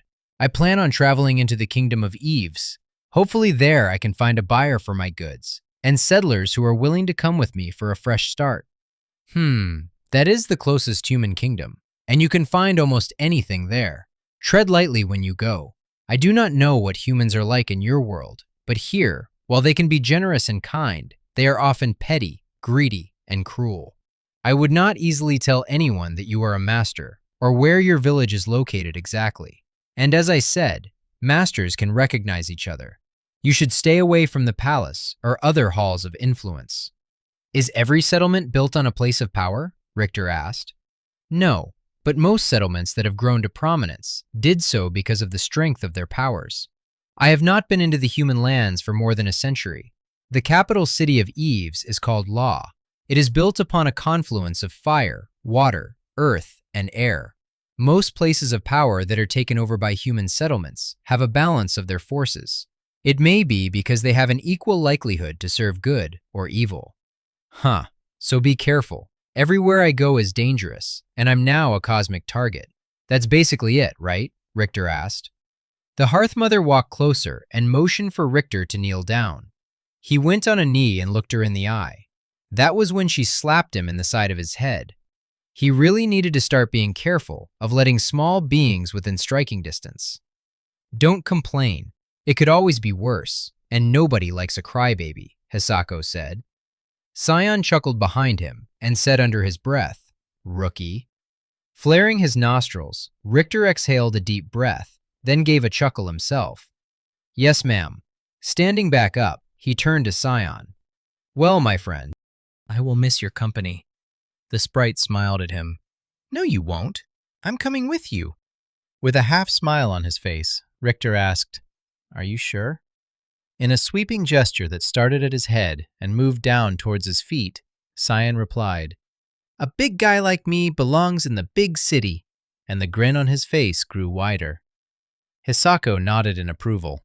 In the past, the people of the Mist Village and wood sprites of the Hearth Tree have been friends, even allies. I hope that we can be again. Richter replied, "I hope so too. I was concerned that you might not welcome me as a friend anymore. My village is on a ley line of dark magic. It is true that many evil creatures are drawn to dark or death magic, but that does not make those powers inherently evil.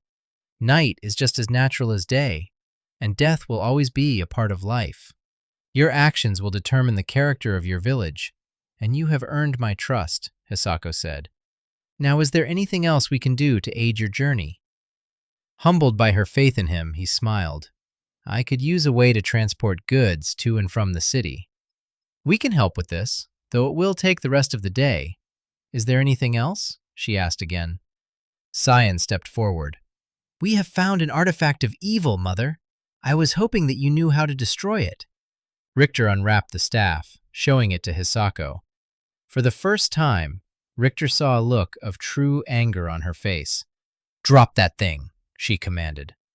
Richter quickly complied, releasing it to tumble out of its wrappings. It fell, but did not strike the ground. The golden grasses wrapped around the staff.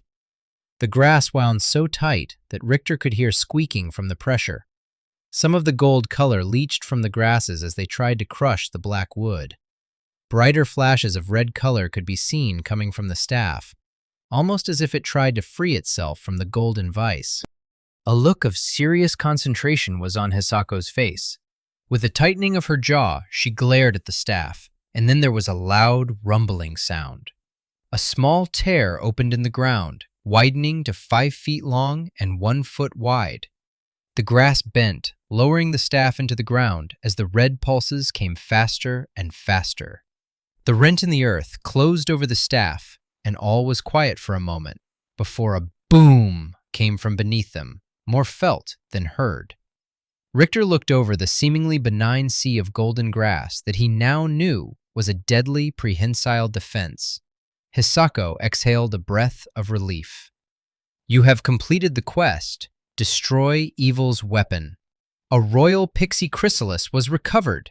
This may have long-reaching consequences in the future. Reward 1,000 XP. "It is done," she said.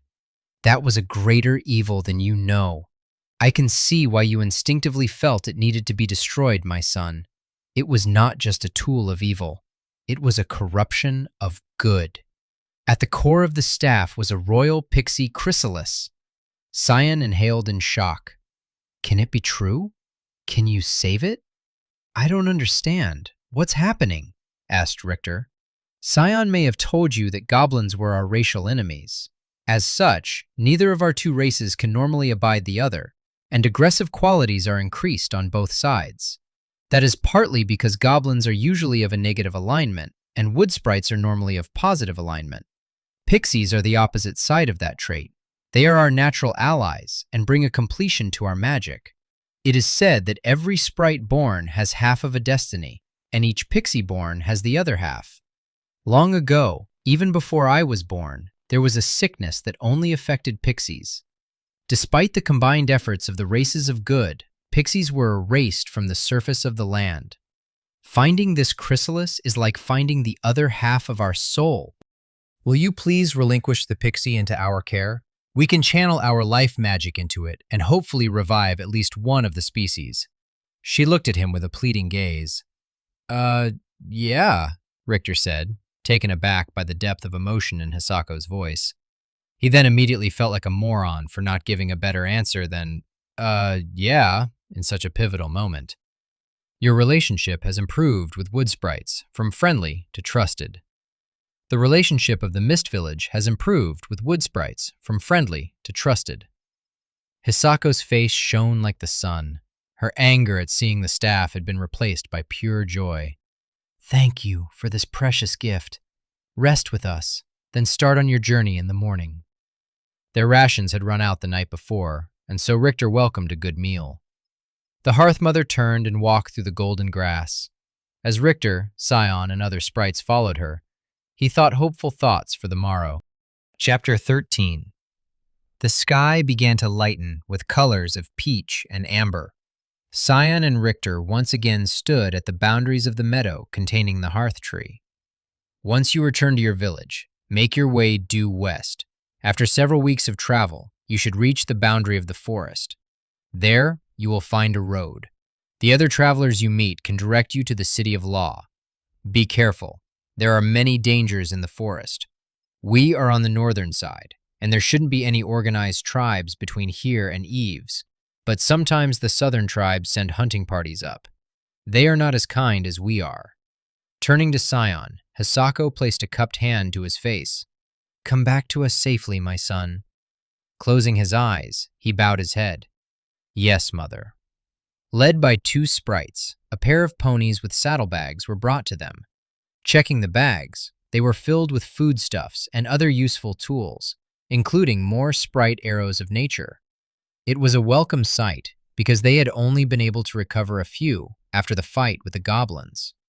Thanking Hisako a final time, they mounted the ponies and moved off into the forest. Riding in silence for the first 10 minutes, Richter then looked to Scion, asking, So, you're a prince, huh? I don't want to talk about it, Scion replied curtly, without turning his head. Chuckling under his breath, Richter replied, Whatever you say, your highness, and rode on next to his friend. It took 3 days to get back to village. Each night they scouted for herbs, and Scion began to teach him the rudiments of potion making. The tools that Scion used were too small to be of practical use for Richter, but he did still obtain the alchemy skill by assisting Scion. Unfortunately, knowledge was not enough to increase his skill level though, as he did not advance further than level 1, with 0% towards the next level. The piece of the ride also let him focus upon an area he had been ignoring, his point allocation. He did not want everything randomly allocated, and it had been almost a week since he had reached level 4. Based upon the battles he had fought so far, he would not last long in a stand-up fight. Each kill he had made had been greatly aided by either surprise or poison already weakening his enemies. The large damage that just the edge of the bear's strike had caused worried him. It was clear he needed more health. At the same time, though, the power of both his imbue arrow and focus skills meant his stamina and mana also needed to be higher. It served his playing style better to be well-rounded anyway. He examined each characteristic carefully. Strength improves damage with melee weapons or thrown weapons. Each point increases carrying capacity by 10 kilograms. Affects anything that requires brawn, that is, climbing, wrestling, and intimidation. Other unknown effects to be discovered. Agility improves accuracy with ranged or thrown weapons. Determines movement speed. Determines dodge. Determines balance. Affects ability to move without being detected. Other unknown effects to be discovered. Dexterity determines attack speed. Improves damage with ranged weapons. Improves reflexes. Improves accuracy of melee weapons. Other unknown effects to be discovered. Constitution determines health. Each point increases health by 10 points. Affects resistance to poison, illness, extreme temperature, etc. Affects stamina regeneration. Other unknown effects to be discovered. Endurance determines stamina. Each point increases stamina by 10 points. Affects ability to perform physical exertions at peak efficiency. Other unknown effects to be discovered. Intelligence determines mana. Each point increases mana by 10 points. Affects resistance to mental attacks. Affects effectiveness of certain skills. Reasoning improved. Other unknown effects to be discovered. Wisdom determines mana regeneration.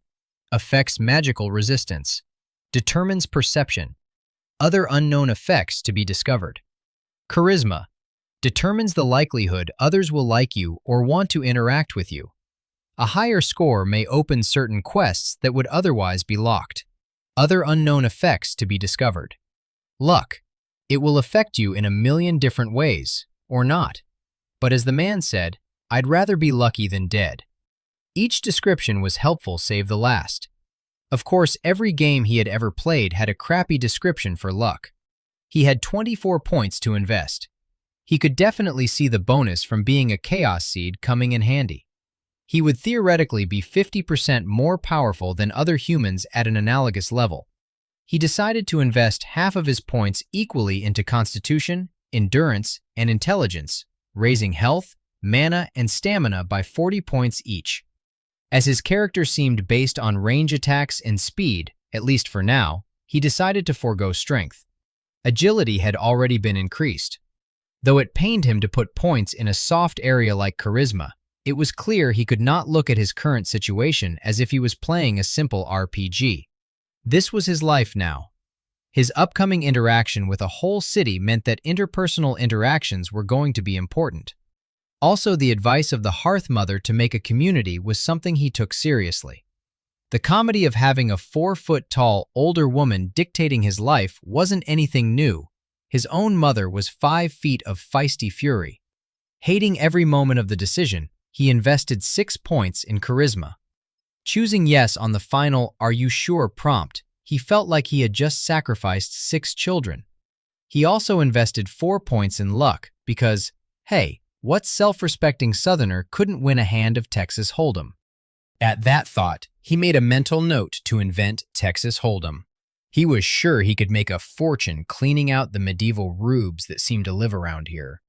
He put his final 2 points in dexterity to get a bit more attack damage out of his archery. In addition to the points from his leveling, his exertions during his quest to cleanse the forest had given him +2 endurance, +1 strength, +3 dexterity. Looking at his character, he decided that despite his low level, he liked how he was rounding out.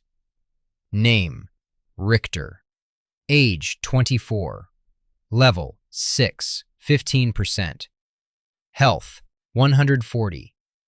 Mana: 140. Stamina: 160. Strength: 11. Agility: 17. Dexterity: 26. Constitution: 14. Endurance: 16. Intelligence: 14. Wisdom: 10. Charisma: 16. Luck: 14. Abilities: limitless. Gift of tongues. Skills: herb lore. Level 2. 81% to next level. 100% affinity. Alchemy. Level 1. 0% to next level. 100% affinity. Analyze. Level 1. 5% to next level. 100% affinity. Stealth. Level 3. 44% to next level. 100% affinity. Archery. Level 4. 23% to next level. 100% affinity. Imbue arrow. Level 1. 43% to next level. 100% affinity. Focus. Level 1. 0% to next level. 100% affinity. Swordsmanship. Level 1. 28% to next level. 100% affinity. Small blades. Level 1. 0% to next level. 100% affinity. Light armor. Level 2. 21% to next level, 100% affinity. Marks, Master of Mist Village. Resistances, mental, 15%. Spiritual, 15%. Race, human, chaos seed. Reputation, level 1. Who are you again? Alignment, neutral. Language, all. The last thing he had to decide was where to put the proficiencies. He had a total of 100% to increase any skill in groupings of 25%. His strongest asset was now Imbue Arrow, making it an easy decision. He placed all 100% into the skill and was shown the prompt. Congratulations, you have reached skill level 2 in Imbue Arrow. Plus 5% damage, plus 5% speed of mana flow. One curious thing was that both his focus and Imbue Arrow skills was offset on his status page. He had seen the same thing when examining Scion's status. Now that he was thinking about it, Richter remembered that both had been called sub-skills. Asking the sprite about it, the explanation was fairly simple. Sub-skills were dependent on another main skill. As such, increasing the sub-skill would increase the main skill slightly, but the sub-skill could never be of a higher level than the main skill. Richter nodded in understanding, and they rode on. Midday on the third day after leaving the Hearth Tree, they arrived back at the Mist Village. The trip was much faster now that they knew exactly where they were going. As they came upon the ruins he was now the master of, Richter chuckled silently, thinking, could my life be any more manga? He was pleasantly surprised, however, upon his first sight of the village. A trench lined the outside of the ruined wall, 6 feet wide and 6 feet deep. The dirt from the trench had been lined up and packed on top of the stone remnants, creating a 4-foot earthen wall. Hard-packed dirt led across the trench in one area, leading to a break in the crumpled wall. Outside the trench, there were stacks of chopped-down trees with the branches cut off and piled to the side. 3 piles of stone were also present, delineated by size, presumably the loose rocks from inside the wall. All of the bodies had of course been removed, but even the stone had been scrubbed clean of some of the black bloodstains. Only a trace of the previous foul odor remained. What was before him now was a plateau of grass pockmarked with freshly turned earth where the trees had been cut down and then the stumps removed. True to his instruction, Futon appeared several feet away and glided to a stop in front of him. "Welcome back, my lord." Richter smiled. "You've done well, Futon. How is our village?" "We have had some exciting developments in the last week, my lord," the remnant said. The content of his message contrasted sharply with his emotionless tone. "Though we cannot erect external buildings, as I stated, we have collected raw resources, as you can see. I have also explored the floor where you claimed mastery of the village. I have found several useful rooms. If you will come with me, sir." Futon began gliding away at the speed of a normal walk. Climbing the hill to the cave entrance, Richter and Scion followed it inside. Gray lights cast a gentle glow over the tunnel. Periodically, placed along the top of the hallway, globes of slowing mist could be seen. "Where did these come from?" Richter asked. "They are one of the improvements open to you, my lord. The mana requirement for the mist lights is negligible. Once cast, they last for a year at a time, so I took the liberty." The tunnel opened into the chamber of their grand fight. The ceiling arched above their heads, this time illuminated by mist globes clearly showing vaulted ceilings. The blood had been cleaned from the floors, along with much of the grime. A massive mosaic could now be seen in the floor, consisting of 4 separate spirals that met in the middle. Each spiral was a different color. One spiral was gold, and the opposing spiral black. The other 2 were blue and clear, respectively. The center of the mosaic was a dark gray diamond. Opposite from where they entered the room, a staircase could be seen leading downward. The other entrances were also well lit. On this floor is a meeting hall, larder, storage room, armory, barracks, and treasury, and several other empty rooms. The stairway leads to the first floor of the catacombs. Richter had been walking around the mosaic, examining it. He nodded along as Futon spoke, but looked up sharply at the last. Treasury, did you say? Realizing he had not asked aloud, most likely because his mouth had started watering, he tried again. Treasury, did you say? Yes, my lord. I was going to show you that. Let's go now, Richter said, cutting the remnant off. The remnant changed direction, gliding to a hallway on the left. At the end of the hallway was a solid door. It appeared to be made of a steel with dusky black swirls set in the metal with a clear circle of glass set at head height. What is it made of? This is Titan steel, not harder and heavier than mithril. Well, open it, Futon. I cannot, my lord. You said you had exciting news. Yes, my lord. The news is that I had found the treasury. Richter glared at the floating gray orb. The orb just floated, impervious to his stare. It would be a lot more exciting if you could open the door. That is why I was going to leave this door until the tour, Futon said. Fighting the urge to create a neck for the orb so he could strangle it, Richter said, Are you telling me that I have a treasury but I can't get into it? No, my lord. Richter glared at the orb again, waiting for it to say more. He stared at it until he realized the futility of having a staring contest with an eyeless orb. Meanwhile, Scion had fallen to the floor, rolling on his back laughing. Transferring his stare to the sprite, it seemed to have about as much effect as it had on the orb. Then how do I get in? His voice was nearly a shout. Oh, simply hold your mark in front of the clear circle on the door, my lord. Why didn't you tell me at first? I was going to cover it during the tour, my lord. One eye starting to twitch, Richter said, If I ever find out that you're messing with me, I will find a way to turn you pink. Of course, my lord, the remnant replied in his almost deadpan voice. Walking up to the door, Richter raised his left arm and held his mark up to the glass circle. A soft voice spoke inside of his mind. Do you wish the door to open, master? Yes. As you wish. A sound came from behind the door, like the withdrawing of bolts. It then swung open, and Richter was greeted by the sight of an octagonal room with shelves lining the walls. Empty shelves. Sighing heavily, he swallowed the greedy lump in his throat and moved into the room. As he stepped in, he realized that the shelves were not completely empty. 3 small items were carefully positioned against the right side of the room, near the door. He hadn't been able to see them until he was inside the room. Moving to the first item, he opened it, and a mix of copper, silver, and gold coins greeted his gaze. Even though the chest was only the size of a loaf of bread, there were hundreds of coins inside. There had to be dozens of gold coins present, which were worth $100 each by themselves.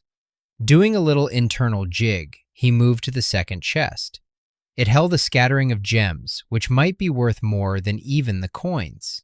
Yup, his mouth was definitely watering now. Almost unable to tear his eyes from the second chest, he moved on. The third item was a book. Picking it up, he attempted to read it, but the words swam in his vision. Examining the prompt associated with it, you have found magic book. Groaning in frustration, Richter said, Futon, identify this. The orb flared, and Richter looked again. You have found Book of Charm.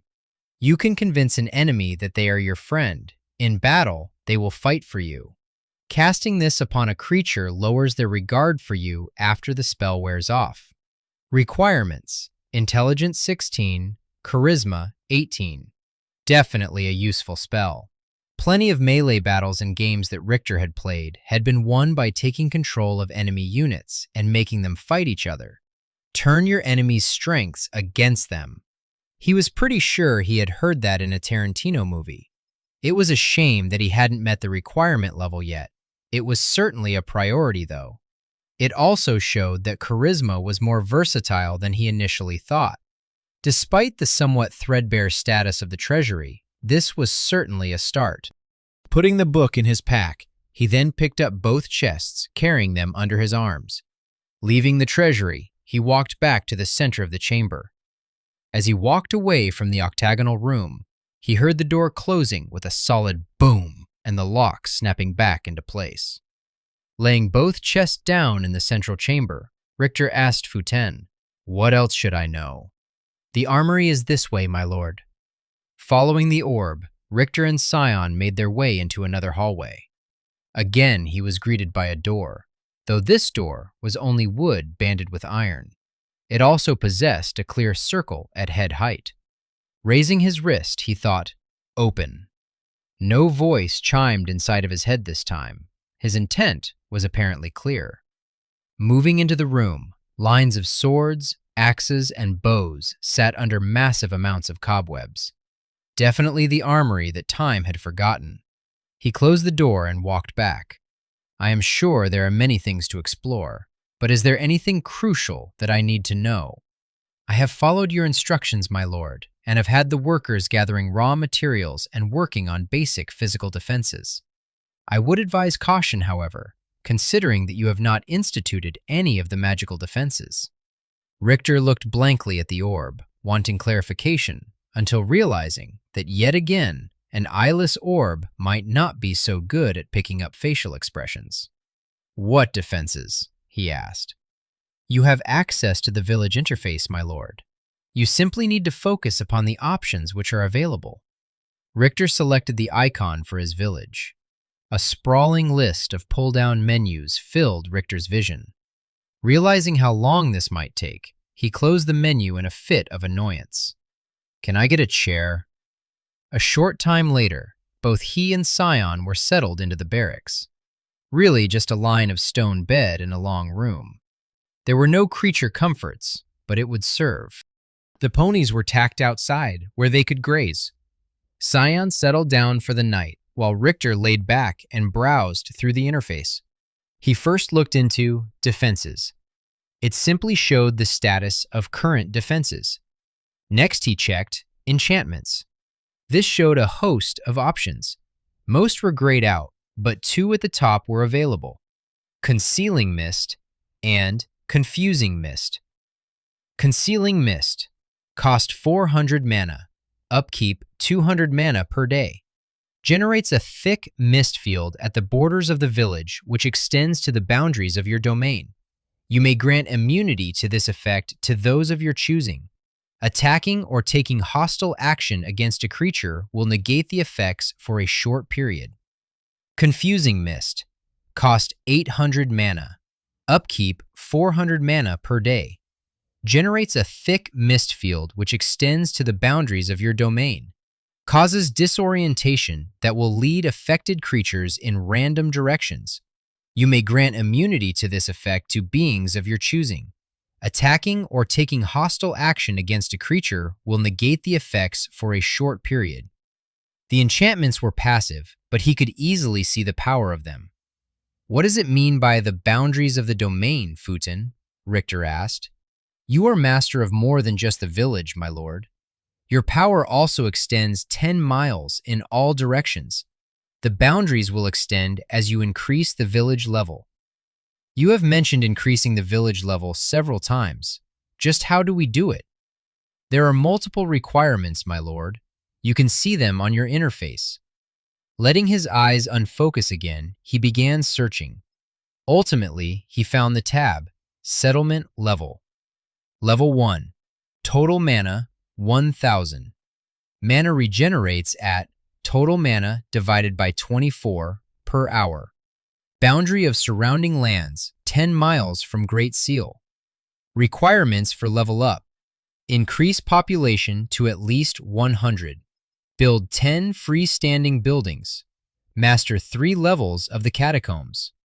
Finish 4 quests of the Mist Village. "Where do I get quests from?"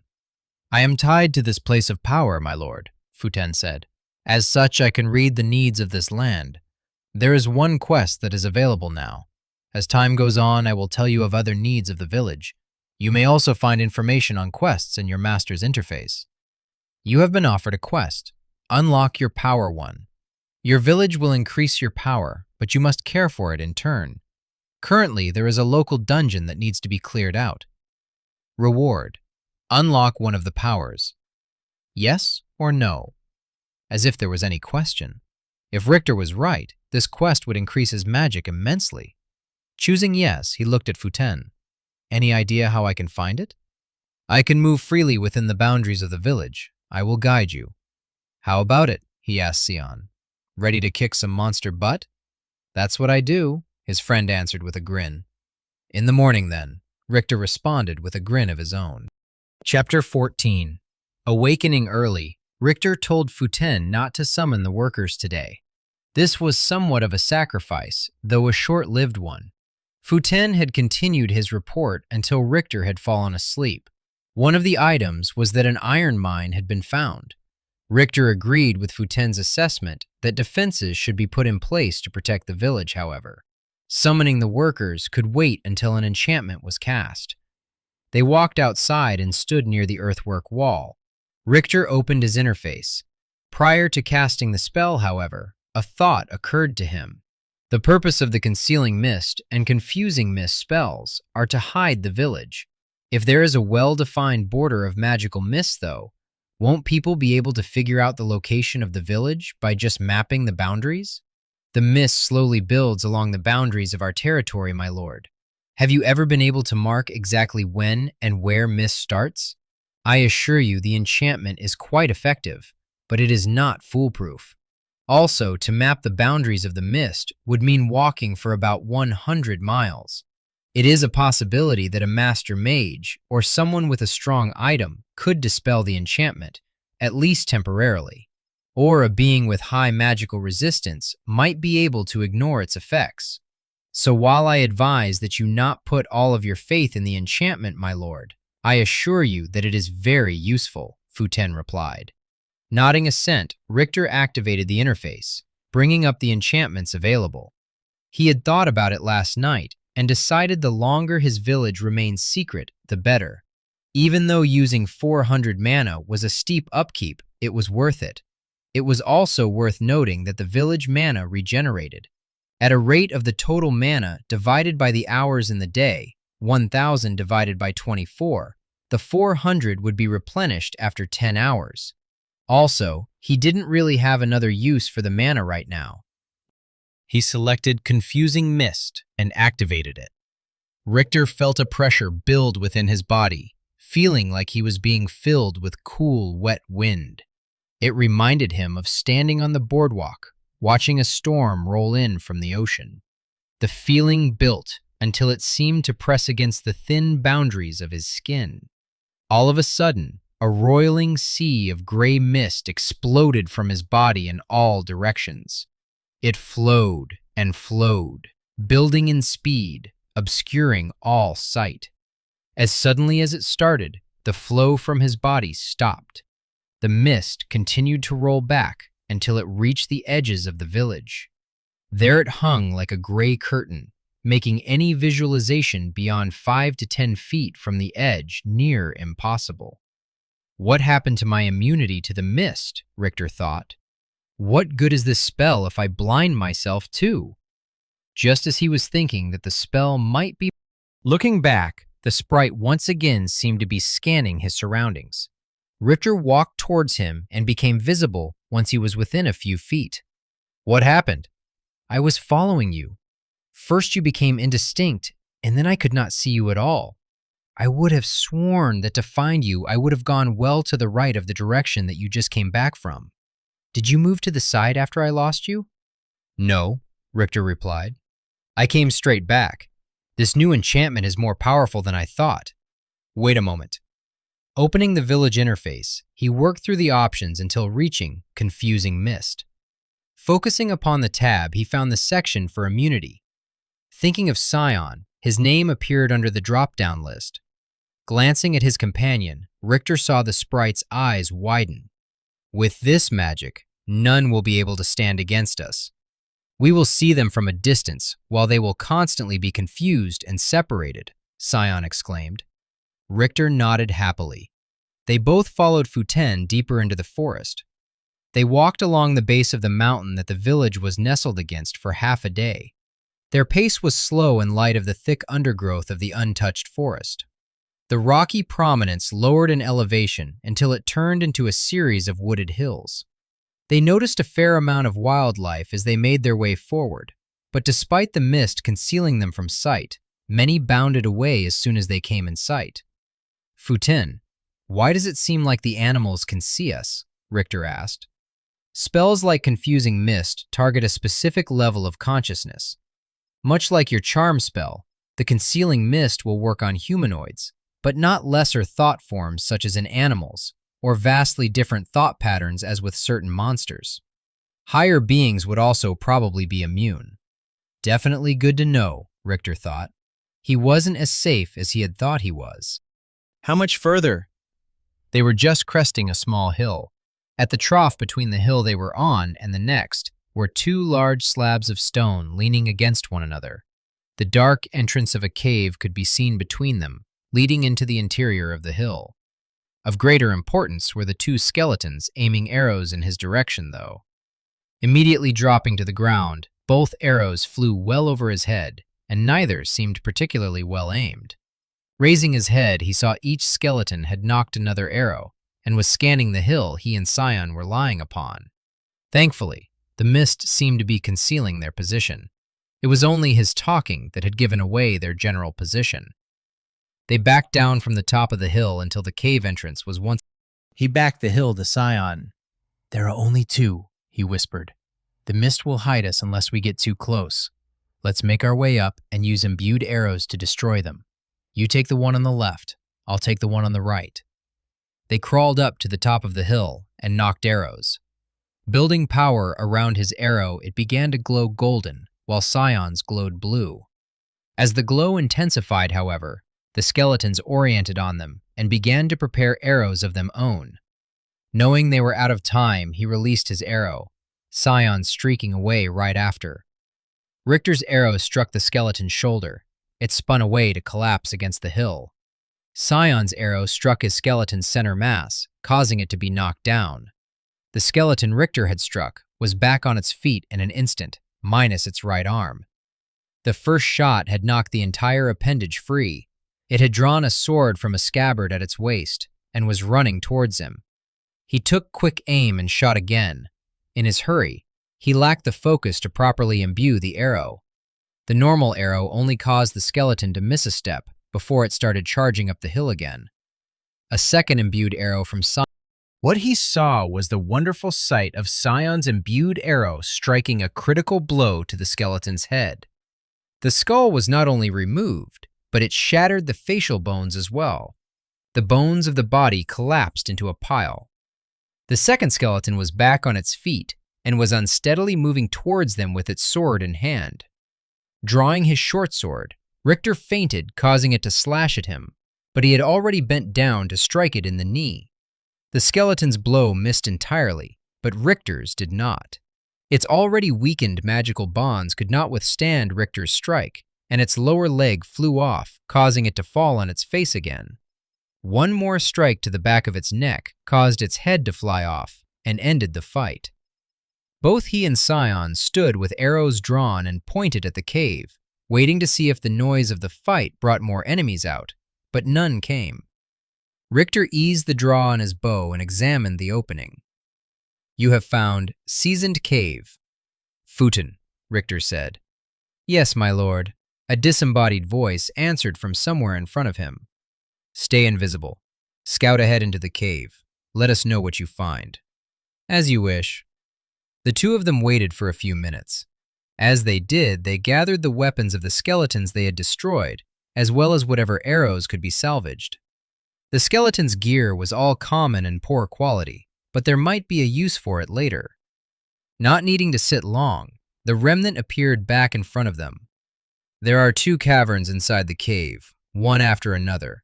There are 3 skeletons with blades in the first cavern. A short tunnel connects the two. In the second chamber, there are 5 more skeletons. There is a stairway leading down at the back of the chamber, but that is as far as I could go. Why couldn't you go further? Was there a barrier you couldn't pass? I am bound to the village. It is only because you have absorbed the heart crystal that I can go so far afield. Normally, I cannot move more than half a mile from the village borders. Now that we are past that point, I cannot be more than 100 yards from you. Knowing that there were 8 enemies within 100 yards, It seemed clear that there would be close-quarter fighting. "Futen, can you make your light brighter, bright enough to see by in a dark cave?" "Yes, master, but away from the village, I will not be able to maintain a bright light for more than several minutes without rest."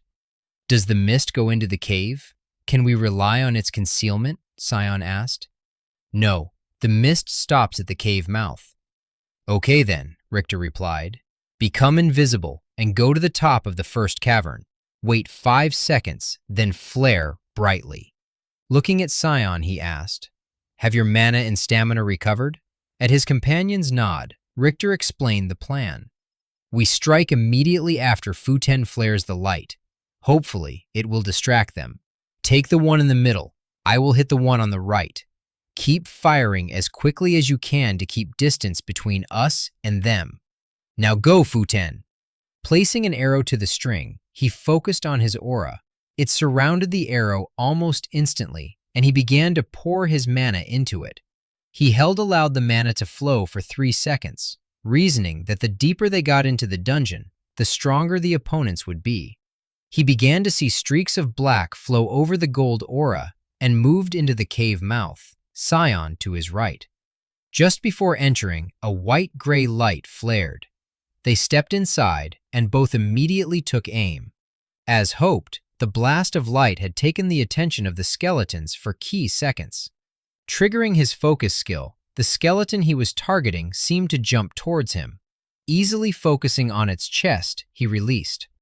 The golden streak with a black tinge hit the skeleton's chest, knocking it back to the cave wall. The charged arrow made a deafening boom in the confined space, causing a ringing in his ears. Sion's arrow blasted into the skeleton in the middle, which was holding a greatsword, making an even greater explosive clap. The undamaged skeleton immediately started running at them with a sword in one hand and a buckler in the other. It moved with the same uncanny speed of the skeletons outside. It just seemed wrong that something dead could move so quickly. Despite that, Sion's dexterity gave him excellent combat speed. He was able to strike the skeleton 2 more times before it could cross the 60 yards to the cave entrance. The first hit its buckler and was deflected up above the bony head, but it served a purpose by knocking the buckler out of the way. Sion's second shot exploded into the skeleton's pelvis, separating its top and bottom half. Richter had imbued another arrow with magical force and attacked his initial opponent again, but missed as the skeleton dodged to the side. The failed shot was not a small thing. He had already lost more than half of his mana. He quickly drew his short sword and braced to meet the bony bastard. Its cutlass swung in a vicious arc, intending to decapitate him. He blocked the blow with his short sword, but it then swung a bony fist at his face, which connected. He reeled back from the hit, pain exploding in his jaw, and his health decreasing by a further 8%. Stars occupied his vision, and not knowing where the next strike would come from, Richter let his legs fold and he rolled onto his back, then pushing up with his arms to land on all fours. The skeleton was closing again, but was struck by Sion's blue arrow, knocking it back. The sprite immediately struck the skeleton with another imbued arrow. The speed of his attacks were impressive, but despite high dexterity, Sion still needed time to put any real power into his imbue arrow skill. Richter threw himself back into the battle, a backhand swing striking the neck of the skeleton which had struck him. The combination of blows was enough to make it collapse into component parts. He heard, "Duck!" and dropped to the floor. The middle skeleton had rejoined the fight and swung horizontally with its iron greatsword. The attack missed, but it used the momentum of its swing to bring the blade above its head, intending to strike down and cleave him in two. Again, his agility saved him as he rolled to the side. The force of the missed strike made vibrations in the cave floor that he could feel. The skeleton was overbalanced by its failed attack. Richter swung his sword at the back of its left knee. On his back, he couldn't put too much strength into the blow, but it was enough to make his enemy fall forward. Sion's arrow, a brilliant blue of imbued magic, hit its clavicle, tearing away both shoulder and head. As with the previous skeletons, removal of the skull broke whatever magic was animating it. The bones fell apart. A motion attracted Richter's attention. The first of the skeletons from the second chamber came running into the battle. Sounds from the tunnel clearly indicated others were close behind. "Run!" Richter shouted. He jumped back onto his feet and followed his own advice. The half-skeleton Scion had hit early in the fight raised itself up on one arm, its sword cocked to swipe at him. Scion shot it in the back before turning to run. It collapsed like its three friends, and Richter ran past. Once out of the cave, Richter pulled Scion with him to the right, moving 20 feet into the mist before turning and drawing arrows. Neither began to imbue their arrows, however. While Richter was sure they both remembered that the light from their arrows could draw the skeleton's attention, he was equally sure that Scion must have used the greater part of his mana. "Move back," Richter breathed silently. He began to take his first step as the skeletons spilled out of the cave. Two had bows, one a bastard sword, and the fourth a heavy dagger and round shield. The fifth was slightly larger and held an axe.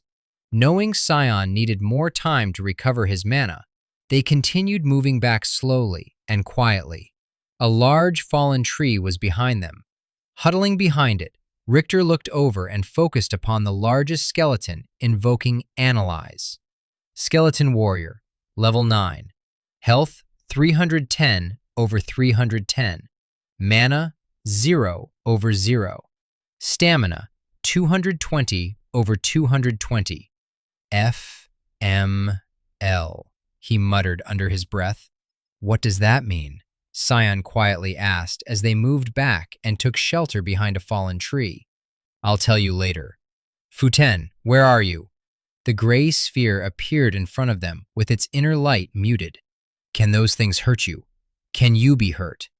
"I can be destroyed by strong magic, but I am nearly immune to physical attacks, my lord." "Good. This is the plan. Those three skeletons almost kicked our ass. We need the concealment of the mist to destroy these things. So we are going to wait a moment for our mana to regenerate. Then I want you to turn invisible and make a loud noise to draw their attention. We will power our arrows and attack. While that skeleton warrior is almost definitely the biggest damage dealer, those archers are the biggest threat to us out here in the open. So we fire, and fire at them again until they are down. Then we fade back and split up. Once enough time passes, they won't be able to find us in the mist unless we power up. So we hit and move, hit and move. Meanwhile, Futen, you move around and make noise and flare lights to confuse them." "Can you speak in a different voice than the one you always use?" "Than the one you always use," Richter's own voice spoke back to him from the remnant. Pausing for a moment, "Okay, new rule. Never do that again unless I ask. It's super creepy." "Yes, my lord," Futen replied in its normal monotone. At his current mana regeneration rate, he got 1 point back every 10 seconds. He was at about 50% of his mana, so that would take a little over 10 minutes. After the prerequisite time, he looked at Scion. "Are you ready?" His friend nodded and said, "Let's move." They left the shelter of the tree, still seeing the 5 skeletons outside of the cave entrance in a rough half-circle. They stood nearly motionless, heads turning slowly, searching for some indication of the duo's location. Futen phased out of view, and Richter and Scion knocked arrows waiting. A white flash and a voice from the other side of the skeleton's position was their cue. All of the skeletons turned towards the improvised flash bang. A blue and golden glow immediately flared into existence behind them. Both Richter and Scion waited 3 seconds, the glow growing brighter and more intense, and then they released. The skeletal warrior seemed cognizant of the danger behind it before the other monsters. It squatted, bringing its double-headed axe in front of its skull like a shield. It was not, of course, their intended target. A gold and blue blur converged on the chest of one archer, shattering it instantly. The concussive force of 2 close proximity strikes staggered the other skeletons. Scion launched 1 strike and then a second at the remaining archer, taking only the minimal time to power the arrows. His goal was to keep it off balance. Though neither shot landed with crushing force, the skeleton was staggered. It allowed Scion to once again imbue an arrow with extra force and land a blow to its left chest. It was not destroyed outright, but one arm was knocked free. While it wasn't dead, it would certainly no longer be a threat as an archer. The three melee skeletons had already started running towards them. As discussed, Scion took off to the right, while Richter moved to the left. Each ran following the slight curve of their respective hills until the skeletons lost sight of them. It took about a minute, but by making short changes in direction periodically, it became clear when the skeletons lost the trail. They were once again safe in the protection of the mist. Without speaking, the skeletons all seemed to arrive at the conclusion that they should return to guard the cave mouth. They stopped searching and returned to guard the entrance. All was silent. Scion and Richter looked at the unaware monsters, breathing as quietly as possible. They had regrouped and positioned themselves at the top of a hill, looking down on the bony creatures. Another white flare was their cue to resume attack. It flared right in the midst of the skeletons, causing a small amount of pandemonium. A blue arrow struck the skeleton with the shield in the back, dealing extra damage. A golden arrow struck the warrior in the shoulder, but it seemed to simply shrug the blow off. Both lesser skeletons moved after Scion, who fired with his usual alacrity, 1 arrow per second. The barrage staggered each skeleton in turn. He was moving back as he shot. Each skeleton was struck twice, struggling up the hill, before Scion ran off a short distance and then started the onslaught again. The skeletal warrior rushed Richter, axe pulled back, ready to swing. He moved to the left, drawing and beginning to imbue his arrow. But as soon as the glow began, the skeleton warrior moved towards him with intimidating speed. Judging by the information he had seen with Analyze, Richter knew he was no match for his opponent in a stand-up fight. 3 more times he moved off and attempted to attack the warrior, but each time he could not do more than summon his aura before the warrior was almost upon him. He feared moving further away, lest he lose the warrior's interest. It might pursue Scion, whose own battle was not concluded, based upon the blue flares that could be seen over the hill. Looking around, an idea occurred to Richter, though. Futen, draw it up the hill, make a gold flare, and use my voice. A moment later, Richter's own voice could be heard up the hill, and the skeletal warrior followed it, axe swinging. Meanwhile, Richter moved down the hill and began imbuing his arrow. After 1 second, his arrow glowed golden. After 2 seconds, the warrior noticed him and turned to run down the hill. After 3 seconds, black streaks once again shot over the golden aura surrounding the arrow. The warrior ran closer, now only 20 yards away. It was building tremendous speed as it sprinted downhill. After 4 seconds, the black streaks flowed up and down the arrow, and a high-pitched whine grew in Richter's ears. The warrior began its swing, obviously aiming for decapitation, only to trip over the fallen tree that it didn't see until too late. It fell over it, prone, only 12 feet away from Richter. 5 seconds had passed, and black streaks moved over the arrow too fast to see. Richter released and struck the warrior at point-blank range directly in the head. The imbued arrow didn't just impact the warrior, it rendered the skull into pieces. The blow collapsed the skull of the warrior, and the force continued on, destroying its neck, chest, and upper vertebrae. The backlash of the strike drove Richter off of his feet, his head striking a branch and knocking him unconscious. His next sensation was of a very small hand slapping him across the face. This did not bother him very much, but the follow-up backhand across the other cheek just seemed rude and excessive. Linking back to consciousness, he clearly said, Skop fergen hitting me u fucking many me. Quit laying around. Time to get back to work. Taking several slow, deep breaths, Richter finally controlled his own personal spinning universe and sat up. Cyan stood beside him. In front of him was the ruined frame of the skeleton warrior. Still dazed, Richter looked around, hoping that the danger had passed, but not yet able to fully muster the ability to care. Cyan looked at him with a confused expression. What is FML? Chapter 15. When Richter was finally able to stand, he searched the warrior. The skeletal warrior had been clad in rags. The only thing of value was its axe. You have found Steel Battle Axe. Damage 8 to 10. Max damage 17 to 22. Durability 17/40. Item class Common. Quality Average. Weight 13.7 kilograms. Requirement Strength 19. Richter really missed mobs dropping random loot. Having to search the dead was a pain in the butt compared to simply opening an inventory window.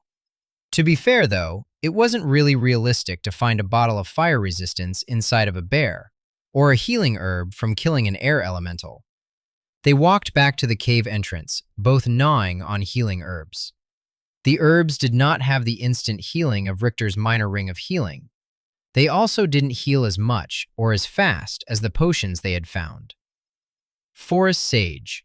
Eating this will restore 10 points of health over 30 seconds.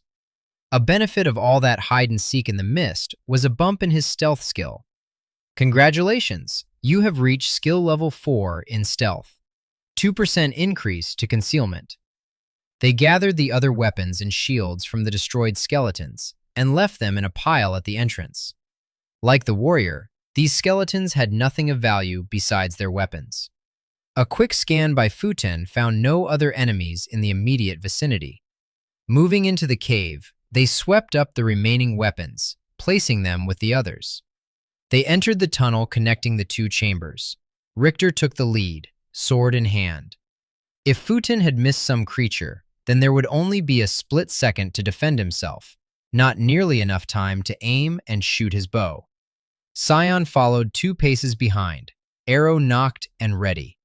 He moved carefully into the second cavern. As soon as he placed his foot down inside the chamber, the floor at his feet began to glow blue-white.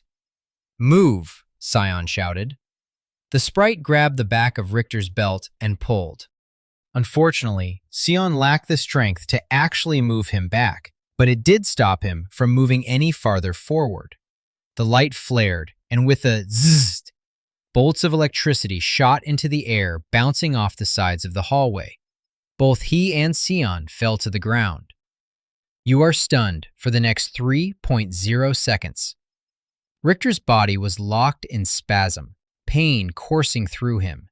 He saw that whatever had just happened had also removed 35 health. The next 3 seconds felt like an hour. Even after the paralysis wore off, they lay on the ground for a bit. That sucked. I think I will move in front from here on out, Richter. Cyan's voice was tight with pain and annoyance. Fine. Futen, what was that? You seem to have stepped upon a lightning ward, my lord. Why didn't you warn us? I was only scanning for enemies, though, in retrospect, it would have been prudent to also look for traps. You think? Richter was almost shouting. Yes, my lord. The remnant paused for a second. I do. Pink would be too good for you, you damn nightlight. I'm going to find a way to make you burnt ochre. Now scan for traps. Yes, my lord. The orb flowed around the room, occasionally hovering in one place. A circle would slowly appear on the floor to the side of its position. Richter noticed that not even the remnant passed directly over the wards. Each ward was 2 feet in diameter and had small runes lining the inner edge of its circumference. In the meantime, both he and Cyan ate more healing herbs. Herb lore certainly did come in handy as a skill. If not for finding these herbs in the forest, the only options for accelerated healing would have been his ring or the 2 healing potions they had found. Thankfully, the herbs were sprinkled throughout the forest, and they had been able to pick some each night. Richter had the bright idea of eating 2 at once, hoping for an increase in the healing time ratio. He had found that the herbs would simply restore 20 points over 60 seconds. Well, beggars can't be choosers, he thought. Eating the herbs had the added benefit of slowly improving his herb lore skill. Scion assured him he would get better results from each healing herb as his herb lore improved, and he would also have an easier time finding more potent herbs. In the time that it took for the herbs to do their work, Futon had completed his search of the room and was hovering in front of him again. Richter certainly felt better, even if he was a bit hungry. Scion told him that was a common side effect of the green medicinals. 3 circles, each 2 feet in diameter, were glowing softly scattered throughout the room. These were easily avoided, but the last was 3 feet in diameter and had a second line of runes inside of the first. It also completely covered the entrance to a set of stairs leading down. Okay, so how do we get past it? Richter asked. Should we jump over? Could you make that jump? The last was directed at Scion. Scion looked back at him. It's a magical seal of power. It's meant as a barrier and a trap. Yeah, I have picked up on that, Richter replied. Yes, well, Scion said slowly. It wouldn't be very good as either a barrier or a trap if it could be defeated by, pausing slightly, skipping. Feeling like a moron, Richter just gave a short nod. He really didn't know what he had done to deserve a companion who was basically a dickish Kebler elf. Futon, what can you do about those wards? These are lightning wards, my lord. Lightning is the province of air magic. I should be able to unravel the ward and allow the energy to dissipate. Also, you might be able to set off the ward from a distance with a sufficiently strong magical strike. Are you saying that I can learn lightning magic? Yes, my lord. As you know, you can learn and master life, dark, air, and water magic thanks to the place of power. Each power has certain requirements that must be met, but it is possible. Richter had noticed a magic tab on his interface, but as they were all grayed out, he had not paid it much attention. He could see now that there were a list of lightning spells below the air spells. The weakest lightning spell required skill level 10 in air magic. Why didn't the skeletons set off the ward when they crossed it? Scion asked. The wards are cast to attack only the enemies of those determined by the caster, Futon replied. Can you change the way we are determined by the ward? Can you make us be seen as friendlies, and everything else be seen as an enemy? No, my lord. Well, that's a shame, Richter said. Judging by how strong these enemies were on the first floor, I can only imagine what the next level is going to be like. Okay, Futon, disarm it. Both he and Scion took a step back, being a bit wary of the remnant's judgment after their, well, electrocution. The ward began to glow. The outer circle of runes began to turn, followed by the second. Both changed directions multiple times, reminding Richter of the tumblers on a safe.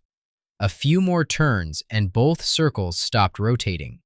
There was a final flare of light, and the ward floated up into the air until it dissipated like smoke and disappeared. Richter began to move down the stairs, until Scion cleared his throat. The sprite cocked his head as if to say, "Really?" What the sprite actually said was, "We have been over this. Futon, scout ahead." It phased out of visible sight, and Scion and Richter were left waiting.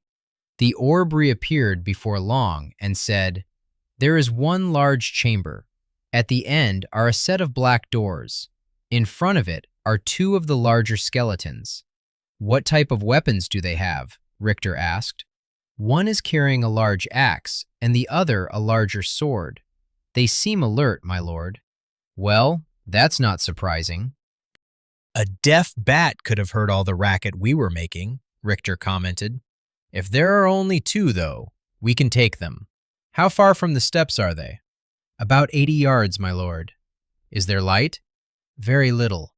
Then the plan is the same as before. Go in front of us and draw their attention with sound and light. Cyan, we both hit the one on the left with powered strikes, and once it is down or they cross more than half the distance to the steps, we retreat back up the stairs. If they follow, we will stagger our shots. You strike and knock it back, retreat, and I will do the same. If they get too close, we retreat to the mist. Cyan took the lead, moving noiselessly down the steps. They waited a few steps up from the bottom, so as not to be seen. When they saw the flash, Richter and Cyan both moved. Richter used focus to draw his target close into view and powered his arrow for 3 seconds and released. Cyan's arrow struck a moment before him. The damn thing was still standing. At least the strikes had kept it from making any forward progress, however. Analyze showed. Skeleton Warrior, level 11. Health 230 over 350. Mana 0. Stamina 240 over 240. Well, that would be why. Meanwhile, Cyan kept launching powered strike after powered strike into the already injured skeleton. The other skeleton warrior was halfway down the cavern. Richter switched his aim to it and powered his arrow for 1 second before releasing. The arrow struck the skeleton in the arm, flinging it off balance with its great sword scraping the ground. Richter had underestimated the speed and strength of the warriors. The tactic of withering fire would not work. The skeletons would run them down and strike from behind. Richter fired one more imbued arrow at the closest skeleton, further knocking it off balance, and then drew his short sword. Stepping forward, he swung down as hard as he could and struck the great sword, knocking the weapon out of the skeleton's bony grasp. The warrior raked its outstretched hand across Richter's chest, creating an ear-splitting screech as it scoured his chest plate. Spinning low, Richter swung his sword in an arc, striking the warrior in its knee. A chip fell off, but the leg remained attached. The warrior fell upon him, and its not inconsiderable weight drove him onto his back. The bones clearly had greater density than they should. He grabbed one bony wrist, but its other dug into Richter's shoulder. The tips of its fingers pierced his flesh. It dug deeper into the meat of his muscle as it curled its fingers into a partial fist. On the inside of his body, a scream tore from Richter's throat as he struggled against the skeleton. His left hand scrambled for purchase against it, but was weakened to the point of uselessness, with the skeleton's fingers inside his deltoid. His other hand tried to keep the skeleton's free hand from ripping his throat out and taking his life. Richter looked up into the insane grin of the skeleton, with its mouth partially open. His stamina was running out fast, and he felt himself weakening. Panic was taking over, which might have been the only thing keeping the pain from rendering him unconscious. He struggled with the creature for long moments, panting, caught in a stalemate that he knew could not last much longer. Just when he felt he might succumb, he saw Cyan's sword dig point first into the side of the warrior's neck vertebrae. The sprite had jumped onto the skeleton's back. With his sword wedged into its spine, Cyan wrenched up with all of his strength, using his blade like a lever. With a heave and an audible snap, the bones of the neck separated. The head went flying, and the rest of the body collapsed into its separate parts on top of him. The hand remained intact and inside of him, though. Cyan placed his knee on Richter's chest, pulling swiftly, and wrenched the skeletal fingers out of his friend's shoulder. A large amount of blood and a few pieces of flesh came out as well. Richter could barely see straight as he reached into his pouch and drank one of the red potions he had taken from the goblin chief in the fight that already seemed so long ago. He triggered the healing ring as well. The pain began to lessen, but his health did not seem to recover as quickly as it should. He saw a symbol in the shape of a red teardrop at the corner of his vision. Focusing on it, saw, "You are bleeding. You will lose 3 health per second for the next 14 seconds. Well, that explains that. Cyan handed him a few healing herbs, and he stuffed all 3 into his mouth, chewing, trying to ignore the bitter flavor. He swallowed them all as quickly as possible. It seemed the potion and herbs would work in conjunction, allowing for increased health regeneration over a period of time. For the next few minutes, Richter sat in pain, waiting for his wounds to heal. Sion stood nearby, staring at the tall black doors at the end of the hall, but no further enemies appeared. Futen. Yes, my lord? Are we going to run out of time? Will the skeletons that we have killed come back if we don't move fast enough? No, my lord. Some dungeons are indeed bound with a power that brings back any vanquished enemies quickly, but this dungeon is fixed. Unless you leave the dungeon for a prolonged period, slain enemies will not reappear. I cannot give any assurance of new enemies wandering in, however. Do you mean more skeletons could be coming from outside? Richter asked with alarm in his voice. Yes, my lord. I have been scanning for enemies as instructed, however, and have detected no hostile creatures other than the skeletons you have encountered. Not fully reassured, he tried for a bit of levity. You seem to make a habit of jumping onto enemies' backs, buddy, Richter said. Only because you seem to be making a habit of lying on your back with big things on top of you. You should stop that. It's no way to find love, Sion replied, a cocky grin spreading across his face. Shut up, I'm still healing, Richter groaned. Despite suffering not only wounds, but also Sion's twisted humor, there was a bright side to the fight. Upon the death of the warriors Richter was awarded with, Tring! You have reached level 7. Through hard work, you have moved forward along your path. As a Chaos Seed, you gain 6 points to distribute to characteristics instead of the usual 4. You also get 25% advancement to the skill of your choice. Crush your enemies. Honor your allies. Live. Congratulations! You have reached skill level 3 in Imbue Arrow, plus 5% damage, plus 5% speed of mana flow. Richter wasted no time and allocated the necessary points needed to use the charm spell. 2 points went into intelligence, 2 into charisma, and the last 2 he placed into dexterity. The increased attack speed of the sprite could not be underestimated. His 25% proficiency increase he held off on, as none of his skills was far enough along to level. Richter pulled out the spellbook. The blurry lines that were on the page the last time he had looked at it resolved into clear text. He began to read and quickly finished the first page. The next page turned of its own volition. After he read it, the process repeated. This happened faster and faster until the turning pages were a breeze on his face. With the last page done, the book slammed shut and crumpled to dust. Congratulations! You have learned the spell Charm. You can convince a target that they hold you in the highest regard. If cast on an enemy during battle, they will fight for you.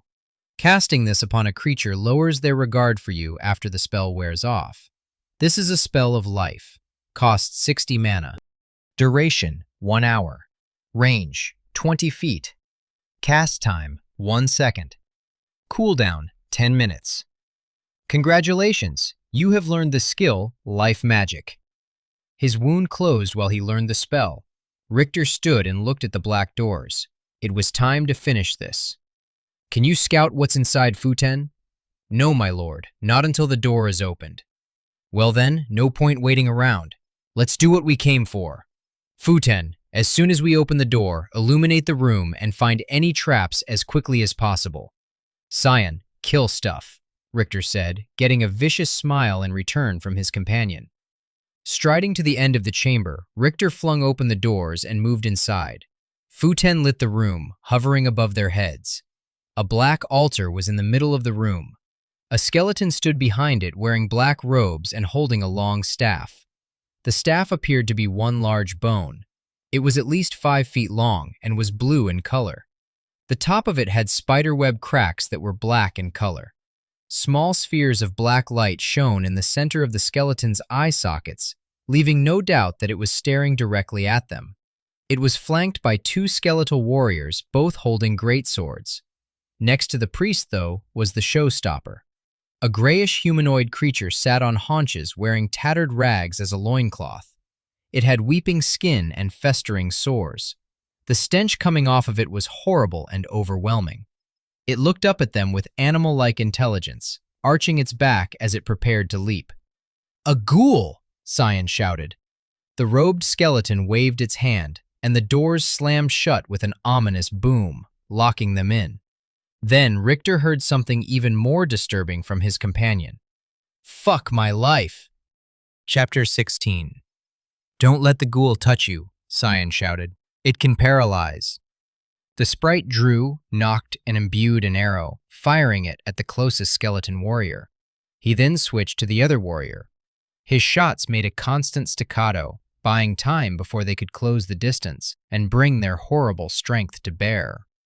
Richter fired his golden arrow at the skeleton mage, but a blue disk of hazy energy appeared from the tip of the staff.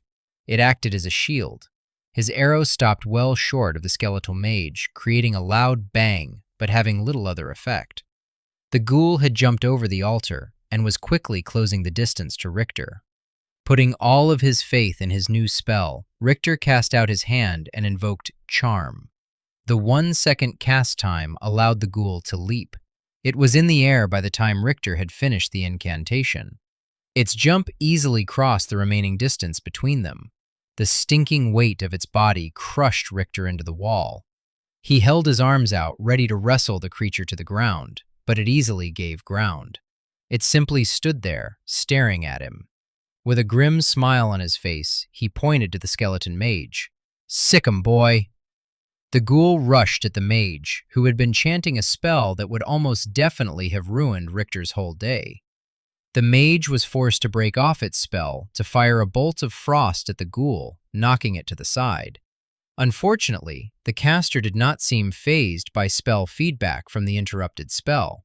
Richter pulled his attention from the two fighting monsters. He drew and fired upon the skeletons that were perilously close to Cyan. His attack pulled the attention of the axe-wielding warrior. The energy seemed to flow easier than before, his increase in imbue arrow level making a small but perceptible difference. He was able to land 2 strikes on the warrior before it took a swing at him. Ducking under the blow, he planted his feet and rammed it with his shoulder, knocking it back a step. He quickly knocked another arrow and fired at point-blank range directly into its face. He had not had time to imbue the arrow, but the shot still connected solidly with its skull. It fell upon its back with a loud clatter. Standing over it, he charged his arrow and shot at the connection of its neck and body. The skull flew free and the bones lost cohesion. Looking to Cyan, the sprite was dodging his opponent's swings with no chance of counterattack. Drawing a bead on the warrior, Richter imbued his arrow, then shouted, "Drop down!" Cyan rolled to the right to avoid the skeleton's sword, leaving Richter a clear shot. He took it, and the second skeleton dropped into a pile of bones. Turning his attention back to the altar, he heard a piteous shriek. The skeleton mage had plunged its staff into the chest of the ghoul. The creature still struggled to reach the mage and rend it with its claws, but ice began to spread from where the staff had pierced its body. After only 3 seconds, the ice had completely frozen its torso. With a sharp twist, the skeleton freed its staff. The sudden jerk sent the 2 halves of the ghoul's body in different directions. Blue and red icy shards fell in a tinkling sound around the base of the altar.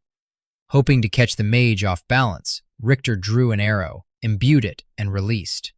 He didn't have Cyan's speed, though. The seconds that it took to do so was enough to allow the mage to erect his shield again. The shot was stopped feet away, splashing harmlessly against the blue circle. Cyan regained his feet and fired an arrow, but with a pulse of power from the staff, the circle widened in diameter, blocking his shot as well. "Flank it!" Richter shouted, not letting up on his rate of fire as he moved to the right. Seeing Cyan's confusion, he exhaled in frustration and shouted again, "Move to the other side and keep shooting!" They both kept hammering at the skeleton's shield, moving to either side to get past its defenses. With another flare from its staff, the shield grew into a sphere, covering it from all directions. It now had a distinctly softer shade of blue, however. They continued firing imbued shots. It was clear that it was a race to see who would run out of mana first, the companions or the skeleton mage. Taking a moment, Richter swallowed his mana potion. While Cyan continued the assault, Richter powered his arrow for 1, 2, 3, 4, 5, and now 6 seconds. The black streaks flowed thick over the golden arrow, and Richter felt the magic begin to flare out of control. Not able to wait any longer, he released. The arrow hit the sphere, but unlike the previous shots, the magic surrounding it did not immediately wink out. The arrow seemed to push at the protective sphere, bowing it in. The sphere buckled, and then, in a torrent of light and sound, it exploded. The eruption knocked both Cyan and Richter backwards to the ground. Blinking clear the spots in his vision, Richter quickly made his way back to the altar. The skeleton was laying on its back, frozen. This time, apparently the spell backlash had stunned the mage. It was helpless for a few moments. Unsheathing his sword, Richter delivered the coup de grace, severing its head. Looking down, he saw the dark light fade from its eye sockets. Congratulations, you have cleared your first dungeon. Bonus plus 500 XP. Congratulations, you have finished the quest. Unlock your power 1. You have found and cleansed a site of ancient magic. As master of the local place of power, you may choose one of the powers that comprise your domain. Your options are life, dark, air, or water. Make your choice to close the quest. Reward, 3000 XP. Choosing a power will give you 50% effectiveness increase to spells of that branch. You will also have 50% resistance to spells of that power. Unique to being a master of a place of power, however, is your access to each power's specialized ability. Life ability, Bounty of Life, plus 30% growth for the physical manifestation of your place of power. Dark ability, Hidden Treasures, plus 30% yield from treasure. Air ability, Fast Learner, plus 30% rate to skill advancement. Water ability, Tranquil Soul, minus 30% mana cost for spells. Richter's exhaustion was overwhelmed by his excitement. He closed his eyes and smiled. While Imbue Arrow was by far his most useful skill so far, what had drawn him to RPGs, then MMORPGs, and finally VR MMORPGs, was a desire to wield magic. The only reason he had played the character Cyan was that his best friends had pigeonholed him early on to choose a rogue character. They had said it would round out the group. Even though he never told them, he had a couple other accounts that let him throw lightning bolts and cast curses with the best of them. Being a master was amazingly powerful. It basically made him a magical tank. While the bonus 50% resistance and spell power was awesome, it wasn't really a huge surprise. The abilities, though, might be real game changers. It made choosing one of the 4 so much more complicated. He focused upon his 4 choices in the prompt, but no further information offered itself. Oh, for want of a wiki! Based on the games he had played in the past, dark magic was often the province of curses, summons for certain creatures, concealment spells, and direct damage. Air magic usually dealt with haste, weather, and electricity. Water magic typically slowed enemies, used ice-based attacks, and some emotion-based magic. Life magic, of course, dealt with healing, but also blessings, death wards, and protection spells. What should I do? Richter thought with some anxiety. It occurred to him, after a second, that this was not exactly Sophie's choice. Unlocking all 4 of his powers was now a serious priority, and something he would definitely achieve. The real question was, what would help him the most at this present moment? His charm spell had saved the day, there was no doubt about it. If the ghoul had resisted the spell, both he and Cyan would probably be dead right now. A 50% bump in its power would seriously juice up the spell. Even high-level enemies would probably succumb.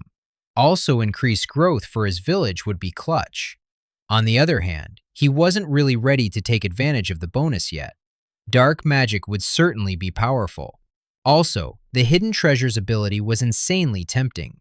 30% better loot for ever. He knew people that would sell their grandma for that.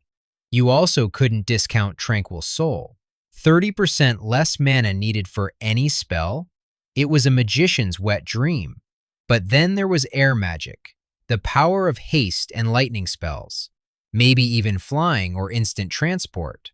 Ultimately, it was the air ability that made the decision for him. The Winds of Change ability just seemed like the natural complement to his already existing limitless ability. He could already learn any skill. How could he resist knowing that he would learn everything 30% faster? He made his choice. You have chosen Mastery of Air. Congratulations! You have obtained the ability Fast Learner. All skills are obtained 30% faster. Congratulations! You are a master of air magic. All air spells cast by you are 50% stronger. You have 50% resistance to air magic. You can teach the skill air magic to anyone with over a 50% affinity for the skill. You can teach specific air spells to anyone with the appropriate skill level to learn them. Congratulations! You have learned the skill air magic. Increasing your skill will allow you to cast more advanced spells. Congratulations! You have learned the spell Haste. This spell will increase the speed of the target. This is a spell of air. Cost 25 mana. Duration 10 minutes. Range 5 feet. Cast time 1 second. Cooldown no. Congratulations, you have learned the spell Errant Wind. Increase the dodge of your party to projectiles. This spell will only work when you are outside. This is a spell of air. Cost 50 mana. Duration 20 minutes. Range 50. Cast time 4 seconds. Cooldown 45 minutes. You have been awarded 5,000 XP for your new mastery. Tring! You have reached level 8. Through hard work, you have moved forward along your path. As a Chaos Seed, you gain 6 points to distribute to characteristics instead of the usual 4. You also get 25% advancement to the skill of your choice. Crush your enemies, honor your allies, live. You have either characteristic points or skill percentage points to allocate from the previous level. Now that you have progressed again, you must allocate your points within the next week or they will randomly be assigned for you. Congratulations, you have unlocked the quest, Unlock Your Power 2. Requirement, Level 10. The prompts almost brought a tear to his eye. Instead, he settled for a, "Hell yeah." Scion looked at him like he was crazy. He laughed and said, "Don't worry, it'll grow on you." He hadn't known that he couldn't store points indefinitely. He would have to be aware of that in the future. He calmed his excitement and looked at his new spells. As with the charm spell, he suddenly just had the knowledge. He knew he could cast the spells as if he had studied them for a great period of time. That brought him to, "Futon," Richter said loudly. "How do I teach the spells that I know?" Simply place your hands on the desired recipient and will the knowledge to them. For higher level spells, there may be additional requirement, but the level 1 spells you have learned will only require your will and that the recipient have at least 50% affinity for that branch of magic. It sounded too easy. "Can anyone teach magic?" Richter asked. "No, my lord. As you progress in skill levels, your rank progresses as well. Levels 1 to 9, you are a novice. Then levels 10 to 24, you are an initiate. Levels 25 to 44, an apprentice. And levels 45 to 69, you are awarded the rank of journeyman. After journeyman, you reach the rank of adept and remain there until level 100. Level 100 on, you are a master. In days past, there were stories of grand masters, rank 150 and above, but I have never met any that I can recall. Only adepts and masters can teach spells without the use of spellbooks. Spellbooks are time-consuming and costly to produce, and may require rare ingredients. Even still, only journeyman level and above can create them. It is obviously preferable to learn a spell directly from an adept or master. As master of a place of power, you gain the abilities of a master despite your skill level being less than 100. What about the 50% bonus to power and resistance? Each rank confers certain bonuses. It varies depending on the skill being examined, but magical ranks typically follow the same pattern. Novice rank conveys nothing. The following ranks convey a certain amount of protection and power. Initiate, 5%. Apprentice rank, 10%. Journeyman, 20%. Adept, 35%. And master rank, the 50% that you have received, my lord. With things now much clearer, Richter turned to Scion. Please come here, my friend. Scion walked closer with a confused expression. You have stood by me through death and danger. We definitely had a rocky start. You let me be eaten. I pretty much bitch-slapped you in front of everyone you have ever known. Ha ha. Scion gave him a stone face at first, but then chuckled a bit. Richter continued, The point is, you are my best friend in this whole world, and I help my friends. I have learned air magic. I would like to try and teach it to you. Air magic has never been the province of my people, Scion replied with a guarded expression. The Hearth Mother has never been able to kindle life, earth, or light magic in me. You never know until you try. I have never believed that someone else could tell me what I could or could not do. I won't let my only friend in the world be told what he can't do either, even if he's the one doing the telling. Scion stared at him for a moment, then stepped forward, closing the distance between them. He looked intently into Richter's face, as if searching for something. What Richter saw in his friend's face was desperate hope. Richter had a moment of grand realization. Scion wanted magic. Hisako had apparently tried to teach him all of the powers associated with the hearth tree, but he must have lacked affinity with all of them. It would only be natural for the son of a master of power to want to become a master himself. Was Imbue Arrow the closest the sprite had come to using his mana? Richter decided it was time to try again. Even if air magic wouldn't work, he wouldn't rest until he helped his friend feel complete. There were 3 other powers affiliated with his place of power, if air didn't work. Knowing instinctually what to do, he placed his left hand upon the sprite's head and his right on his friend's chest. The words came unbidden to his lips. By the right of my power, I awaken your power. A warmth began in Richter's chest. It reminded him of freedom, wild destruction, and gentle rain. It grew from his heart and down both arms to the ends of his hands. The energy flowed into the sprite and found what could only be described as a resonance. The power found a home in the sprite's mind and soul. Scion's eyes widened, and tears cascaded down his face. Not life, nor earth, nor light could I learn. I saw my mother's gift pass to others, but never did her magic awaken anything inside of me. I tried not to envy or hate. I tried not to let my discontent ruin the harmony of our home. But all knew. Scion's voice began to quaver with repressed emotion, and so he took a moment to compose himself. When he spoke again, there was a certainty to his words. I am with you for life, my lord. Your relationship with your companion Scion has improved from friendly to ally. Scion will fight with you and for you until death, and if he can find a way back through the veil, will fight for you again. Scion, you are my friend. I have to put up with this my lord stuff from Futon, but not from you. I need my friend, Richter said, almost pleadingly. And that I am, Scion replied, sticking out his arm. Richter returned the gesture, and they clasped wrists, sharing a quiet moment. Well, enough of all that. Nobody likes a sissy, Richter said gruffly. Seeing Scion's confused look, he realized he needed to devote some time to teaching his friends slang and swear words. They had to be at least as important as magic. I'll tell you later, he said with a chuckle.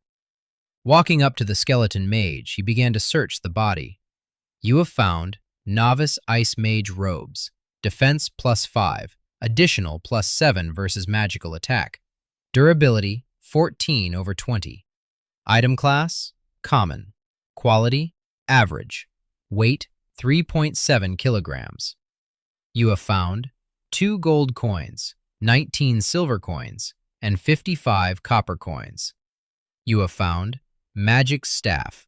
Attack 12/15. Durability 17/25. Item class, uncommon. Quality, above average. Weight, 5.1 kilograms. Looking at Futon, he held up the staff. The orb took the hint and flared white. The identified item's information flashed into Richter's mind. You have found corrupted staff of the Ice Wizard. Attack 12/15. Durability 17/25. Item class, uncommon. Quality, above average. Weight, 5.1 kilograms. Traits, minus 10% cost of water spells. Must have negative alignment to use. Scion pulled out his sword and approached the ghoul. "What are you doing?" Richter asked. The ghoul's heart is a useful potion component. Leaving the sprite to his gruesome task, he was about to collect the weapons from the warriors when Futon spoke. "Are you going to take the altar, my lord?" Looking at the large black stone, he asked, "How? The thing must weigh a couple tons. And what's it good for anyway?" The magic core of the altar has many uses. The skeletal mage was using it to focus his power.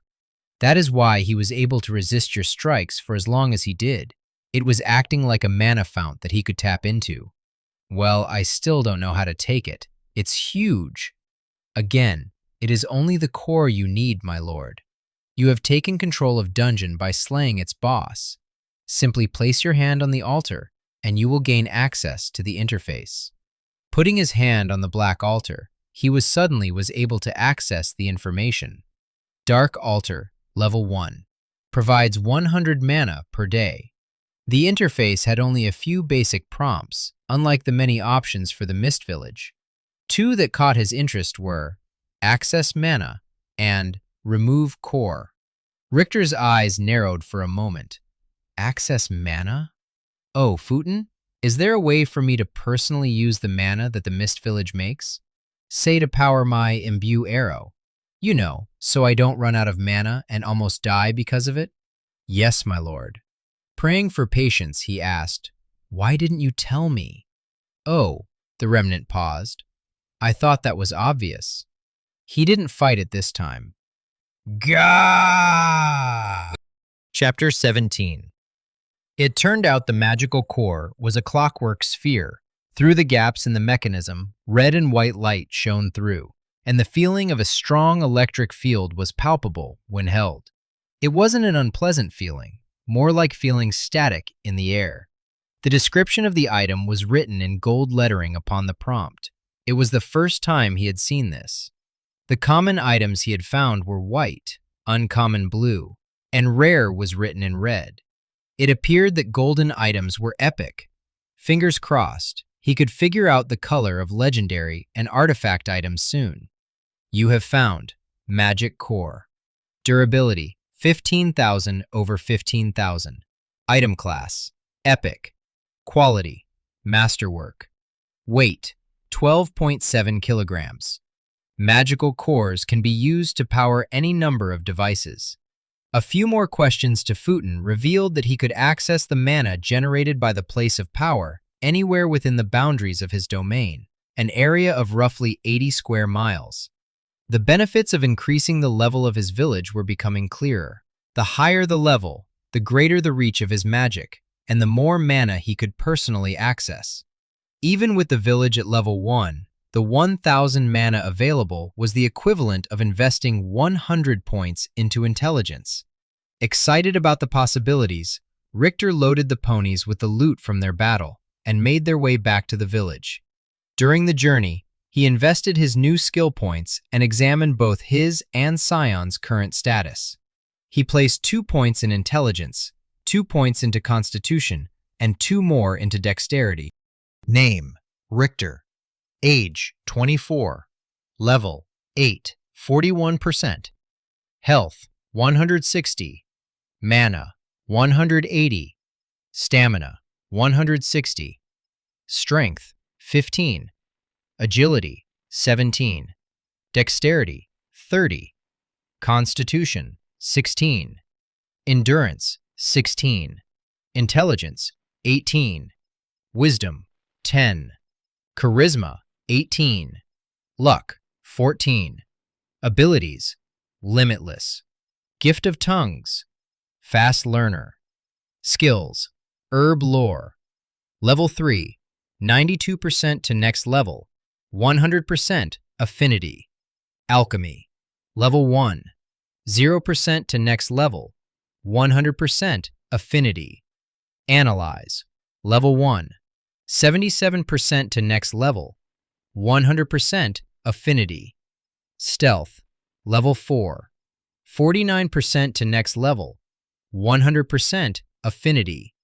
Archery, level 4, 85% to next level, 100% affinity.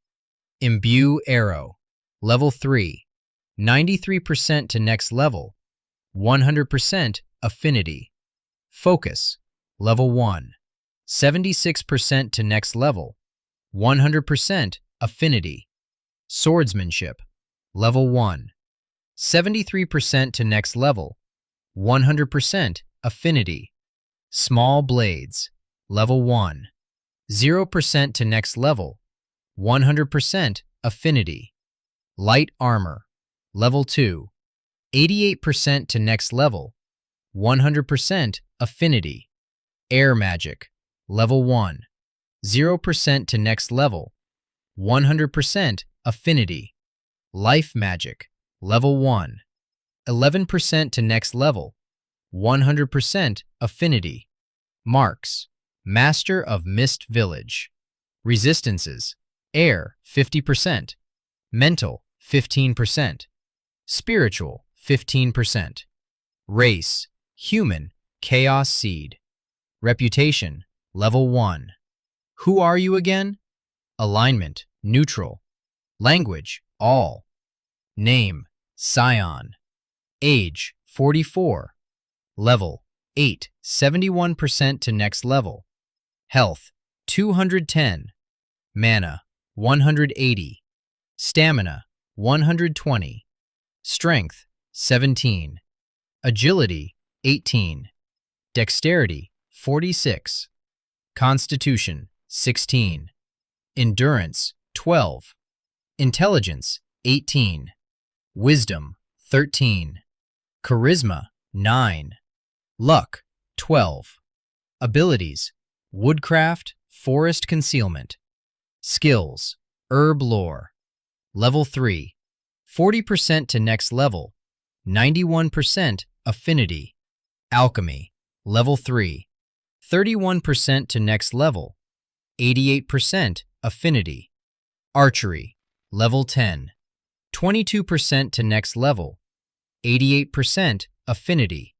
Imbue arrow, level 5, 11% to next level, 74% affinity. Tracking, level 5, 51% to next level, 93% affinity. Swordsmanship, level 8, 79% to next level, 81% affinity. Light armor, level 4, 79% to next level, 65% affinity. Air magic, level 1, 0% to next level, 93% affinity. Marks, none. Resistances, life 10%, earth 10%, light 10%. Race, wood sprite. Reputation, level 1. Who are you again? Alignment, +2. Language, sprite, common tongue. His friend had increased several of his skills. That was expected, but what was interesting to Richter were his affinities. If Richter remembered correctly, Scion's affinities had been a bit higher last time he had checked his status page. If the sprite was any indication, then it appeared that for most people and creatures, as they leveled up, their affinity decreased. It meant there was a theoretical ceiling for everyone and how far they could progress that would vary from person to person and skill to skill. If his ability to teach air magic was any indication, a skill could not even be learned if a person's affinity was less than 50%. Richter was finally starting to truly appreciate his ability. The potential for Limitless was, well, limitless. The trip back to the village was uneventful, but they were thankfully able to find several more healing herbs. Arriving back, Richter placed the magic core in the vault. He was sure that it was worth a fortune if he sold it, but was equally sure it could greatly increase the power of his village down the road. An item that was epic class and masterwork quality had to come in handy. The staff seemed like it could be powerful in the right hands, but the corruption severely limited its usefulness. Richter really didn't understand the importance of alignment yet.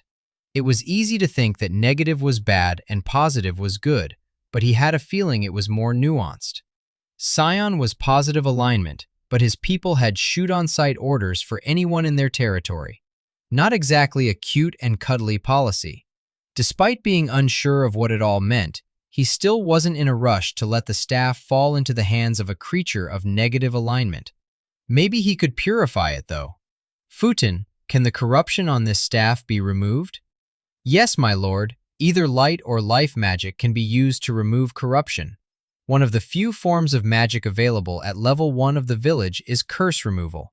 The cost is 200 mana. Would you like to use it? Yes, do it. No, wait. I will do it myself. Very well, my lord. The spell will have a higher likelihood of success if you cast it in the room with the Great Seal. Why? Richter asked. Just as the village is the physical manifestation of your place of power, the Great Seal is the physical representation. That is why it has the strength to keep monsters of the catacombs at bay. Though your domain extends beyond this village as we discussed, your powers will always be greatest at the core. Richter nodded, then climbed the small hill that led to the Great Seal. When he got there, he was somewhat surprised. The mosaic had changed. At least part of it had. The clear spiral that was set in the floor had changed from tiles to a solid piece of crystal. It was now shining a faint light. The other 3 arms remained the same. It appeared that when Richter had claimed his power, it had awakened part of the design. He felt a faint thrum in the room that had not been there previously. He walked to the center of the Great Seal. A quick check showed that most of the mana from casting Confusing Mist was restored. He then found the proper spell under the village interface and cast it. Motes of light began to fill the chamber they were standing in. They coalesced around the staff, and when they disappeared, the black stains that had been present at the end were gone. It was also the clear blue of Arctic ice now, rather than the opaque blue it had been before. Examining it again, he found it had increased in strength. Staff of the Ice Wizard. Attack 14 to 18. Durability 30/30. Item class uncommon. Quality above average. Weight 5.1 kilograms. Traits minus 10% cost to water spells. He checked his status page again and saw that his progression in life magic had progressed from 11% to 49% just by casting 1 high-level spell. Just another little perk of being a master, he supposed. Gotta love it when you can power level. Sure that the staff would come in handy, Richter packed it on the ponies. He also loaded them with the better weapons they had found so far. Counting the coins from the chest that had been in the treasury, he found 55 gold coins, 215 silver, and 174 copper. Unfortunately, he had no idea if he was a wealthy man or a pauper. Even though in the game a copper had equaled $1, Richter couldn't trust that the conversion held true. A loaf of bread could be worth a gold coin for all he knew. Sion was no help in this. The wood sprites had a clearly xenophobic attitude and didn't mingle with the humans of the neighboring kingdom. Richter would just have to figure it out on the way. One thing was clear, it was time to grow his village, and that meant getting help. Even though he was chomping at the bit to unlock more of his powers, the next quest required that he be at least 2 levels higher. Presumably, the subsequent quests would have level requirements as well. Waiting around just wasn't his style. He needed to travel into the Kingdom of Eves to find people that would settle in his village. Richter instructed Footen to continue collecting resources for when he returned. Footen surprisingly took some initiative and told Richter about a nearby quarry that had provided the stone for the village in the past. There were several tasks Richter wanted Footen to attend to: quarrying the stone, harvesting iron from the mine, widening and deepening the trench surrounding the village, and clearing trees for 200 yards around the borders of the village. Warning the remnant to always leave enough mana to pay the confusing mist upkeep, he and Sion turned to leave. Footen gave his customary, "Yes, my lord," and that was that. The next day, Richter and Sion started on their journey through the forest. The basic plan was to follow Hisako's directions and head west until they reached the edge of the forest. Using Tommy Lee Jones's math, a fugitive could move over uneven terrain at 4 miles per hour. That fugitive was obviously not going through mountainous terrain and virgin forest. Even though they walked a solid 12 to 14 hours a day, there was no way they traveled more than 25 to 35 miles before they rested for the night. Of course, that didn't factor in having to backtrack around obstructions, their slowed pace with the ponies, or the most important issue: neither Richter nor Sion was as badass as the man that played Indiana Jones and Han Solo. Sion didn't understand Richter's obsession with distances or hurrying. For the first few days, it frustrated Richter to no end. The laissez-faire attitude of the wood sprite was so un-American. After that ridiculous thought, Richter realized that maybe he was being a bit silly, and with a small laugh at himself, relaxed and decided to enjoy the journey. They moved beyond the borders of the mist during the first day, and had no issues until the second night. A pack of wolves was seen that evening. They made camp early and built the fire high. The wolves started approaching, but lost interest after a sizable portion of the lead wolf was turned into bloody chunks by Shion's imbued arrow. While not able to salvage the pelt, that night Richter discovered that wolf meat was quite tasty, despite being gamier than what he was used to. They were able to kill several rabbits, foxes, and one small brown bear during their trip. They only hunted at the end of each day, though, when they had time to skin the animals and dry the pelts over a low fire. The first few days they traveled along the small river that flowed by the village. It rejoined the larger river that Richter had followed upon arriving to the land, and they continued west. In addition to hunting, they practiced their haste spell as often as they could, hoping to advance their skill. They both increased their air magic by 1 level, Richter slightly ahead of Sion. The herb lore skill also increased for both of them gradually as they picked useful plants along their journey. About a week into the journey, Sion suddenly motioned for him to lower himself to the ground. Tying up the ponies, they moved at a slow crawl to look over a drop-off in front of them. Just about 15 feet away from the lip of the small cliff was a 10-foot-tall green humanoid eating a stag. It didn't show any squeamishness as it reached into the animal's body. Its oversized hands were tipped with black, thick claws, and it pulled meat and viscera indiscriminately into its maw. The jaw must have been able to dislocate like a snake's because it shoved almost a whole leg into its mouth before chewing loudly, the sound of snapping bones clear. Richter used Analyze on it. Mountain Troll, level 22. Health 1100 over 1100. Mana 0 over 0. Stamina 520 over 520. Richter's face froze into a twisted expression as if he had eaten something sour. Making eye contact with Sion, he motioned sharply with his head for them to leave. Sion gave him a perfect, "What the hell did you think we were going to do?" expression, and nodded back. With slow, deliberate moves, they eased back from the edge on their stomachs and then collected their mounts. They backtracked a good half an hour before setting on a path that would take them well wide of the creature. Sion later told him about the troll. The creatures were apparently brutally strong and fast. They were aggressive almost to the point of insanity. They were driven solely by the desire to feed. Worse, though, was that they regenerated so fast that even massive wounds didn't slow it. Without dismembering it and then lighting it on fire, it would not stop until it had eaten you, most likely alive. Though the troll was the greatest threat they came upon, it was not the only one. A few days later, while taking a break to eat, Scion was ranging around the campsite. It was something he had a tendency to do.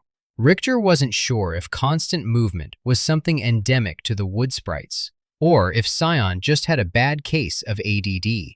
Whichever was the case, his friend would often scout in small circles around any area they paused at or stopped at for the night. This time, Scion came back to the camp excited. "I need some time to do something. It might take a bit. Is that all right?" After Richter's nod, he pulled out his mortar and pestle and started grinding. Richter didn't recognize the herbs, but they made a grayish-red paste. Scion scrapped it onto a piece of bark he cut from a nearby tree, being careful not to get it onto his skin. He left camp again with no explanation, moving quickly back the way he had come. Amused but not concerned, Richter simply continued to relax. It was nice taking a bit of a longer break. Walking for days on end was not as glamorous and restful as it might seem. He laid on his back with his pack as a pillow and looked up at the forest canopy and the snatches of blue sky that could be seen between the leaves. About 20 minutes later, Scion came back smiling broadly and said, "I found something. Come with me. I'll need your help." Richter got to his feet. "Where are we going?" "Just come and leave the ponies. They will be safer here." Not exactly sure what he meant by safer, Richter just shrugged and did as he was asked. The two of them walked 200 yards from where they had been eating. Scion stopped walking and pointed to a large, dead tree. The trunk was about 3 meters wide and 6 meters high. The top was jagged and irregular, clearly only the base of a once much larger tree.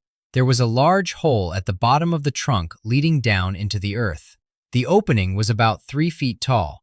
Richter could probably make his way into it, but it would be tight. "Okay, great. An old dead tree. Is it a long-lost relative?" Scion huffed in irritation. "No guilty." The translation was something like irritating fool, as best as Richter could make out with his gift of tongues ability. This was an offshoot. It was the beginning of a hearth tree long ago. Something obviously happened. Scion picked up the bark with the gray-red paste on it and tossed it down the hole. "But the hearth tree is huge," Richter protested. "This thing is a toothpick in comparison." "That's because our hearth tree is built on a place of power. Normally, hearth trees are just the center of a wood sprite community, though a few sprites may live within if it gets big enough." "So finding this is like finding a piece of your history?" Richter asked. History had never really been his strong point. He still shuddered when he thought about the historical tours his grandmother would drag him on. At some point, people just need to admit that looking at old homes in Gatlinburg is not that great. "Yes, it is that," Scion said with his previous excitement. He either did not pick up on or decided to ignore Richter's nonplussed tone. And why not? He was just talking to a Gyoti after all. More important, though, is that the seed core might still be viable. Richter just looked at him. Scion peered at Richter from the corner of his eye, then looked back at the tree, then peered again, this time with a small turn of his head, then looked back at the tree.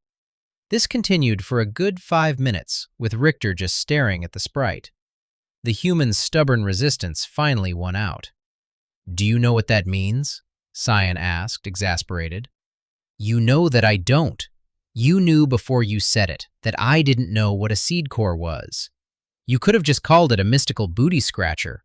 I still wouldn't know. Just tell me." "Fine. You humans are so cranky and impatient."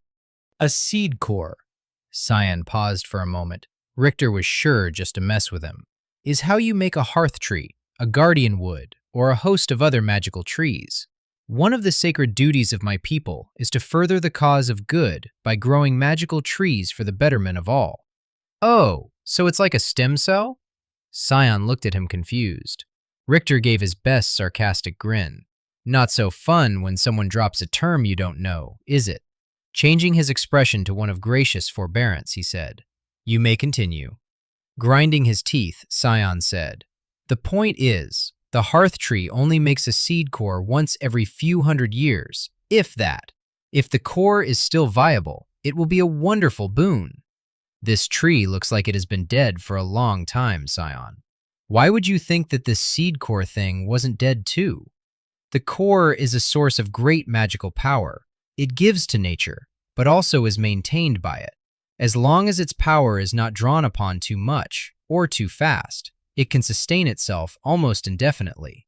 Okay, I'm sold," Richter said. "How do we check?" "We simply need to go down into the bowels of the tree and see if we can find it. I should be able to feel a resonance if I am close enough. It will be a round sphere about yay big." Scion held his hands apart, showing something the size of a grapefruit. "Okay, that won't take long. Let's do it," Richter said. Scion looked at him a moment, opening his mouth to speak, and then closing it again, looking indecisive. "What is it?" Richter asked.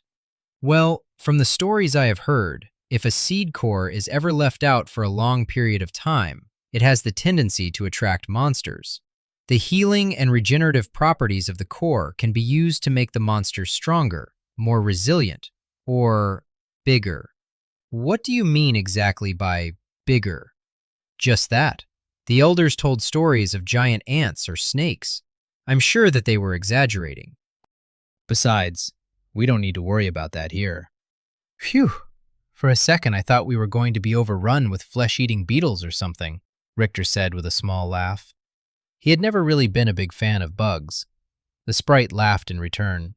No, there are no flesh-eating beetles in the forest of Nadria." There was a short pause. "What we do have is a vicious animal called a skeeling. It's usually only about the size of a badger. It is completely blind, but has excellent hearing. It's subterranean, and they don't wander to the surface. It has ridged scales and a very distinctive smell. They have been known to burrow under trees and eat the roots, killing the tree.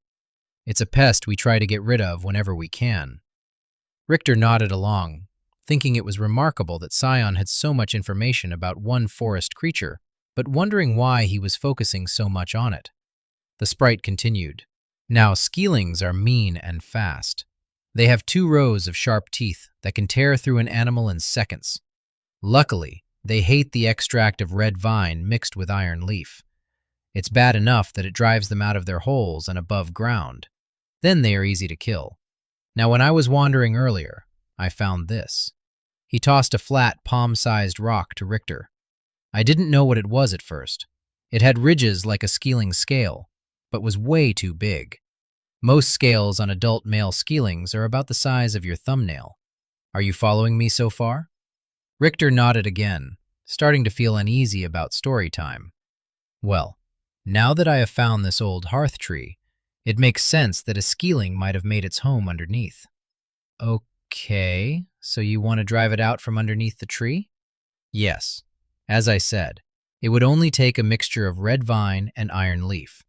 We toss it down the hole, and the skeeling is so angry it comes to the surface. Then we can kill it and look for the seed core." "Sion," Richter said quietly. "Does red vine and iron leaf make a grayish-red paste when you mix them?" "It does," the sprite said in an innocent voice. "Would you want to avoid getting it on your skin?" "Oh, yes. It causes horrible itching," the sprite replied. "That's why it's best to keep it in a container or on something like a bark plate." Richter said. "And if you were to throw something like that mixture down a hole, how long would it take for the skeeling to react?" Sion replied.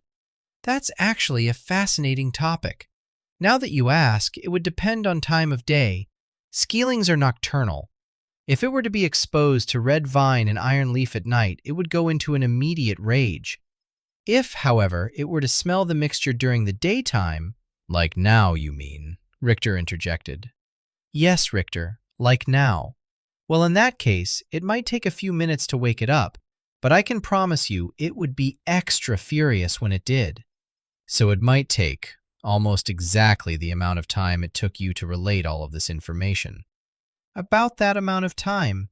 Yes, Richter," Sion replied.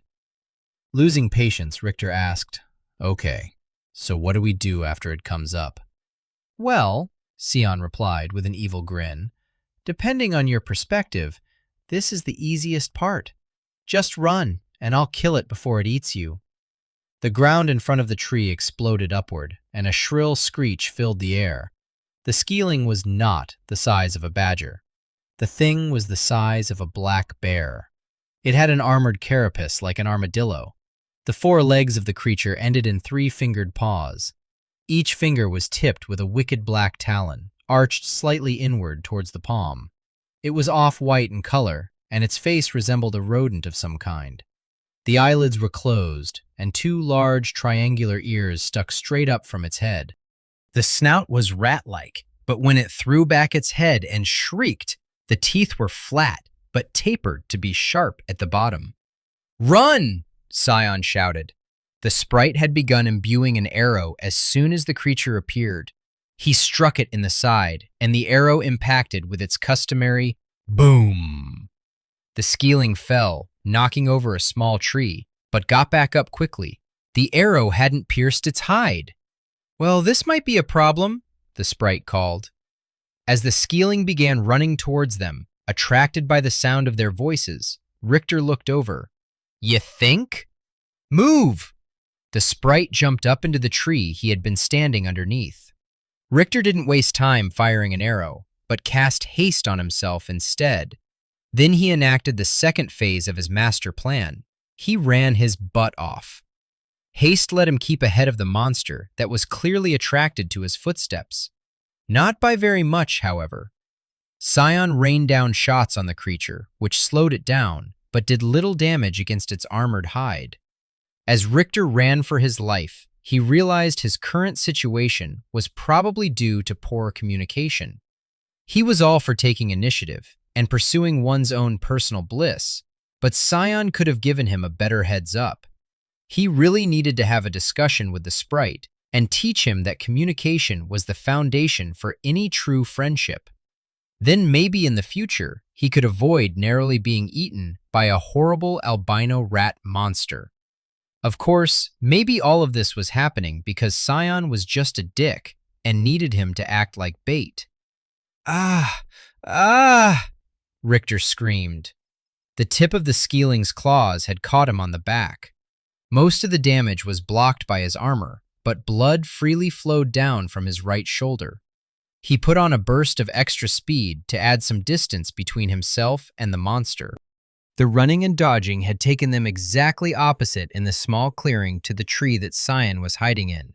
The sprite was imbuing his arrow for another strike. Richter began running at the tree and counted the seconds that he saw the aura. 4, 5, 6, 7, 8. The blue aura was blinding. The churning of earth and heavy padfalls of the skeeling could be heard getting closer behind Richter.